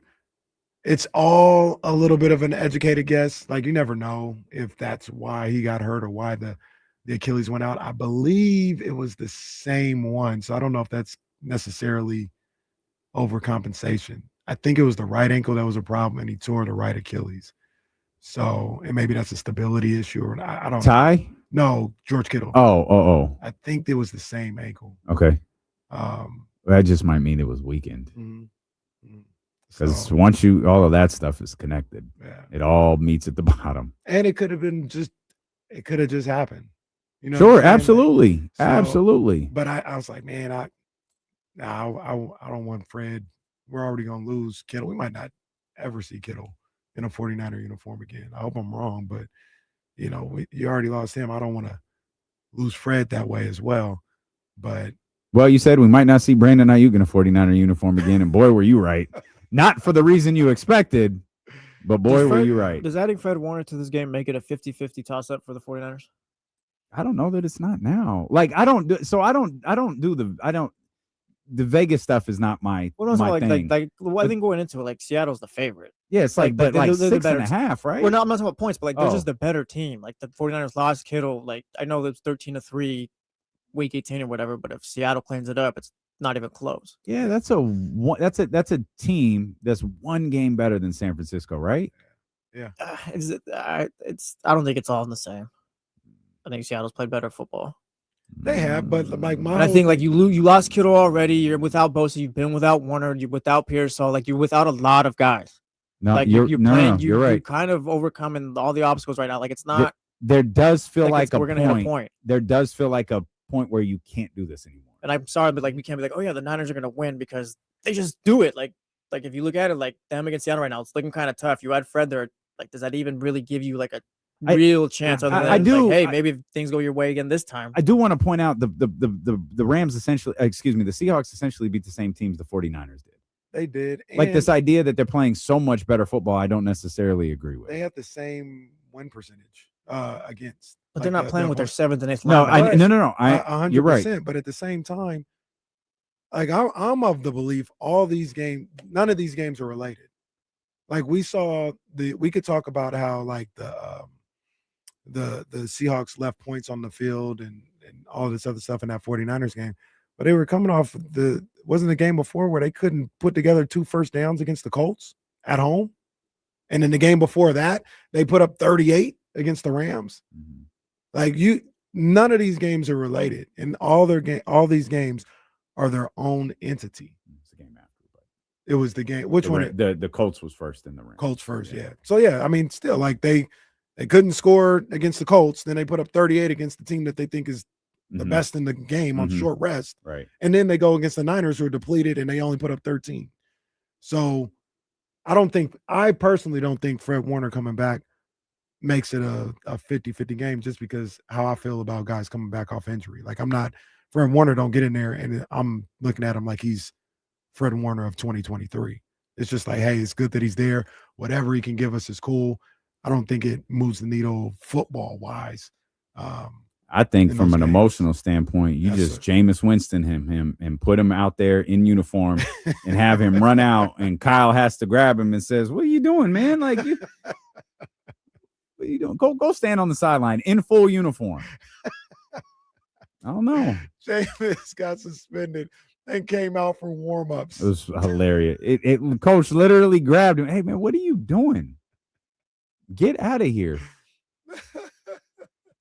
Jameis low-key has had some of the most iconic moments of like the last 15 years. Well, I thought about not necessarily all of them are good. I thought about one last night when we were doing Sports Sunday. I was like, man, I hope it wasn't eating W's. No! I said, am I going to eat the W on air? Thank God you didn't. I don't think I ever would have gotten over it. Thank God that did not happen. I know it's 11:30, but geez. No, I ain't gonna eat the W on there. I ain't gonna do that. I thought about it though. We'll come back, man. I can't believe we are 2 hours and 30 minutes into this show. 2 hours and some change of just being on the air, and we haven't talked about the fact The Sacramento Kings won a basketball game last night. Of course, it was their 9th basketball game of the season. And while the slap that everyone's talking about, but no one got to see, could be one of the best things and worst things that happened this Sacramento Kings season. I'll explain. We'll explain. When Dealing with Casey return here on Sacramento Sports Leader, ESPN 1320.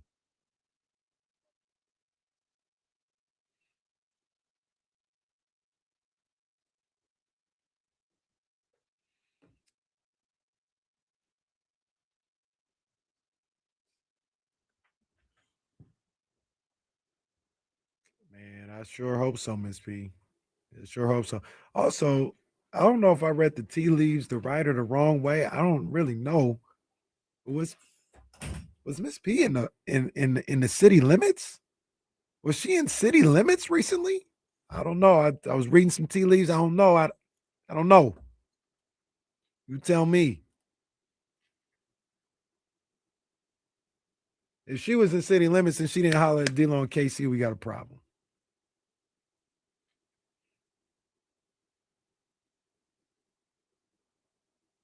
Because she could have been in studio.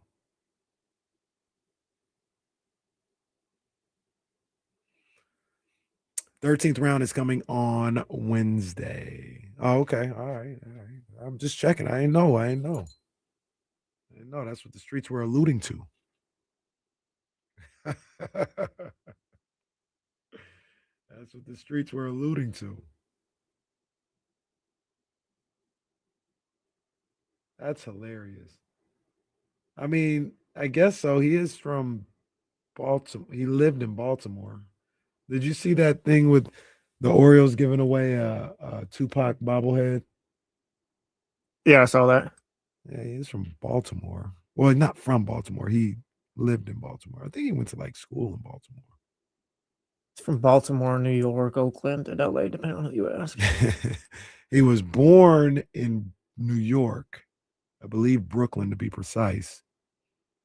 Don't quote me on that. Then I think he grew up in the Baltimore, Maryland area, and then came out here as a teenager.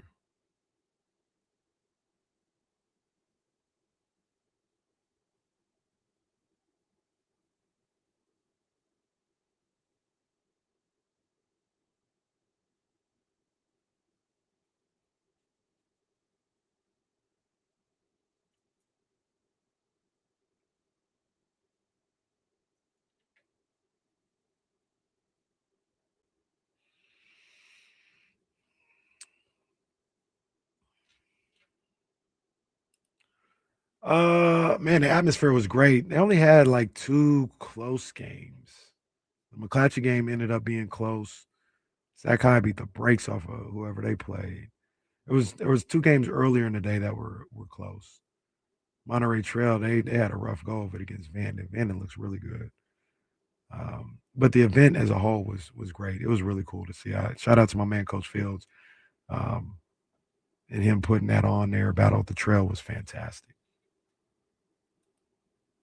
Enjoyed myself out there, man. And the Sacramento basketball community was out, watching the game, supporting. So that's always a good time. It was cool out there.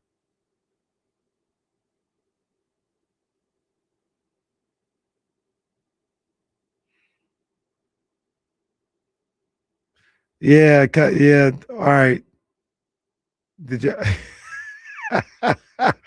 Nah, it's a mistake. A mistake. I saw that, Jalen. I ain't even gonna put it up there because I ain't gonna do that. But I was like, yeah, that's not that doesn't matter to him. It was when they were talking about the Thompson twins applying to play for the Jamaican team. Well, like the beam.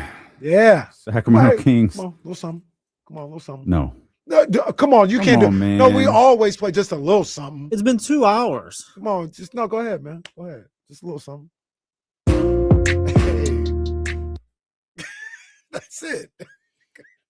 And that's as quickly as it'll turn off too. Just a little taste. Like, it literally can't turn off any quicker. Just a little something. Just a little something. I locked into that game last night. I mean, I was watching the game, but I kind of locked into it with about 4 minutes and some change, 5 minutes left, because it was clear that Houston did not care. Houston could not have been. I mean, we could talk about hotels and driving from the Bay, all of this. They could not have been less interested in playing that basketball game last night. That's crazy too. That's crazy because and Ime Udoka knew it. And they were letting my boy, Dylan Cardwell, just go to work. Oh, that's not who I thought you were talking about. Who was you talking about? I thought you was talking about Malik. Oh, that's my boy. Yeah. He released some frustration on that dunk. Oh my God, did he? So okay, let's Kings won. We'll get to the game. Let's go back to a few days prior. So an alert pops up that Dennis Schroder's been suspended for apparently confronting Luka Doncic. And man, did that story evolve as the moments progressed. How nice was Shams? And I was so confused because I was like, didn't they just play the Warriors? What is this? I guess the NBA had been doing an investigation, and Dennis had told, in Dennis's defense, he told Luka Doncic, I'm gonna get your ass repeatedly on the basketball floor, and Luka did not take him seriously. But Dennis said with a very clear voice, I'm going to beat your ass. And by all accounts, at some point when the game was over, the two persons intersected, and apparently Dennis Schroder slapped Luka Doncic. Slapped the fire out of that boy. Well, we don't know that. Oh, but that sounds better. Because there's no footage of it. We don't know if he said, hey, Luka, what did the 5 fingers say to the face? We didn't know if he went backhand. We don't know if he went paintbrush. And my biggest fault in all of this is, one, any Sacramento King showing that much fight off the court at this point in the season is a smidge bit offensive. 2, if you're going to slap Luka Doncic, do it on the court. You will be a legend, not just in Sacramento, but with 28 other fan bases. Agreed. Now, here's the thing about it. If he slaps him on the court, the suspension is probably longer. Why? Because there's video. People see it, the perception. People fight on the court all the time, no? Like, people have, like, I mean, we did things like what's the longest suspension we've gotten in recent history? That's a good question. There's been. I mean, I'm not saying it's going to be. We've seen 20 games, but punches thrown in an NBA game, and it'd be like 3 games.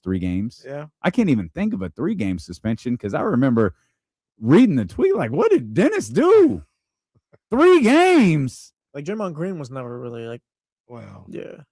Well, he did punch. Like he did eventually get 2 weeks off and all that, but like he kind of Draymond wasn't even suspended for that particular incident. They just said, "Bro, take your ass home. Like, go home." Yeah, he wasn't even punished for the Jordan Poole incident. There was all sorts of video of that. Well, that's a Warriors issue. I know that's true. Jeez. Yeah, I just there's this to me. There's this level of I'm playing this game right now, but I'm gonna see you afterwards. We're gonna check your temperature and see if that energy is the same. And he did, and it wasn't. Slapped the fire out of Luka. We don't know that that's what happened. I think he did. No, I think he slapped him. No, I think he slapped him. I think it wasn't the fingertip. I think he slapped him. Put a mark on the side of his face. It's so great that Luka's here tonight and can get asked about it. Luka, did Dennis Schroder slap you in your face? That might be my first question ever asked at a Kings game. I'm going to the visitors' locker room. Luka, did you get the fire slapped out of you? Can you ask Doug too what the hell he meant when he responded about Dennis Schroder? Because I love Doug, but I didn't get it. He was like, "Oh man, he Dennis, he's us. He rides with us." Like, no, what? Wait, what?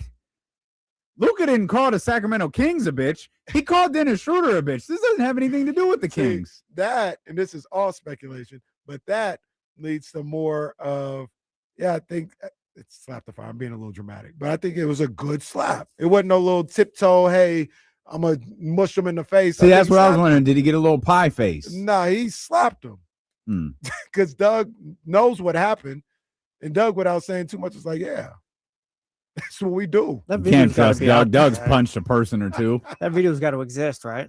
It has to. There has to be security footage. It has to be. Like, I doubt a phone was rolling, but there has to be security footage. All throughout. If there was a crypto, team all bus this there, other stuff. if there was a team bus there and Luka's car was there, there's a video camera. Someone has seen the video of this. So where did they say this happened?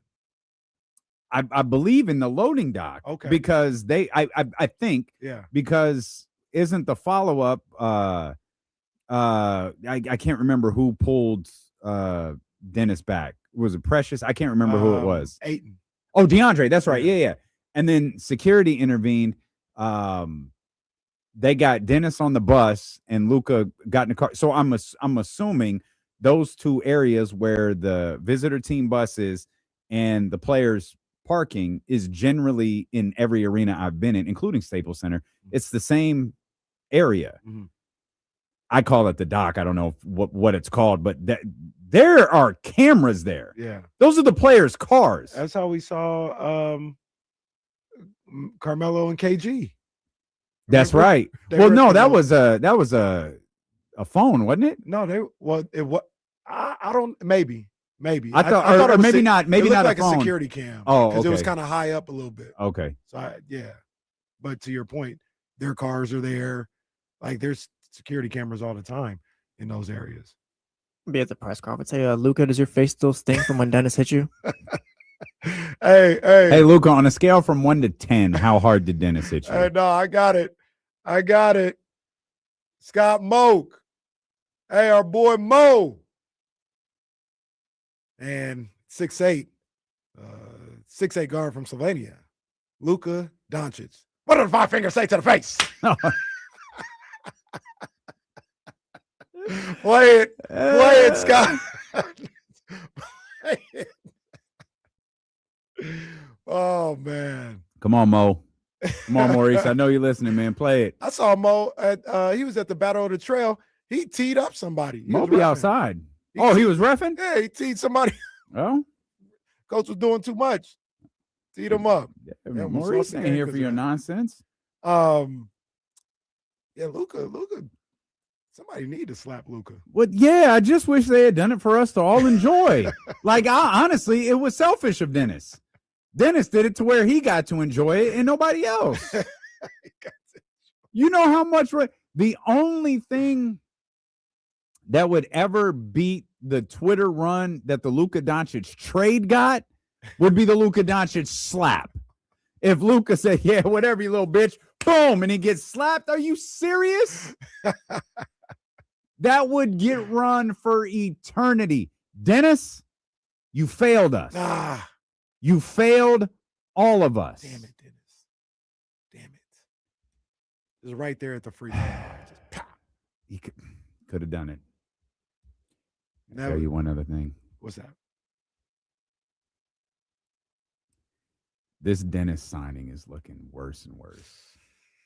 It was bad before.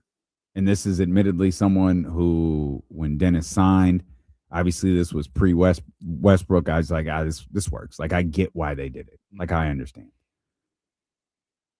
I don't know. I have maintained this from jump when we started talking about this during the offseason.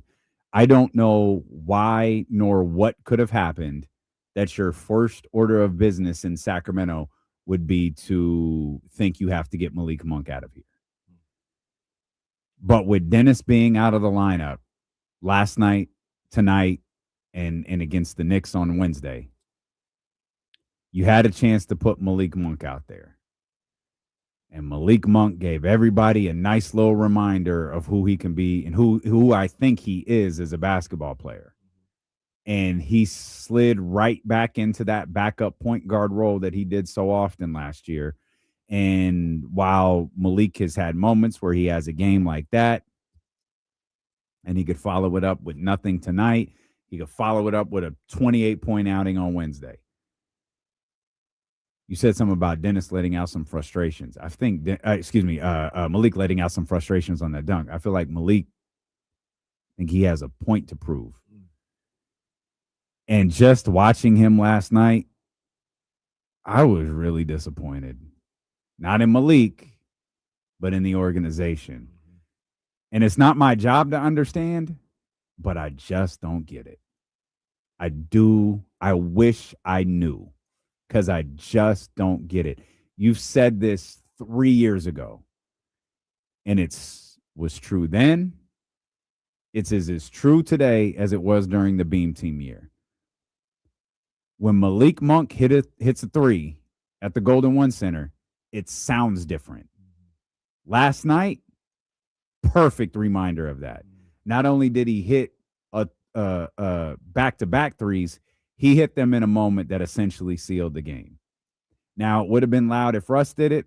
Would have been loud if any healthy body on the floor had done it. But Malik did it, and so it was amplified a little bit. Yeah. And I just walked away from that game. James posted the video almost immediately of his post-game press conference. And I pulled it up and listened to it. And I just sat there like he couldn't have handled it better. He couldn't have, said the right things any more than he did.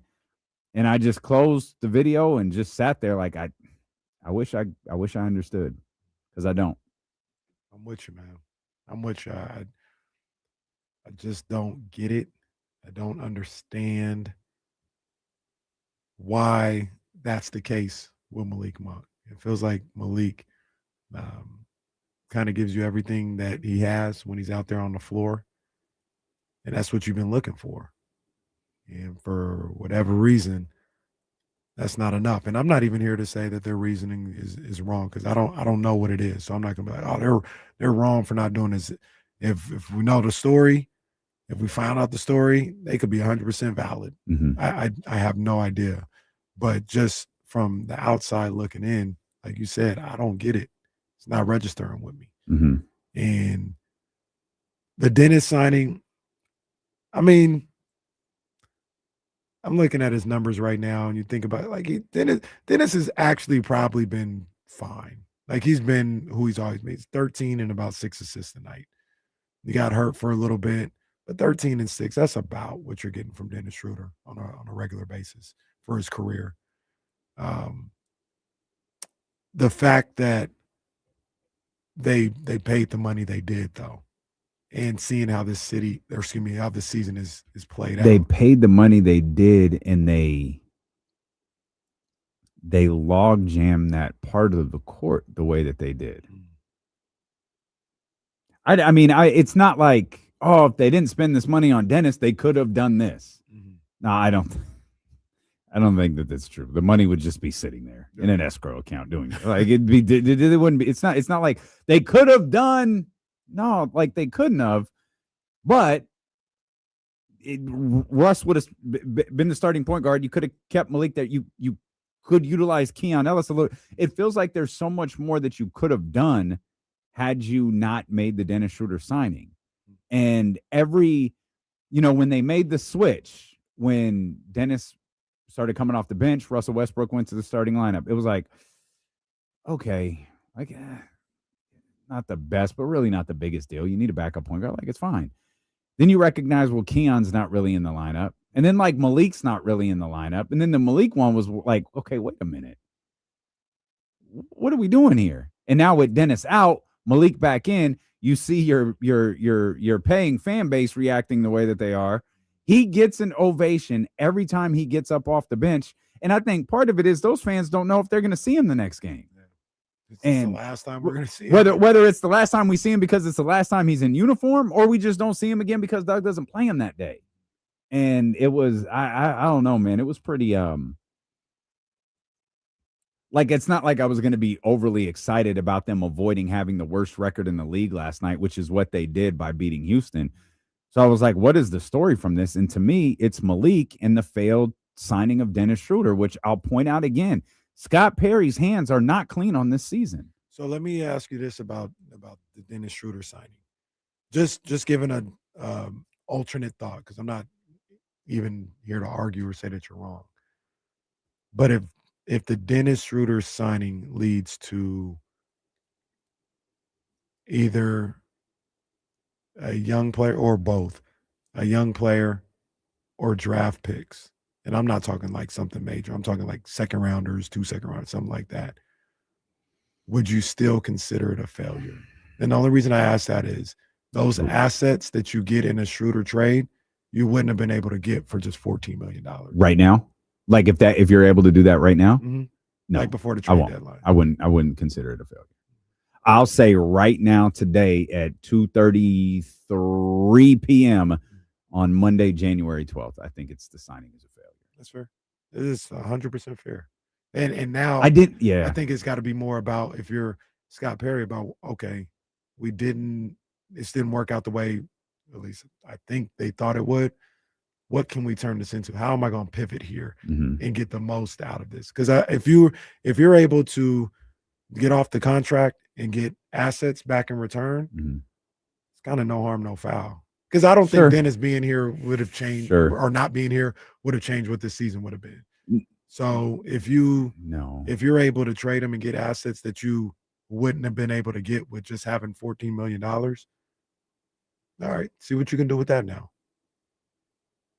You know, all of those Kings fans that didn't like the Dennis Schroder signing, or didn't like Dennis Schroder, the NBA fans who kind of look down on Dennis Schroder because he's been on so many teams, he'd be a hero to them if he had just slapped Luka on camera. He'd be the biggest baby face we've seen since Hulk Hogan in '87. Do you think the video since Austin in '98? If it exists, oh yeah. Feels like it has to, though. I would think it's got to be something. Even if it's like grainy from a distance, I would think there's got to be something. All we need is velocity. That's like it doesn't. Yeah, back and to the left. That's all we need is velocity. Just we need to see, like, how quickly does it escalate? Are they does Dennis walk up and just slap Luka? Like, no word said. Does he walk straight up to Luka and slap him? Keep my team's name out your effing mouth. Does he do that? Or are they face to face, jarring for a minute, and Luka's like, what? And then Dennis slaps him.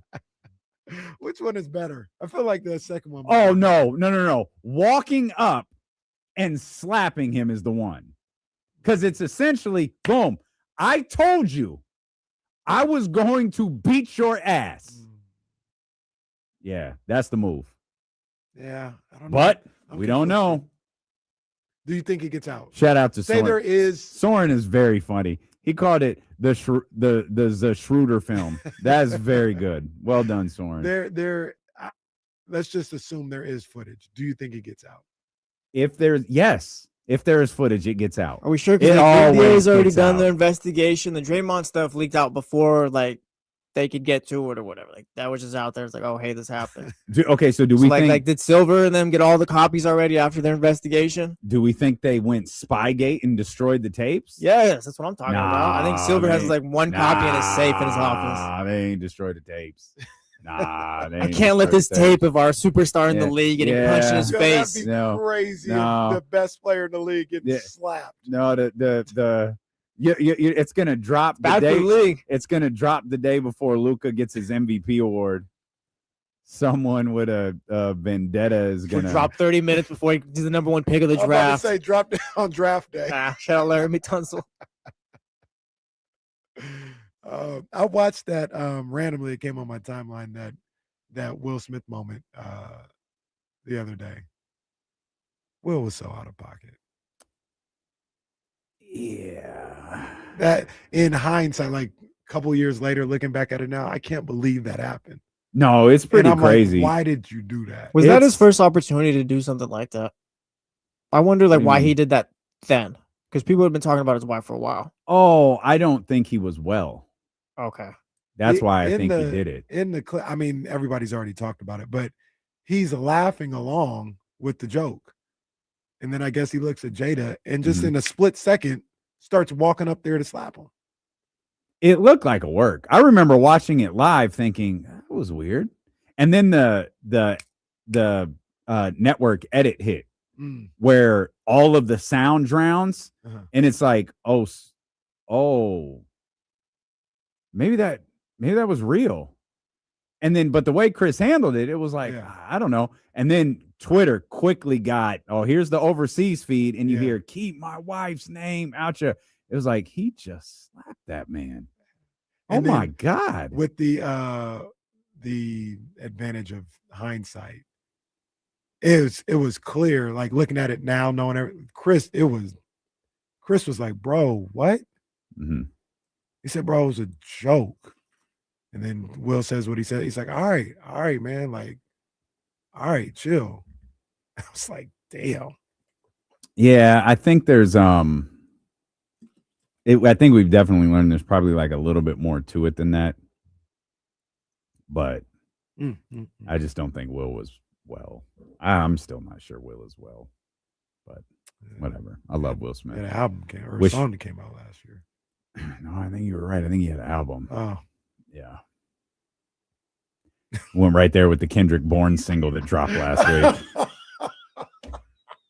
Sometimes, like, people got to get friends that tell them, no, don't do this. Yeah. Like, seriously, enough of the, support everyone. Like, Nah. no, dude, this is stupid. You stink. Like, don't do this. They need to quit coming out with new anthems every year for the Niners. We don't need to do this.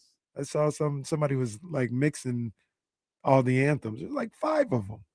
Yeah, we don't need that. We don't need athletes making it. I think there needs to be an approval committee for athletes making music. And we'll put Dame Lillard on the committee. He's one of the guys. Shaquille O'Neal can be on the committee. You got to be careful because they might have not approved Dion Must Be the Money, and that's a classic. Yeah, but what do you mean by a classic? It's funny. Yeah, it's not a great song. Oh, you don't bop along when it comes on? You don't? No, I do because it's silly. Like the song is legitimately silly. Dion went in to pass the committee. When did Dion make his song? 91? Yeah, I want to say 91, 92. So the Bears had theirs in what was it, 85 or something like 85. that? Well, the Rams had their own. Yeah, well, when was what they were doing? When was the Rams song that dropped? When was that? What year was that? I don't know what they were. That's akin to the message that D-Lo sent me about Luka yesterday. Don't put that on me, son. Don't put that on me, son. Don't make me read that message out loud. That was what message? That what was did you one say, of the man? craziest text of all time. We're communicating with Jake Gaden at the CBS studios, and he was like, "Hey, we got a segment, prepared for the thing with Dennis." And I said, "Man, that was so stupid." Kenny said the whole league should be prepared to fight. Like I said, some people don't play with their name like that. Westbrook routinely checks people that mess with his name. Luka's mouth be way too loose. That's crazy.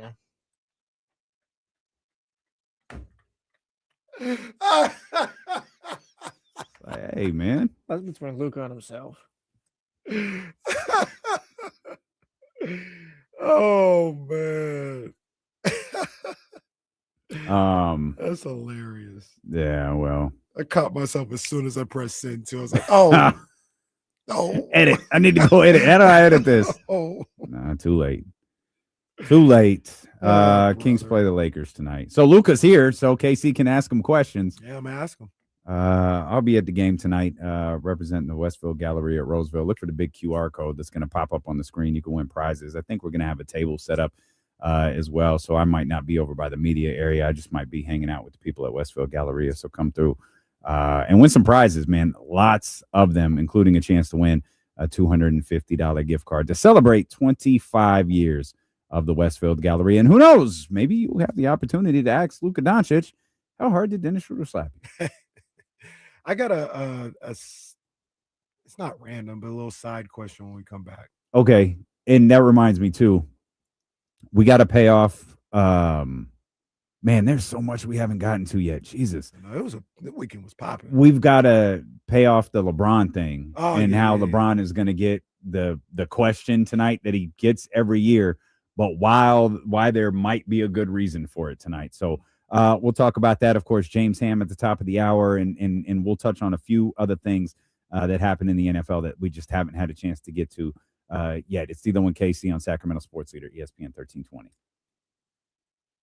Matter of fact, before I go, I'll just ask you this right now. So the A's, they talked about the trademark for Las Vegas Athletics being denied. Did you see they did some research and they tried to do a trademark for Sacramento Athletics? That was denied, but Sacramento A's was approved. Does any of that mean anything to you? No, the description as to why athletics was denied, I understood, but I didn't understand how Oakland got past it. So I don't know. Oh, yeah. Maybe they'll play one game here every year. Who knows?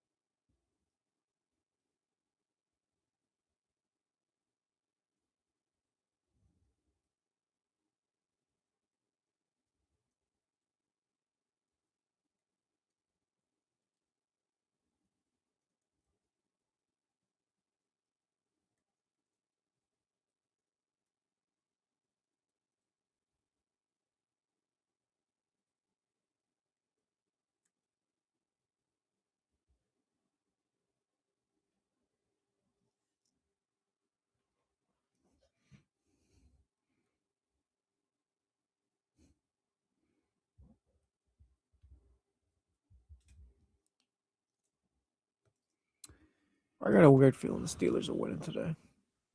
Yeah? Yeah, I picked them on Friday, but I don't know. I'm going to stick with the Texans. Just don't love the Texans offense. Yeah, I hear you. Good luck. Good luck, Bryce. Good luck. I'm always down for a Costco trip. Yeah, it gets a little wild. You gotta go at the right times, though, I guess. Yeah, she did not send me at the right time, or take me at the right time, I should say. Now I do the grocery shopping for our house, and I'm out of the grocery store like 7:30, just walking the house with myself. Not on the trip. I did pick up some really cool pieces on the trip, but I've actually had this one a little bit prior to the trip. But I did get some good stuff there.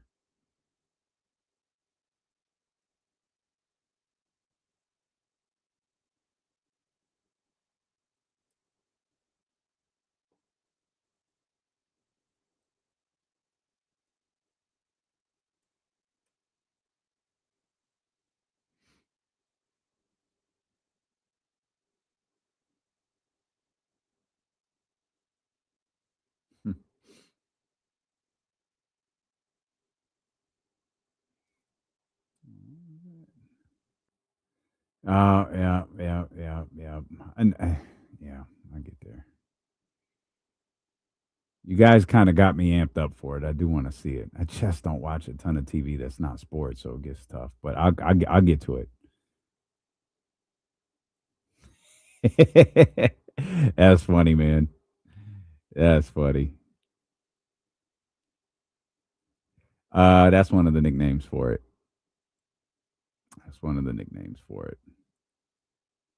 Oh no, we got Bluey. Bluey run on repeat. LeBron James, the Los Angeles Lakers, they are going to be at the Golden One Center tonight, second night of a back-to-back for the Sacramento Kings. Of course, they got roughed up by LA a couple of days ago at the Staples Center. It was unveiled today that LeBron James is going to be wearing a year 23 patch. It has colors from it's a pretty dope looking patch.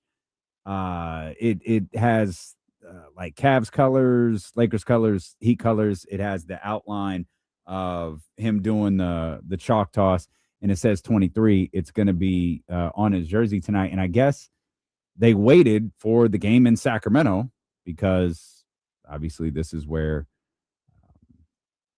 his career very famously started.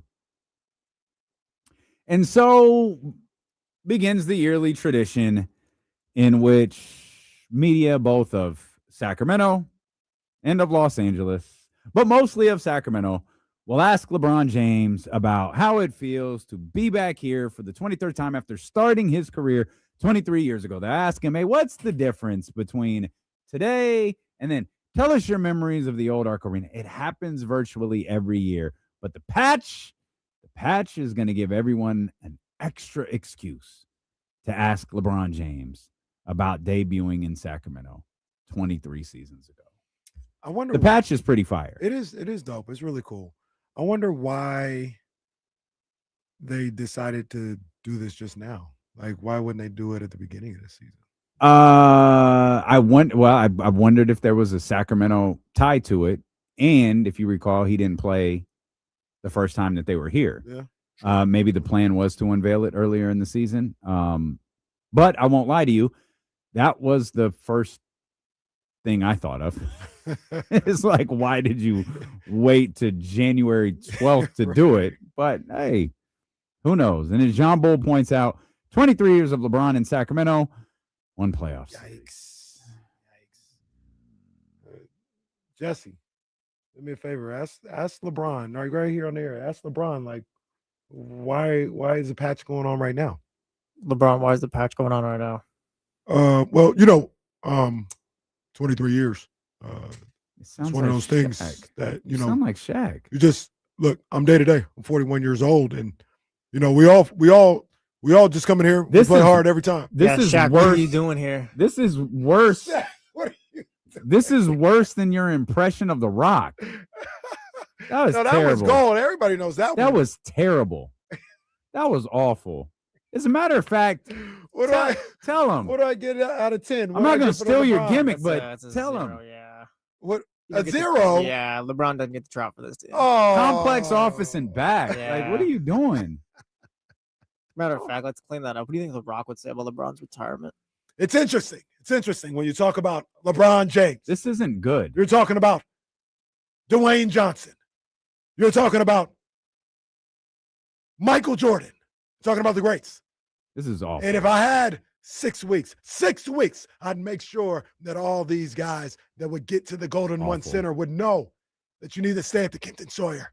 You need to stay there if you're going to go play the Kings. They should have known this 6 weeks ago. If they would have talked to Dwayne, they would have known. That's where you stay. Okay, the laugh is a little bit funny, but See, you like to laugh. Xavier says the 6 weeks gets a pop every time. People love it. I need to go back and listen to LeBron talk about like the 6 weeks thing again. I need to hear it again. I remember, I think it was on the Pat McAfee show. Yeah. When he was like in his kitchen. I think accidentally obliterated the entire company and the whole direction that Triple H was going in.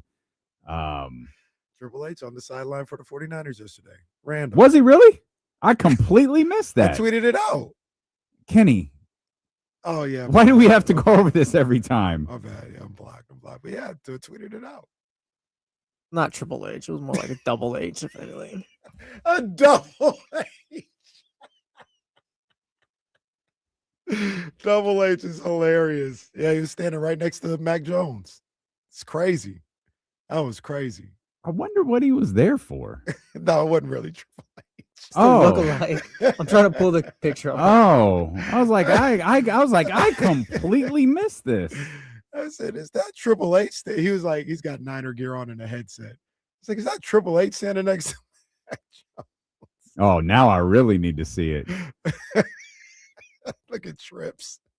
Oh, that doesn't look like Hunter. Stop. The bald guy with a beard. Oh, Look at stop. Trips. Boo. That's worse than your LeBron impression. What are you talking about? Double H. That's Oh, boo this man. That's terrible. Oh, Did you see the? Now, look. Okay, you know what we can do? We can say that for James. We talked a little bit. We obliterated the Packers earlier. We didn't really talk about the fact that good job for the Chicago Bears. Like they got themselves a victory. Went out and did what they did there in the fourth quarter, 25 fourth quarter points. We didn't talk about real quick before we leave the Bears. What y'all think about Ben Johnson? I like it. It's Settle down. That's what I say. It's the way Sirianni does it is annoying, but Ben Johnson on there's something like it's cool, I guess. Well, because Ben Johnson actually has talent and knowledge, so I'll give him that pass. But I like it. Like we talk about these guys not being robots and stuff like that, and like rivalries are dead for the most part in sports, and just like if he wants to play up to it, that's cool. It's starting to feel a little performative. Kind of like how you feel about Michael Irvin. Like it's genuine, but he knows the cameras are there now, and he's doing stuff like that. Damn Latin-ish. Oh man, that guy. Hey guys, cameras rolling. Good. We don't do that here. Let me give this speech right now. Yeah, Ben. All right, man. All right, Ben. If it come back around, though, don't be hiding. Don't be hiding if it comes back around. I don't love the handshake stuff. Like if you want to say like the Packers suck or whatever, like that's fine and all that, but like I don't know why you're dissing Matt LaFleur. Yeah, wait, what was the handshake stuff? I think I missed he that. Barely handshake. Yeah, he gave him a quick handshake, kind of made a face. It looked like. Yeah. I'll pull it up. Okay, yeah, I didn't see that. I thought you were talking about the. He got a. At first, I thought it was Dan Campbell, but maybe it's Ben Johnson. Because remember when I was like, "Oh, Dan Campbell was fouled for running up the score on him," and you know the handshake. I thought it was Dan. Maybe it was Ben. No, maybe he's the issue. Maybe he is. Good coach. Although, you know how I feel about that fourth down stuff. It's cute till it's not. That's right. He almost destroyed the game with that right. stuff. It's cute till it's not. Bill survived Jacksonville. That was a great game. It was a great game. Man, Trevor, all the drama left that game quickly.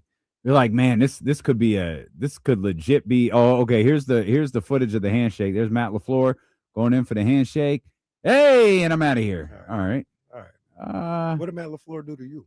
Why you got to be that way? Well, that's the thing. It feels like it's kind of like he's created this little rivalry between him and LaFleur. You can shake the coach's hand and then say the Packers suck after it, but yeah, that looked a little. It looked a little dicey. He winning right now. He doing his thing. I'm just saying, if it get ugly, don't wonder why. If Dan Campbell come back next year and put 50 on your head again, we'll know why.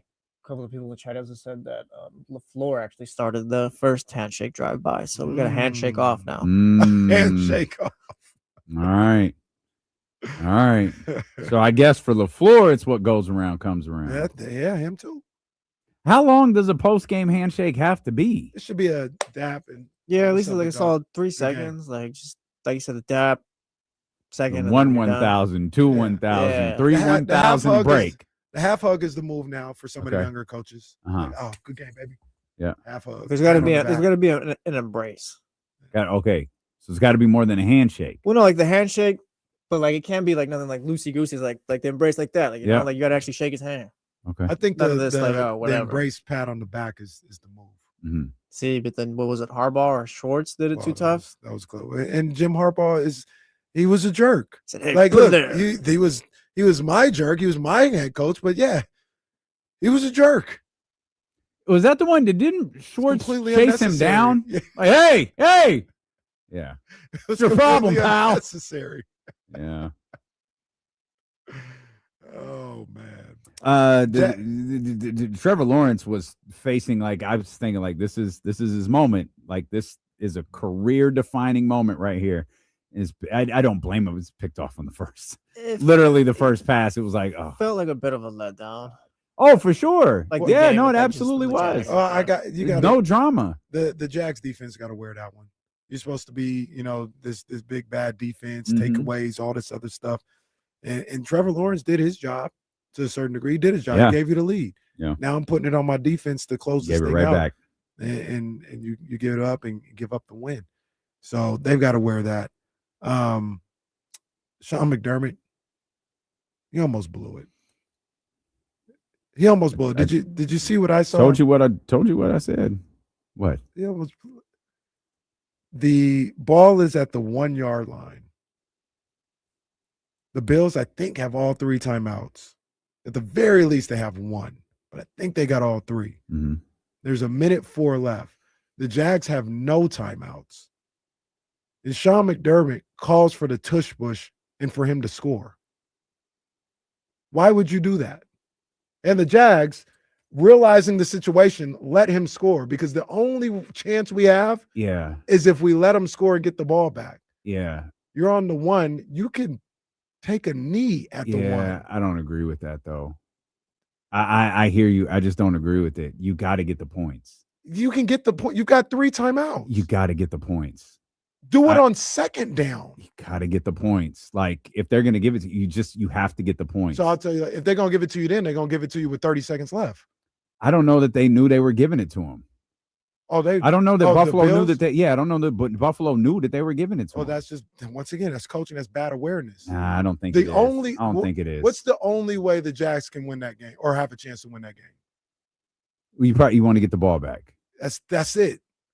They have one or you shot get a stop. and you gave it to them. Or you get a stop. They knew they wouldn't get not on the tush push. I would have. Yeah, there was a 12-yard tush push earlier. That's the funny thing about that. It was damn near a 50-yard tush push for a touchdown. I gotta look at it again. Like he's down on the 5 and y'all called a touchdown. I gotta look at it again, but they're like, oh, and they do this not with Josh Allen, not just Josh Allen, but with everybody. Like, look at him. Oh, he's moving the pile. The offensive linemen have picked him up and carried him.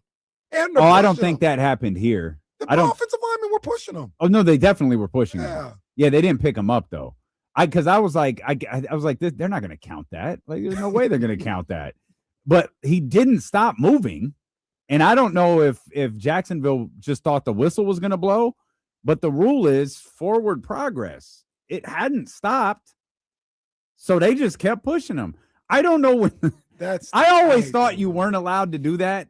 Then this tush push came along, and now can you just push someone down the whole field? Like I'm not sure. Essentially, but apparently you can. I hear you. They were calling for that on the broadcast. My thing is always, you can go back to the 49ers Rams game. Like, it's not a given. You have to get the points. Absolutely. But I'll put it to you like this: if they took a knee, if the Bills took it, I think they had 3 timeouts. That's what changes everything.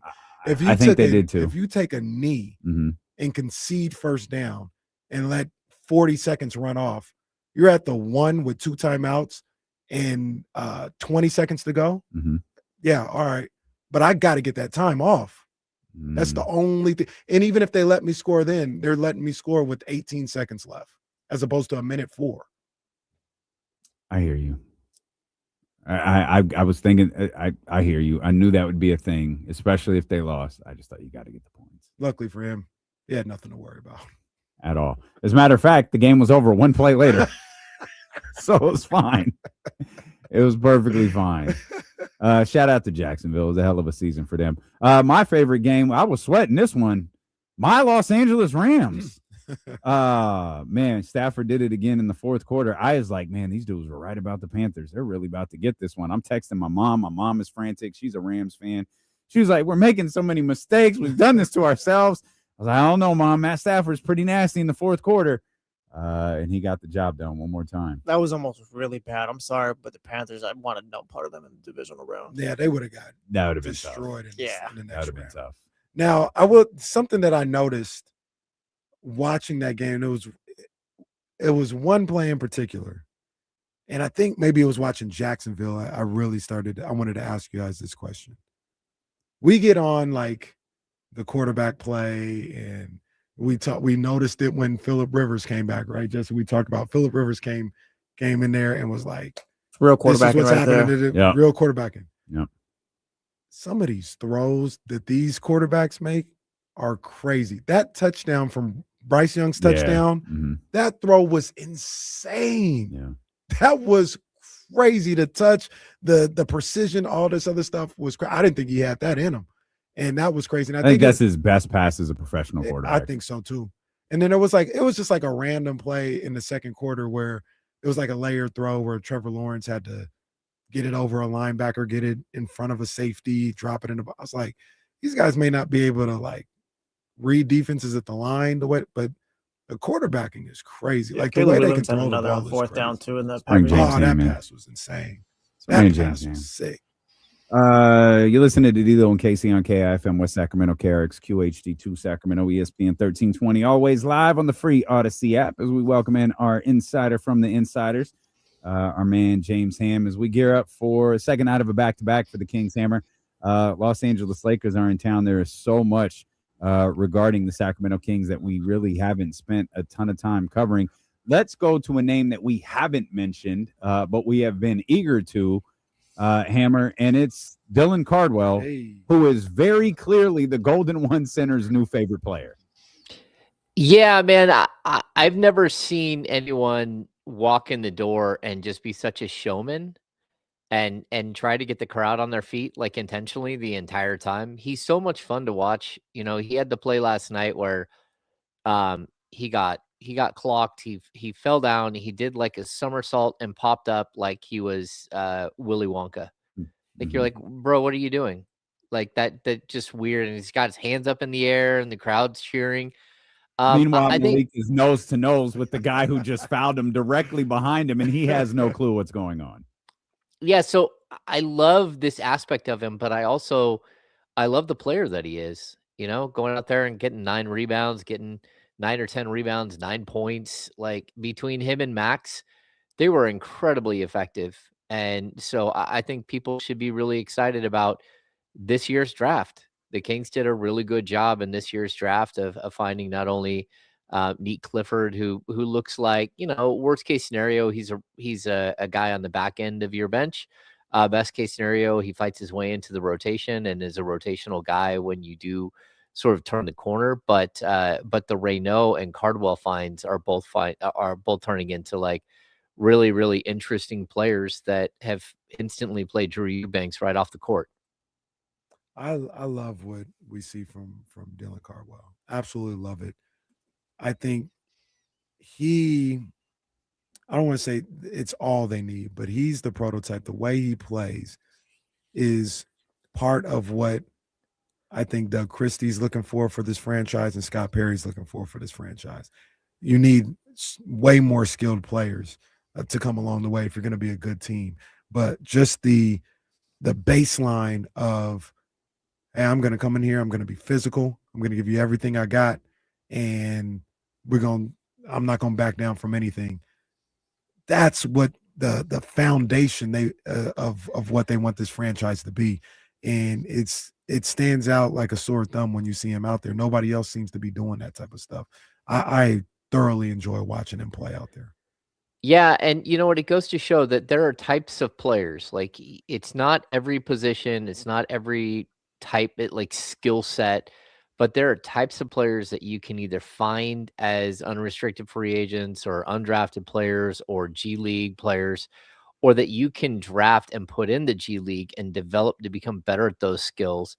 There are certain types of players you can do that with. I think the rim running big is clearly one of those players that all it takes is, you know, the size and athleticism to play the position, but also a motor. And if you can get a guy who maybe was underdeveloped at college or really didn't get that opportunity at college, and you think you can develop him further, like I think that's a position. I think the 3-and-D wing is a position that you can develop. You know, you're not gonna like draft a player or find a player in the G League that's going to be the next, 25 per game scorer. But what you can do is you can find these types of skill sets that, given the right opportunity and the right system, can actually help you long term. And why the Kings haven't really developed a rim runner forever, I don't understand. The last guys we kind of saw do that with this team, maybe a little bit of Rashawn Holmes, but Willie Cauley-Stein. And the Kings have gone away from that to more of a high-skilled big like Domas. And again, I'm not, this isn't a knock on Domas. I love what Domas brings, but you can also have this other type of player. And I think it's really good for this team. How many years did say, man, they need a Jared Cunningham. They need a Montrezl Harrell type. They need, Brandon, what I was trying to blank on his name. Brandon Clark. Yeah, you need one of those types of guys. And again, Cardwell doesn't have the skill set yet of those guys, even like a Daniel Gafford. But you can see where given a little bit of time and a couple of off seasons here, you might be able to turn him into just an absolute beast. With the right amount of time, Malik Monk might become something in this league. And we saw him emerge from the Sacramento Kings yesterday, thanks to the slap that no one got to see. Hammer, I got really frustrated, especially after you posted his post-game press conference yesterday. It's like, man, he's saying all the right things. He's doing all of the right things. And I just, when you after watching his post-game comments, again, there was nothing earth-shattering in him. It was just a guy who was like, I'm happy to be playing basketball. I'm going to contribute however I can. Again, if you want someone who was in his situation to say the right things, he was saying the right things. Hammer, I'm still struggle with, like, why are we here with him? Like, he gets a reaction from that crowd that no one in a Kings uniform gets. And this organization could really use someone that this fan base likes.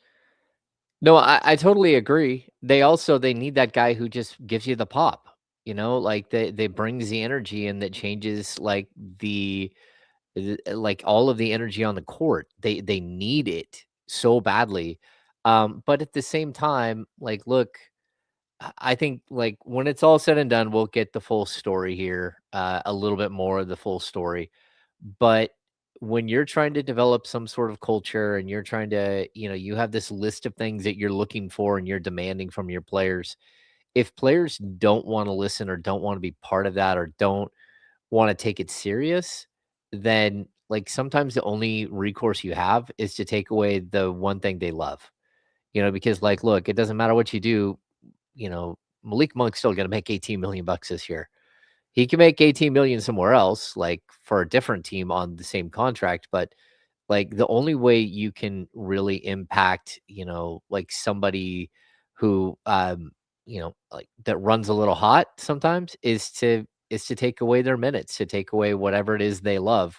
And I know there's never going to be a question about how much Malik loves the game of basketball at all. He's a straight up hooper. He's a guy that will be dribbling a ball when he's 65 years old, just walking down the street. But that doesn't mean that the team concept has to come in last. Sometimes you got to put your foot down. You got to get guys to figure out how they fit into what you're trying to do. And I know a lot of people can say, hey, like, look, we don't know what Doug Christie's trying to do. But at the same time, there is a standard, and it's something that you hear Doug say and talk about all the time, this mystical standard thing that he's trying to hold players to. Just keep keying in on that, because he'll tell you when someone's playing to the standard and when he doesn't think they are. And that's something that, again, if you're trying to build a culture, sometimes, losing games isn't the worst thing. Sometimes allowing players to do whatever is, and so I think reining it in, sometimes it's hard and it's difficult. But I think that's kind of how we got to some of where we are today. So the frustrating thing about that, though, is, and I'm not questioning Doug in this respect because he sees him every single day that he's on a basketball court. Doug Christie sees him, has to deal with him and everything. And we only see him for 2.5 hours a night, every few nights. But the frustrating thing for the fans is it sure looks like he's playing to a standard when we see him out there. He's giving his all. He's producing to a certain degree. I don't see Malik Monk dogging it on the defensive end. He might not be good enough, or he might not have the best instincts all the time, and just like any of these other guys. But I never look at Malik Monk and feel like, he's not giving his all out there on the court. And that's probably what a lot of people see when they see him out there. They're like, all right, what are you talking about standard? Because I see this guy giving his all every time he's out there. Yeah, but the standard, if you listen to the 6 pillars or whatever it is that that Scott Perry likes to have out there. The standard is not just about your play on the court. It's about everything. And so while I agree with you that, I think Malik does play hard and that Malik does play with a certain type of force, that doesn't mean that he's checking all the other boxes. And I don't think, there are a lot of players on this team that are. But, again, when you're up against it in a couple of different ways if you're Malik. Not only is like this whole idea of the standard and the 6 pillars and all that thing, but on top of that, there are a ton of guards on this team, a ton of people that can play guards that aren't guards, or that maybe are guards that you're having playing out of position just because you're a small team. And so I think it's a combination of everything. I don't think it's just one thing. And I don't think Malik has just done one thing that got him in the doghouse and then he's stuck there forever. But I do think that you have to kind of figure out how to live in this new world that is Scott Perry and Doug Christie's Sacramento Kings. I know not everyone agrees, but I'll be really excited when one of the 6 pillars involves winning. Yeah.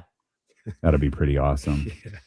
But by all accounts, I'd love to see that with a high draft pick first because it's too late this season.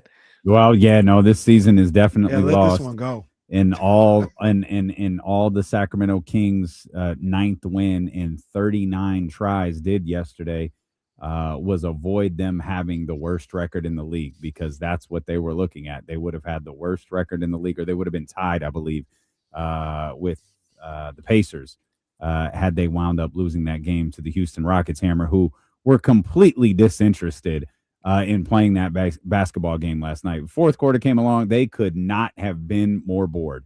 They were ready to get the hell out of Sacramento and get to wherever they're going next. Well, yeah, and I'm not buying this whole they got to go somewhere else thing. They like that a bus ride to the Bay Area was something that was hampering them. I don't know what's going on there, but that's not a good thing. They're having like a mid-season kind of like identity crisis out of nowhere where they've lost 3 in a row to teams that they shouldn't be losing to. And that's just way too talented of a team. But I also like when I watch them play, like they're physical and they're athletic and they've got a lot to like pin your hopes to, especially on the defensive end. But they're also like, they don't have enough shooting. They don't have like a true offensive identity. Like that team does have some problems. And, like I was sitting there watching the same game everyone else was. And when I looked up and saw Amin Thompson had scored like 31 points or whatever it was, it was hard to believe. I honestly don't remember him. I remember the dunks, but outside of that, there was, sort of this weird, invisibility to some of the stuff he was doing. And that's something that that they're going to have to develop. He's a long ways away from being like a perfect player. And the fact that he doesn't feel comfortable pulling up for like 16-foot jump shots or 3-point shots on a consistent basis is a bit alarming. Most of his baskets came at the rim last night. And so I just think that team, they're still trying to figure out how do they play without Fred VanVleet. And, they might not be able to play with Fred VanVleet all season. He might show up late in the year off the torn ACL. But it sort of feels like a team that needs a captain, like a true floor general really quick to sort of get them on the right path. Shouldn't that? I think he's not the problem at all. But shouldn't that be what Kevin Durant is? Isn't that why you bring in Kevin Durant? I know Fred VanVleet is the not a point guard. Yeah, but you're talking about a leader, somebody who gets it straight. You know what they need? Dennis Schroder. You talk about a guy who fits the Ime Udoka mold. He'll literally slap somebody. They need a Dennis Schroder. What can we work out? We can get this done. Torrey Eason. Figure something out. But I mean, I say that like obviously. But your point, I think you're Kevin right. Durant. Like who Amin Thompson, Kevin Durant told me he should be there. This is where you should get the basketball. You're gonna be like, no, because you're not a point guard. No, it's Kevin Durant. Like, speak up and pay attention to what he's saying. Well, yeah, but Kevin Durant isn't a point guard. They need someone to organize the team on the floor. I mean, Kevin Durant, even at his best, isn't a lead passing, you know, 7-foot small forward or power forward, whatever he is. They just don't have an organizer on the court, and that's really tough. And they stop running the ball through Alperen Şengün nearly as much. Again, Amin Thompson's averaging 5.2 assists per game. Kevin Durant's at 4.5. Like that team could really use like a floor general. Like they have leaders. I'm not concerned about that. Whether it's a Steven Adams type player or name that veteran. They even have Aaron Holiday. Aaron Holiday, is it just me? Aaron Holiday on the floor looked like Terrence Davis was playing for that team. Like I don't know what it was, but he looked just like TD out on the floor. So like very interesting to watch. But yeah, that team just doesn't have a again with Van Vliet out and with Shepard just not really a point guard, just an undersized scoring guard. They don't really have that person like establishing who and what they are from one possession to the next. I'm looking a little bit at Ime though. Ime, you gotta figure something out. Not every team is gonna have everything. There's gonna be some deficiencies on the roster or some bad breaks. Obviously, you get with a guy like Van Vliet going down, but it can't. That's part of coaching, right? Like, okay, we don't have our point guard. How do we figure this out as opposed to just me mugging everybody every time? Like, figure this out because you might not get a point guard. You're just gonna say the season is a wash because Van Vliet was out. You're supposed to be trying to win a championship. So, and I think one of the things he does is he puts the ball in Kevin Durant's hands to bring it up more than he should. Sometimes you got to empower a guy like Shepard to be a point guard, empower Aaron Holiday a little bit to be that guy, to at the very least bring the ball up the floor and get the ball to KD where he wants it, where he needs it, as opposed to being 25 feet away from the basket.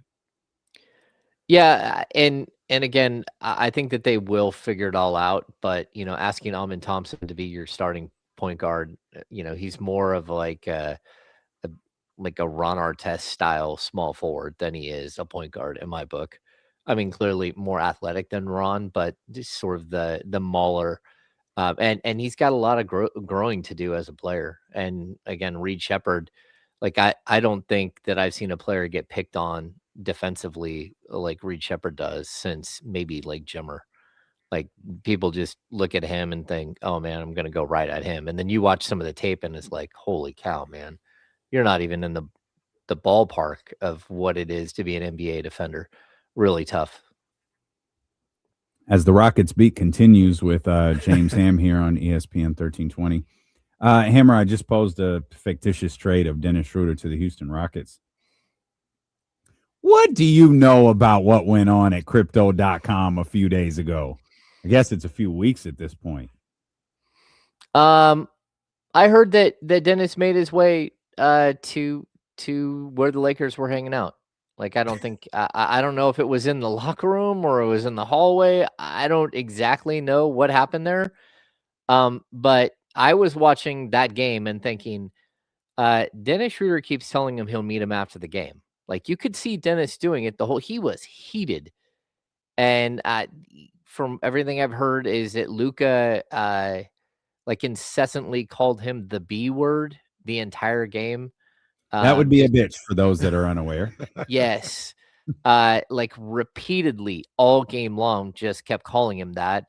And Dennis figured out the way to get to the home locker room since he's played for every team in the league and knows the layout of every stadium, including the Lakers. And there was physical contact from what I've heard. I like whether it was open hand or closed hand. I'm not sure, but it does seem that Dennis did get to Luka and did make contact with Luka, which I think is funny. Just the way that Dennis has handled it. Just going out on the Instagram, making sure that people know that he didn't, attempt. There was no attempt. There was only success. And so, like, again, you can look at it this way. Whether the league wants to acknowledge that or not, like the word on the street is that he got Luka pretty good, and that DeAndre Ayton played defense for the first time in his career and was able to get in between them. But that I think Dennis Schroder did what a lot of people in the world would like to do, and he got a good lick in on Luka. Can you imagine Luka shows up with it's like a little red under his eye, or Band-Aid, like the Malik Monk Band-Aid. Handprint on the left side. If Luka had a sense of humor, he'd take the floor tonight for warm-ups with like an ice pack on his face. Just come out with like a piece of steak on his face. Luka, yeah, he says a lot. He says a lot. I'm surprised it took this long for something like that to happen. But yeah, I kind of am too, because he does it all game long, whether he's talking to the official or he's talking to somebody else. But clearly there is a whole bunch of bad blood between those two from international play. And, like Luka may have won the war there, but he lost. Well, he may have won the battle, but he lost the war in international play, and Dennis got the best of him and, won not only a ring or whatever they call it in Eurobasket, but also he was the MVP. And so there's bad blood. That's all we know. And, I think it's probably a good thing that Dennis isn't there tonight, because that would be even more bad blood in the situation that's kind of brimming over a little bit. So good stuff. Yeah, I'm like, now it's all starting to make sense. Yeah, they were going to take care of this before they played each other again. All right. Yeah, good point. Because damn, I wish they would have let it just appeal it, Dennis, appeal it so you could play tonight. But yeah, Dennis won't even be allowed in the building tonight when the Lakers take on the Kings. Yeah, he's not allowed in the building at all. And I know John Bull said, "Let them fight" here. Hashtag let them fight. The Sawyer, though. Yeah, that's right. Well, no, or some San Francisco hotel somewhere. Well, I don't know, since there are no hotels in Sacramento. Yeah, I would say this. It did not sound like it was a two-way thing. It seemed like Dennis got to Luka, but Luka did not get to Dennis. So we have worked our way through what the best scenario is. Like, does Dennis find him? They go face to face. They're jarring a little bit. Luka's like, let's talk. Like, no, I said you called me a bitch. Like, let's talk. And then Dennis slaps him. Or does Dennis spot him, walk straight to him, no words said, 5 fingers to the face? I think the second one is better. I think he just it's 48 games to talk. You've had so much to say. Boom. You want to go? Yeah. I told you I was going to beat your ass. I think, but like, he has the accent, so he says it more I told you I was going to beat your ass. Yeah. Says it more distinct. Okay. Yeah. With a German accent. Yeah. I think it's funny too, because I was able to ask Doug, because Doug, as much as Doug is known for being a really good basketball player and part of the 2002 Sacramento Kings, Western Conference team, his play is a punch. His most famous play is punching Rick Fox, and he's known for that, and just sort of the hatred for the Lakers. And I think it's interesting, number one, that it was the Lakers, but number two, that Doug is the guy who's standing up there, and I like it. He said, we ride with Dennis. That's it. Period. Like, that's it. He's our guy. And he said that because you can't say, who hasn't wanted to slap the hell out of Luka Doncic a time or two? Doug, if you know what's going on, like we all seem to do, what's going on, and that footage of him at the press conference talking about it, he was almost giddy. He was almost like, yes, not only have I been waiting for this all year long, somebody should slap somebody. I've been waiting for it to happen to a Laker. I bet Doug was ecstatic about what happened. Not about him getting suspended, but it actually happening. Like, yeah, hell yeah. He probably told him where he was at. Go get him. Yeah. I wouldn't doubt that. And that's kind of what Doug's been asking for. Like, Doug had to tiptoe because he doesn't want to get fined by the league. But yeah, it was definitely one of those situations where you've got to, watch your words. But also, hey, there are players that don't stop talking, and we come from a world where, 20 years ago, you didn't talk like that. And if you did, there was going to be some words back and possibly getting popped. Like the NBA is not that world anymore, but on occasion, Schroder's turn into it. So Doug was funny last night. Doug got a tee last night, and he gets a tech, and he's standing there with his arms crossed, and the camera comes back to him, and he is just very calmly MFing whatever just occurred, because he is not whatever got him the technical hasn't calmed him down. He's still cussing, and the whole time the camera's on him, he's just and he's chewing his gum, and he's looking, and he's making sure like he's not going to get a second technical. And the whole time the camera's on him, he's just there, furious. All right, DC. I'm waiting for Doug to get thrown out. If Doug gets thrown out, it's going to be epic. Yeah, it feels like he's been close a couple times. I want to see him he's had enough. Yeah, I also it's okay to be that guy and get thrown out of games all the time when you're making a standard NBA coaching salary. No, Doug didn't get the big bucks, so maybe he's got to wait 2 years before he starts laying into people and getting tossed and getting hit with the big $5,000 fines and stuff. But yeah, I think this team need to start picking up some more technicals like they have recently. I don't think it's a bad thing. Like, show some fight, show that you're engaged and that you're 100% in on what's happening. All right, we'll come back. We will shift gears. We do have more basketball tonight with the Sacramento Kings and the Los Angeles Lakers at the Golden One Center. And we've got some trade rumors. This one involving Memphis with what appears to be some very specific guidelines. We'll get James Ham's thoughts on a Mark Stein report that popped up over the weekend with Dylan Casey. Return here on Sacramento Sports Leader, ESPN 1320. Clear. We'll go about 15 more minutes, Hammer. Yeah. Okay. Yep. Yeah, I don't blame Dennis. Like, watch your mouth, Luka. Hmm? Yeah. I wonder if Luka calls someone a bitch again. Like, has he learned his lesson? And can you say back to Luka, hey, man, don't make me get Dennis. Hey, don't make me get Dennis, bro. Yeah.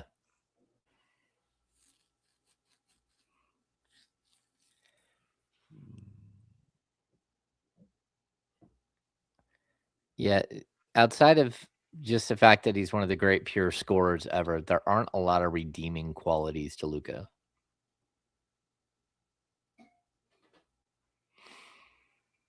No. There. He had a brief babyface turn after the trade. Very brief. Yeah. Got humanized a little. It was as brief as John Cena's heel turn. He did the opposite.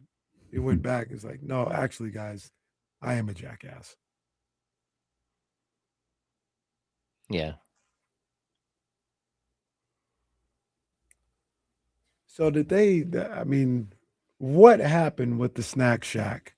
Friday I left, there were a gang of chips in there and some things here and there.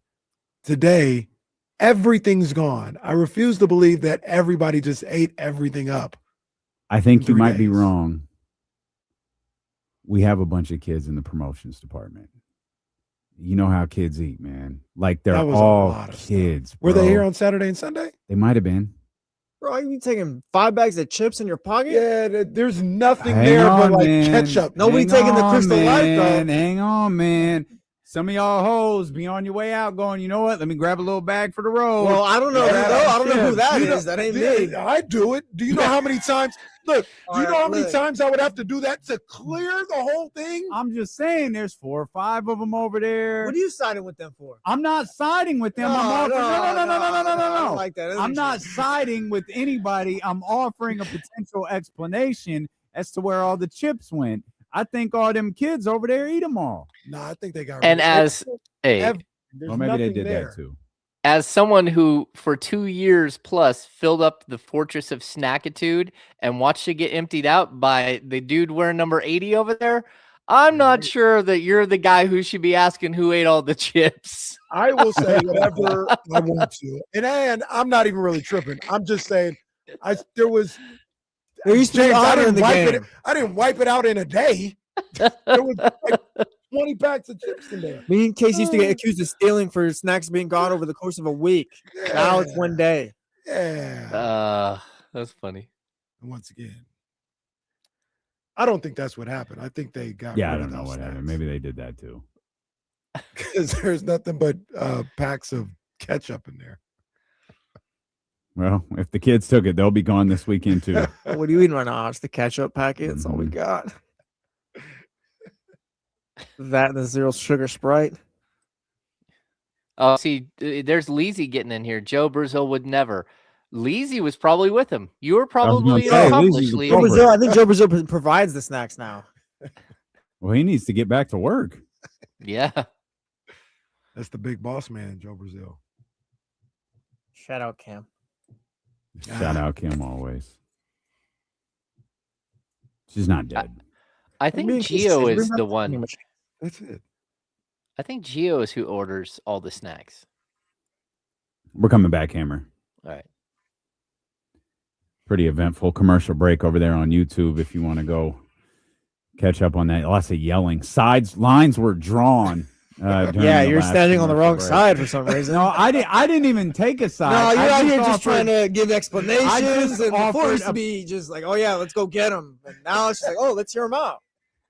I just offered a potential explanation as to where all the snacks went. While Kenny's over there eating chips, like, where do they all go? I wish. Look, here's the thing about me. I'll tell you what I take. Yeah, I'll take them home. I got an hour drive home. I'll take a bag of Cool Ranch Doritos on the road. Yes. Yeah. So if something's gone, I'll tell you I took it. That's how you know I did it. So now that we've established that, Hammer, we talked, I guess it was Thursday or Friday. The report that Ja Morant and the Memphis Grizzlies were open for business and looking for trade partners and were receptive to potential trade moves for the first time and so on and so forth. And you were able to quickly report that the Sacramento Kings are not thought to be involved in any of these conversations. Mark Stein reported over the weekend that, yes, that's true, but it could change if Memphis was interested in taking back DeMar DeRozan, Devin Carter, and draft capital. What do you know about this situation, about these conversations, about Mark Stein's report involving Sacramento, Memphis, and Ja Morant? Well, okay, a couple of things. I haven't dug too far into what exactly Stein's report, and checking in to see, if that's what it would take. But I will tell you that, like, last week when, I reached out to a source inside the Kings and said, hey, are you guys, any chance you guys are in on Ja? It was not at this time, ... And and we know from experience, those ... can be real loud.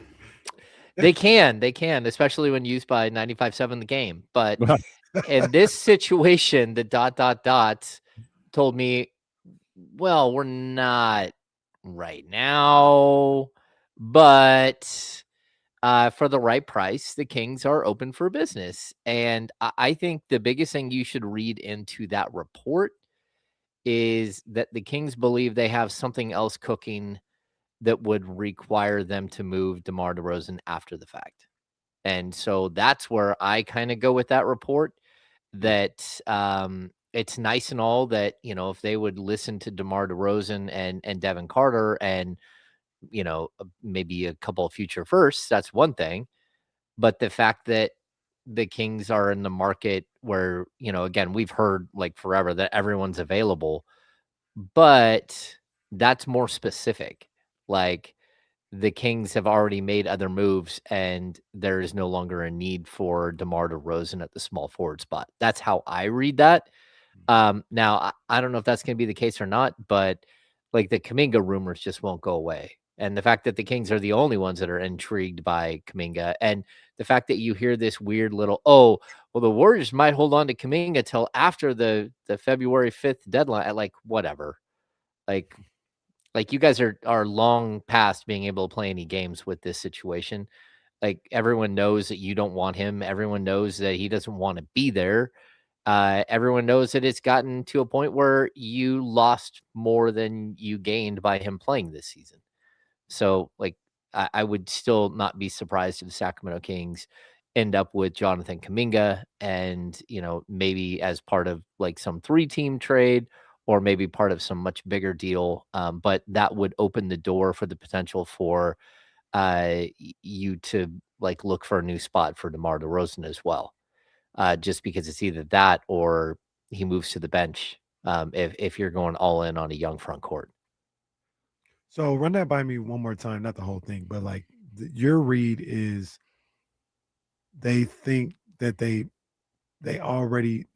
got a good shot at already moving DeMar DeRozan. That's why they don't want to commit to conversations about Ja or no.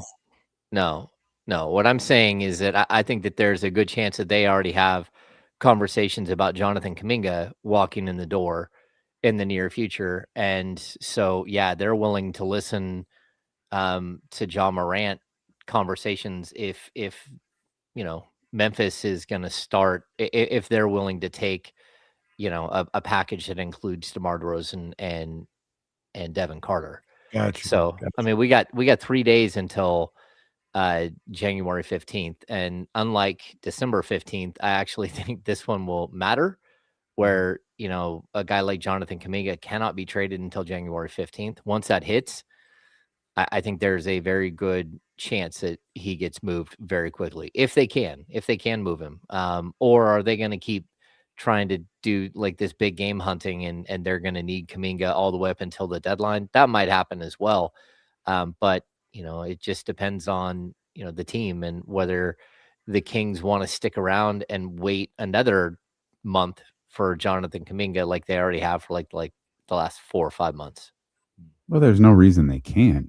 Like Scott Perry has continuously used the term, patience and exercising patience in every move that he makes. Like, you don't have to, if you're attempting to acquire Jonathan Kuminga on January 15th, you can wait a month. Like, your season is going nowhere. This is one of the best things that could have happened to Scott Perry. This season is going nowhere. It has died. It never started.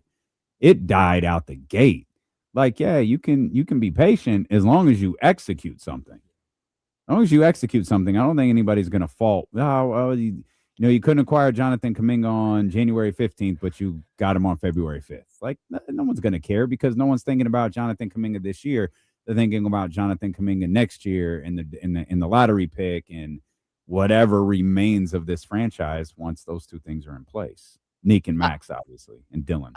I agree with you, but the Kings have more than one trade that they need to pull off here, and they know that. So what you don't want to do is you don't want to get in like a hostage situation where you're waiting and waiting and waiting for this deal to get done before you do this deal, and that deal's predicated on some other deal, and next thing you know, you wait too long and you don't get anything accomplished. So it is, I think it's a little bit of a house of cards at this point. The Kings are trying to make multiple moves. And I said it earlier, I wouldn't be surprised if the Kings don't make any moves. And I also wouldn't be surprised if like 8 or 9 of the players that are currently on the roster are no longer here after the deadline, or at least by the time we hit summer. Like, I think the roster purge is like right there. Like, there's a very good chance of just like wiping out a huge portion of this roster right now at this deadline. And I know that sounds like a lot of players, but it might not be that. It might not actually look that crazy once you start getting into trades, especially when you got to remember that you can only have 15 players on a contract. So if they make a 1 player going out and 2 players coming in trade, in order to complete that trade, one of their rostered players now has to be cut, and then another play to take on the 2 players. And then a lot of times you can take on those 2 players and then cut one of those players as well. And so, like, I think that there's a potential for like a major churn here of this roster.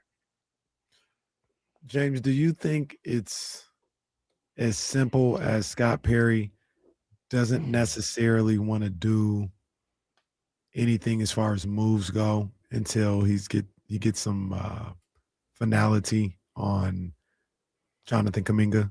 Like either he has him on the team or he's been traded. Like it seems like, it feels to me like he wants to know what's going to happen with that situation before he goes and makes any other moves. Yeah, that's sort of what the like hostage situation that I would be worried about. But at the same time, like, look, if you have an opportunity to move Zach LaVine in some trade with the Milwaukee Bucks, it doesn't include the Warriors and Jonathan Kuminga, then you make that move, you know. And the problem is that you always have to remember that there's only a couple of teams with any cap space at all, and everybody is trying to rope them into every single deal right now.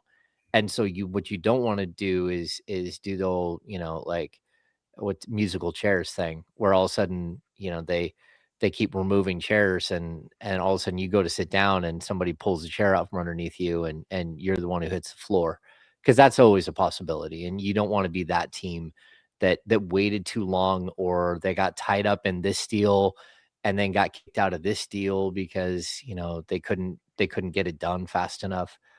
So I think Kuminga is one of the players that the Kings are interested in, but I think more than being interested in a player on another team, the Kings are interested in having as many players that they have under contract, under big money contracts, gone right now moving forward.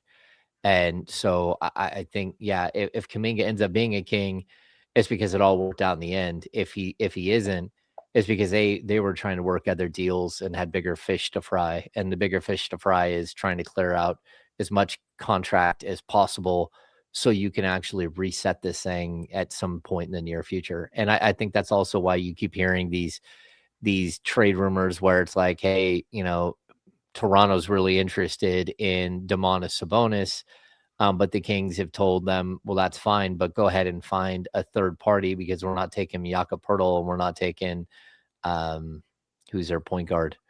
They're not taking quickly. They're not taking quickly back. That they don't have interest in that, and that they're looking for short-term contracts or expiring contracts. Not the long contract we looked at. Yeah, big money. It's way bigger than you think. Yeah, 30+ million a year. Yeah. So yeah, it's one of those contracts that you didn't really know was out there.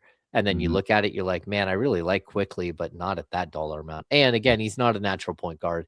He's a point guard, but he's not a natural point guard. And, you know, so I don't know how well it would work out in the end. It feels like the Kings, is this the case when you're in kind of that seller position?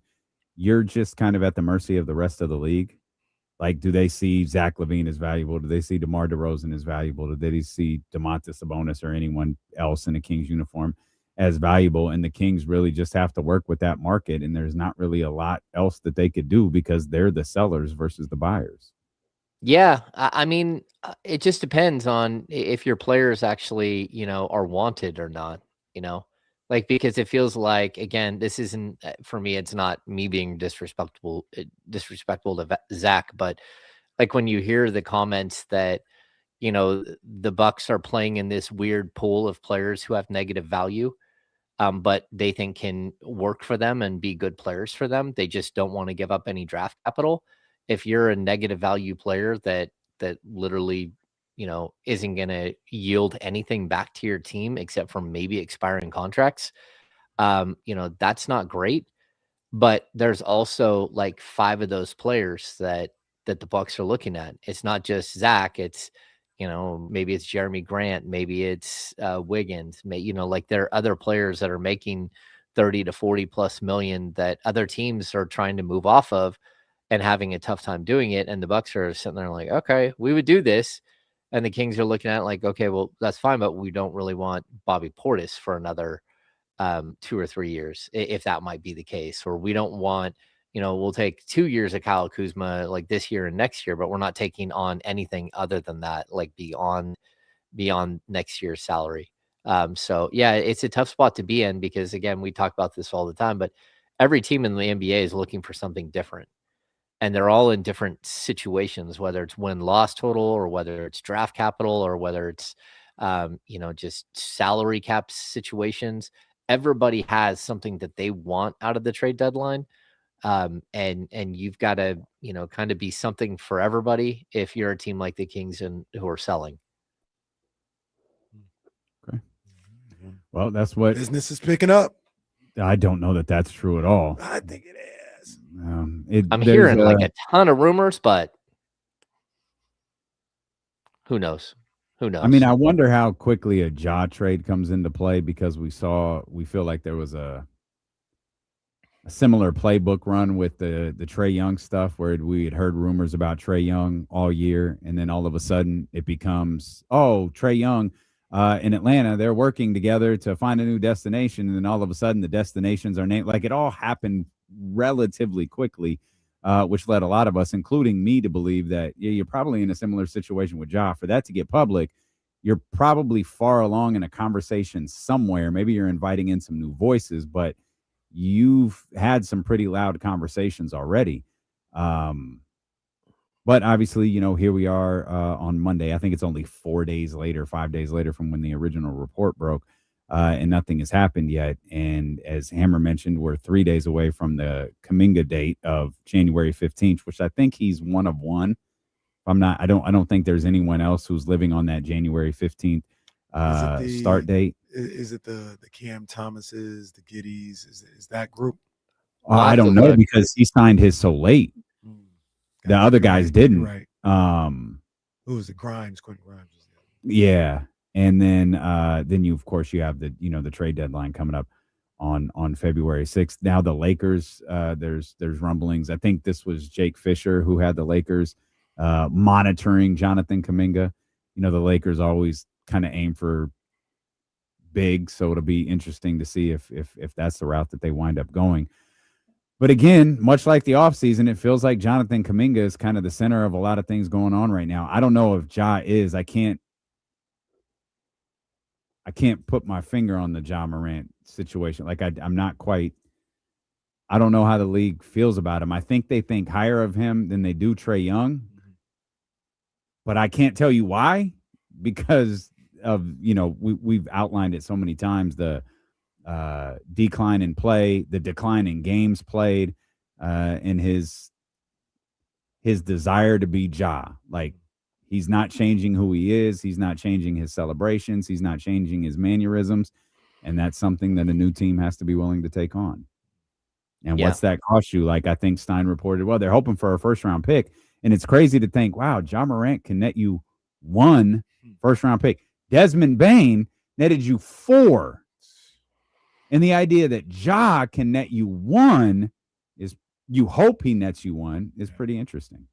Well, I also like just looking at that, the way that Ja's valued this season, especially the perception of him within the walls of their organization has changed so much. Whether it's like him getting the suspension from the team or just the murmurs about people around him just being like, okay, we're done. Or the Golden State Warriors openly talking about how he just looked like he quit on the court and they were just going at him. Like all of those things, it really does remind me of the Kuminga situation and like the Warriors, they squeezed this so tight, like trying to hold on to him that it feels like they extinguish any value at all. And so, like it's tough. If you wanted him to be a ball player and you want him to go yield you a bunch of stuff, you probably should have played him, like one of the necessities for fire is a spark and fuel, but it's also air. And they didn't give him any air to like go out there and be this player he thinks he can be. And so now you got a bunch of teams looking around like, all right, what is he? We still don't know. But what we do know is that you don't like him at all. And we're not going to give you anything for a player you don't like. Well, I aired because I was supposed to let you go 5 minutes ago. So get out of here, get on the road, and get to the Golden One Center. We'll see you in a little bit. See you guys. All right, Esser man, James Ham. He's got to go put the quarter zip on. He's got to put the uniform on, man. Yeah. He's got to put the uniform on. Kings and Lakers tonight at the Golden One Center. LeBron James and Luka Doncic, first time here this year. Yeah. That's a shoot. Yeah. First time here this year. A 23-13 Los Angeles Laker team against a 9-30 Sacramento Kings team. And I don't think either of them will set the record for points scored by a Laker this year in Sacramento, excuse me. Because last time they were here, Austin Reeves had 50. Alternative theory. Luka's pissed off, and he's going for 60 tonight. Hey, boo him out of the jam. Another alternate theory. Luka shook, and he goes 1 for 19 tonight. Can you imagine Luka's got to play with the Batman mask because Dennis punched him? Luka, why did you wear a mask today? Don't worry about it. And LeBron will continue to passive-aggressively pout on this Laker team. Well, he's not going to because he's wearing his special patch. That's true. That's true. One thing I'm confused, John. Okay, so LeBron, he'll wear the patch through the remaining 46 games of the season.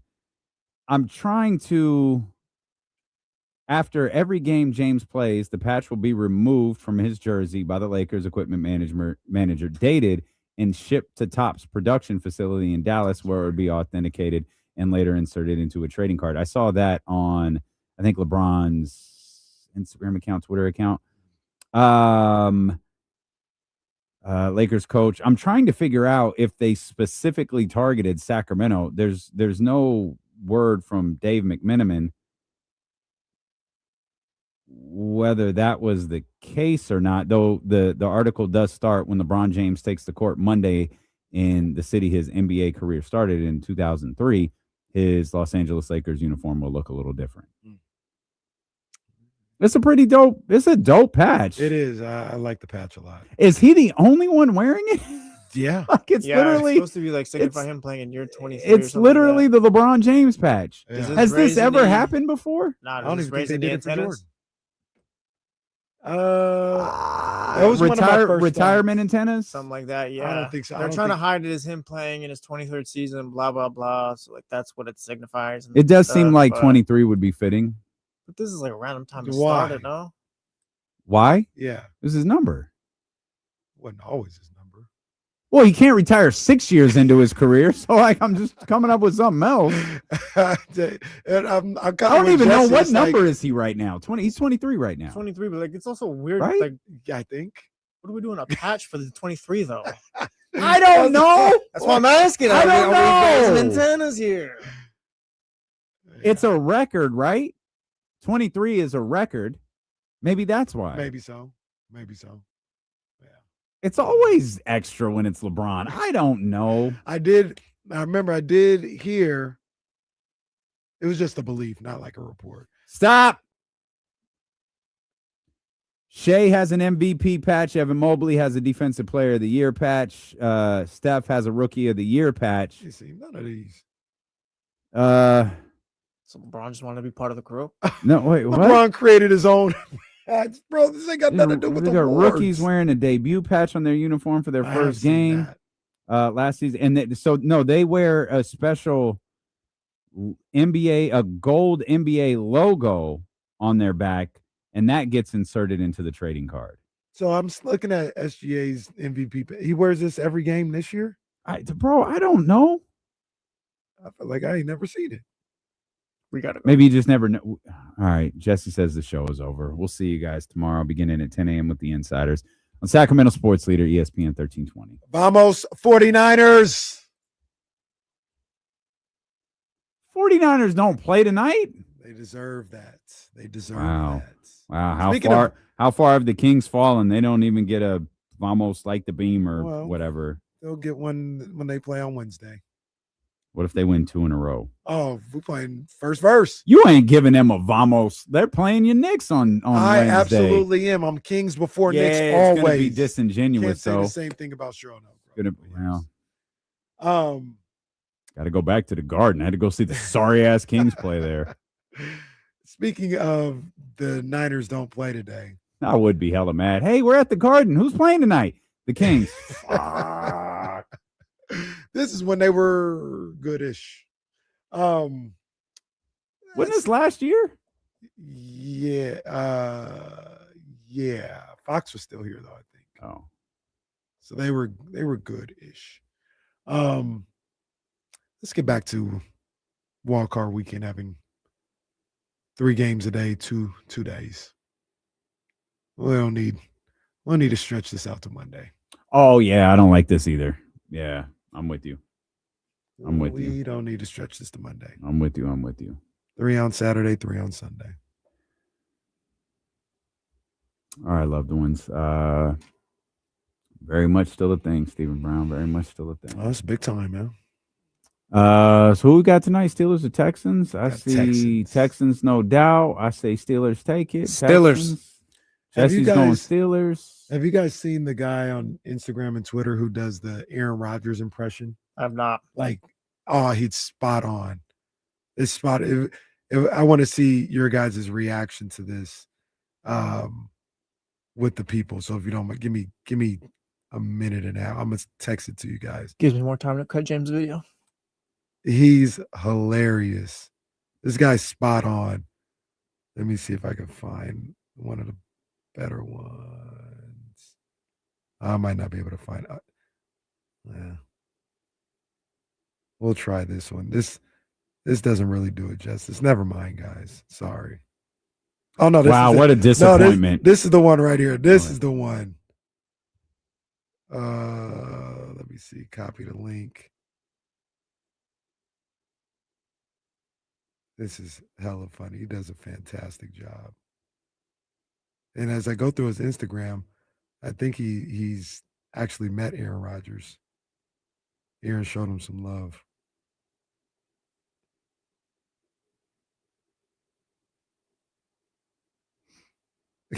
I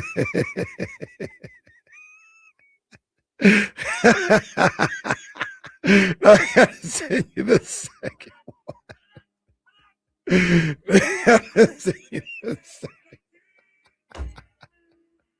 This guy does a spot on Aaron Rodgers. It's crazy.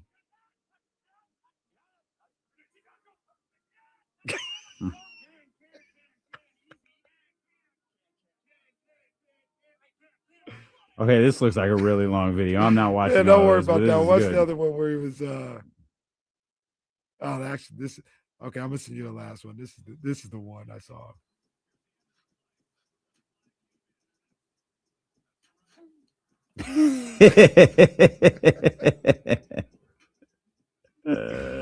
This guy moves funny. Just like Aaron Rodgers.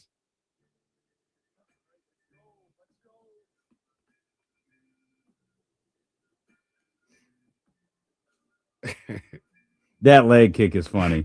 That leg kick is great. That's great. That's pretty funny. That leg kick is really, really good. All right, y'all. We'll see y'all at the Kings game, or we'll see you here tomorrow. Whichever one. Someone got it right. Almost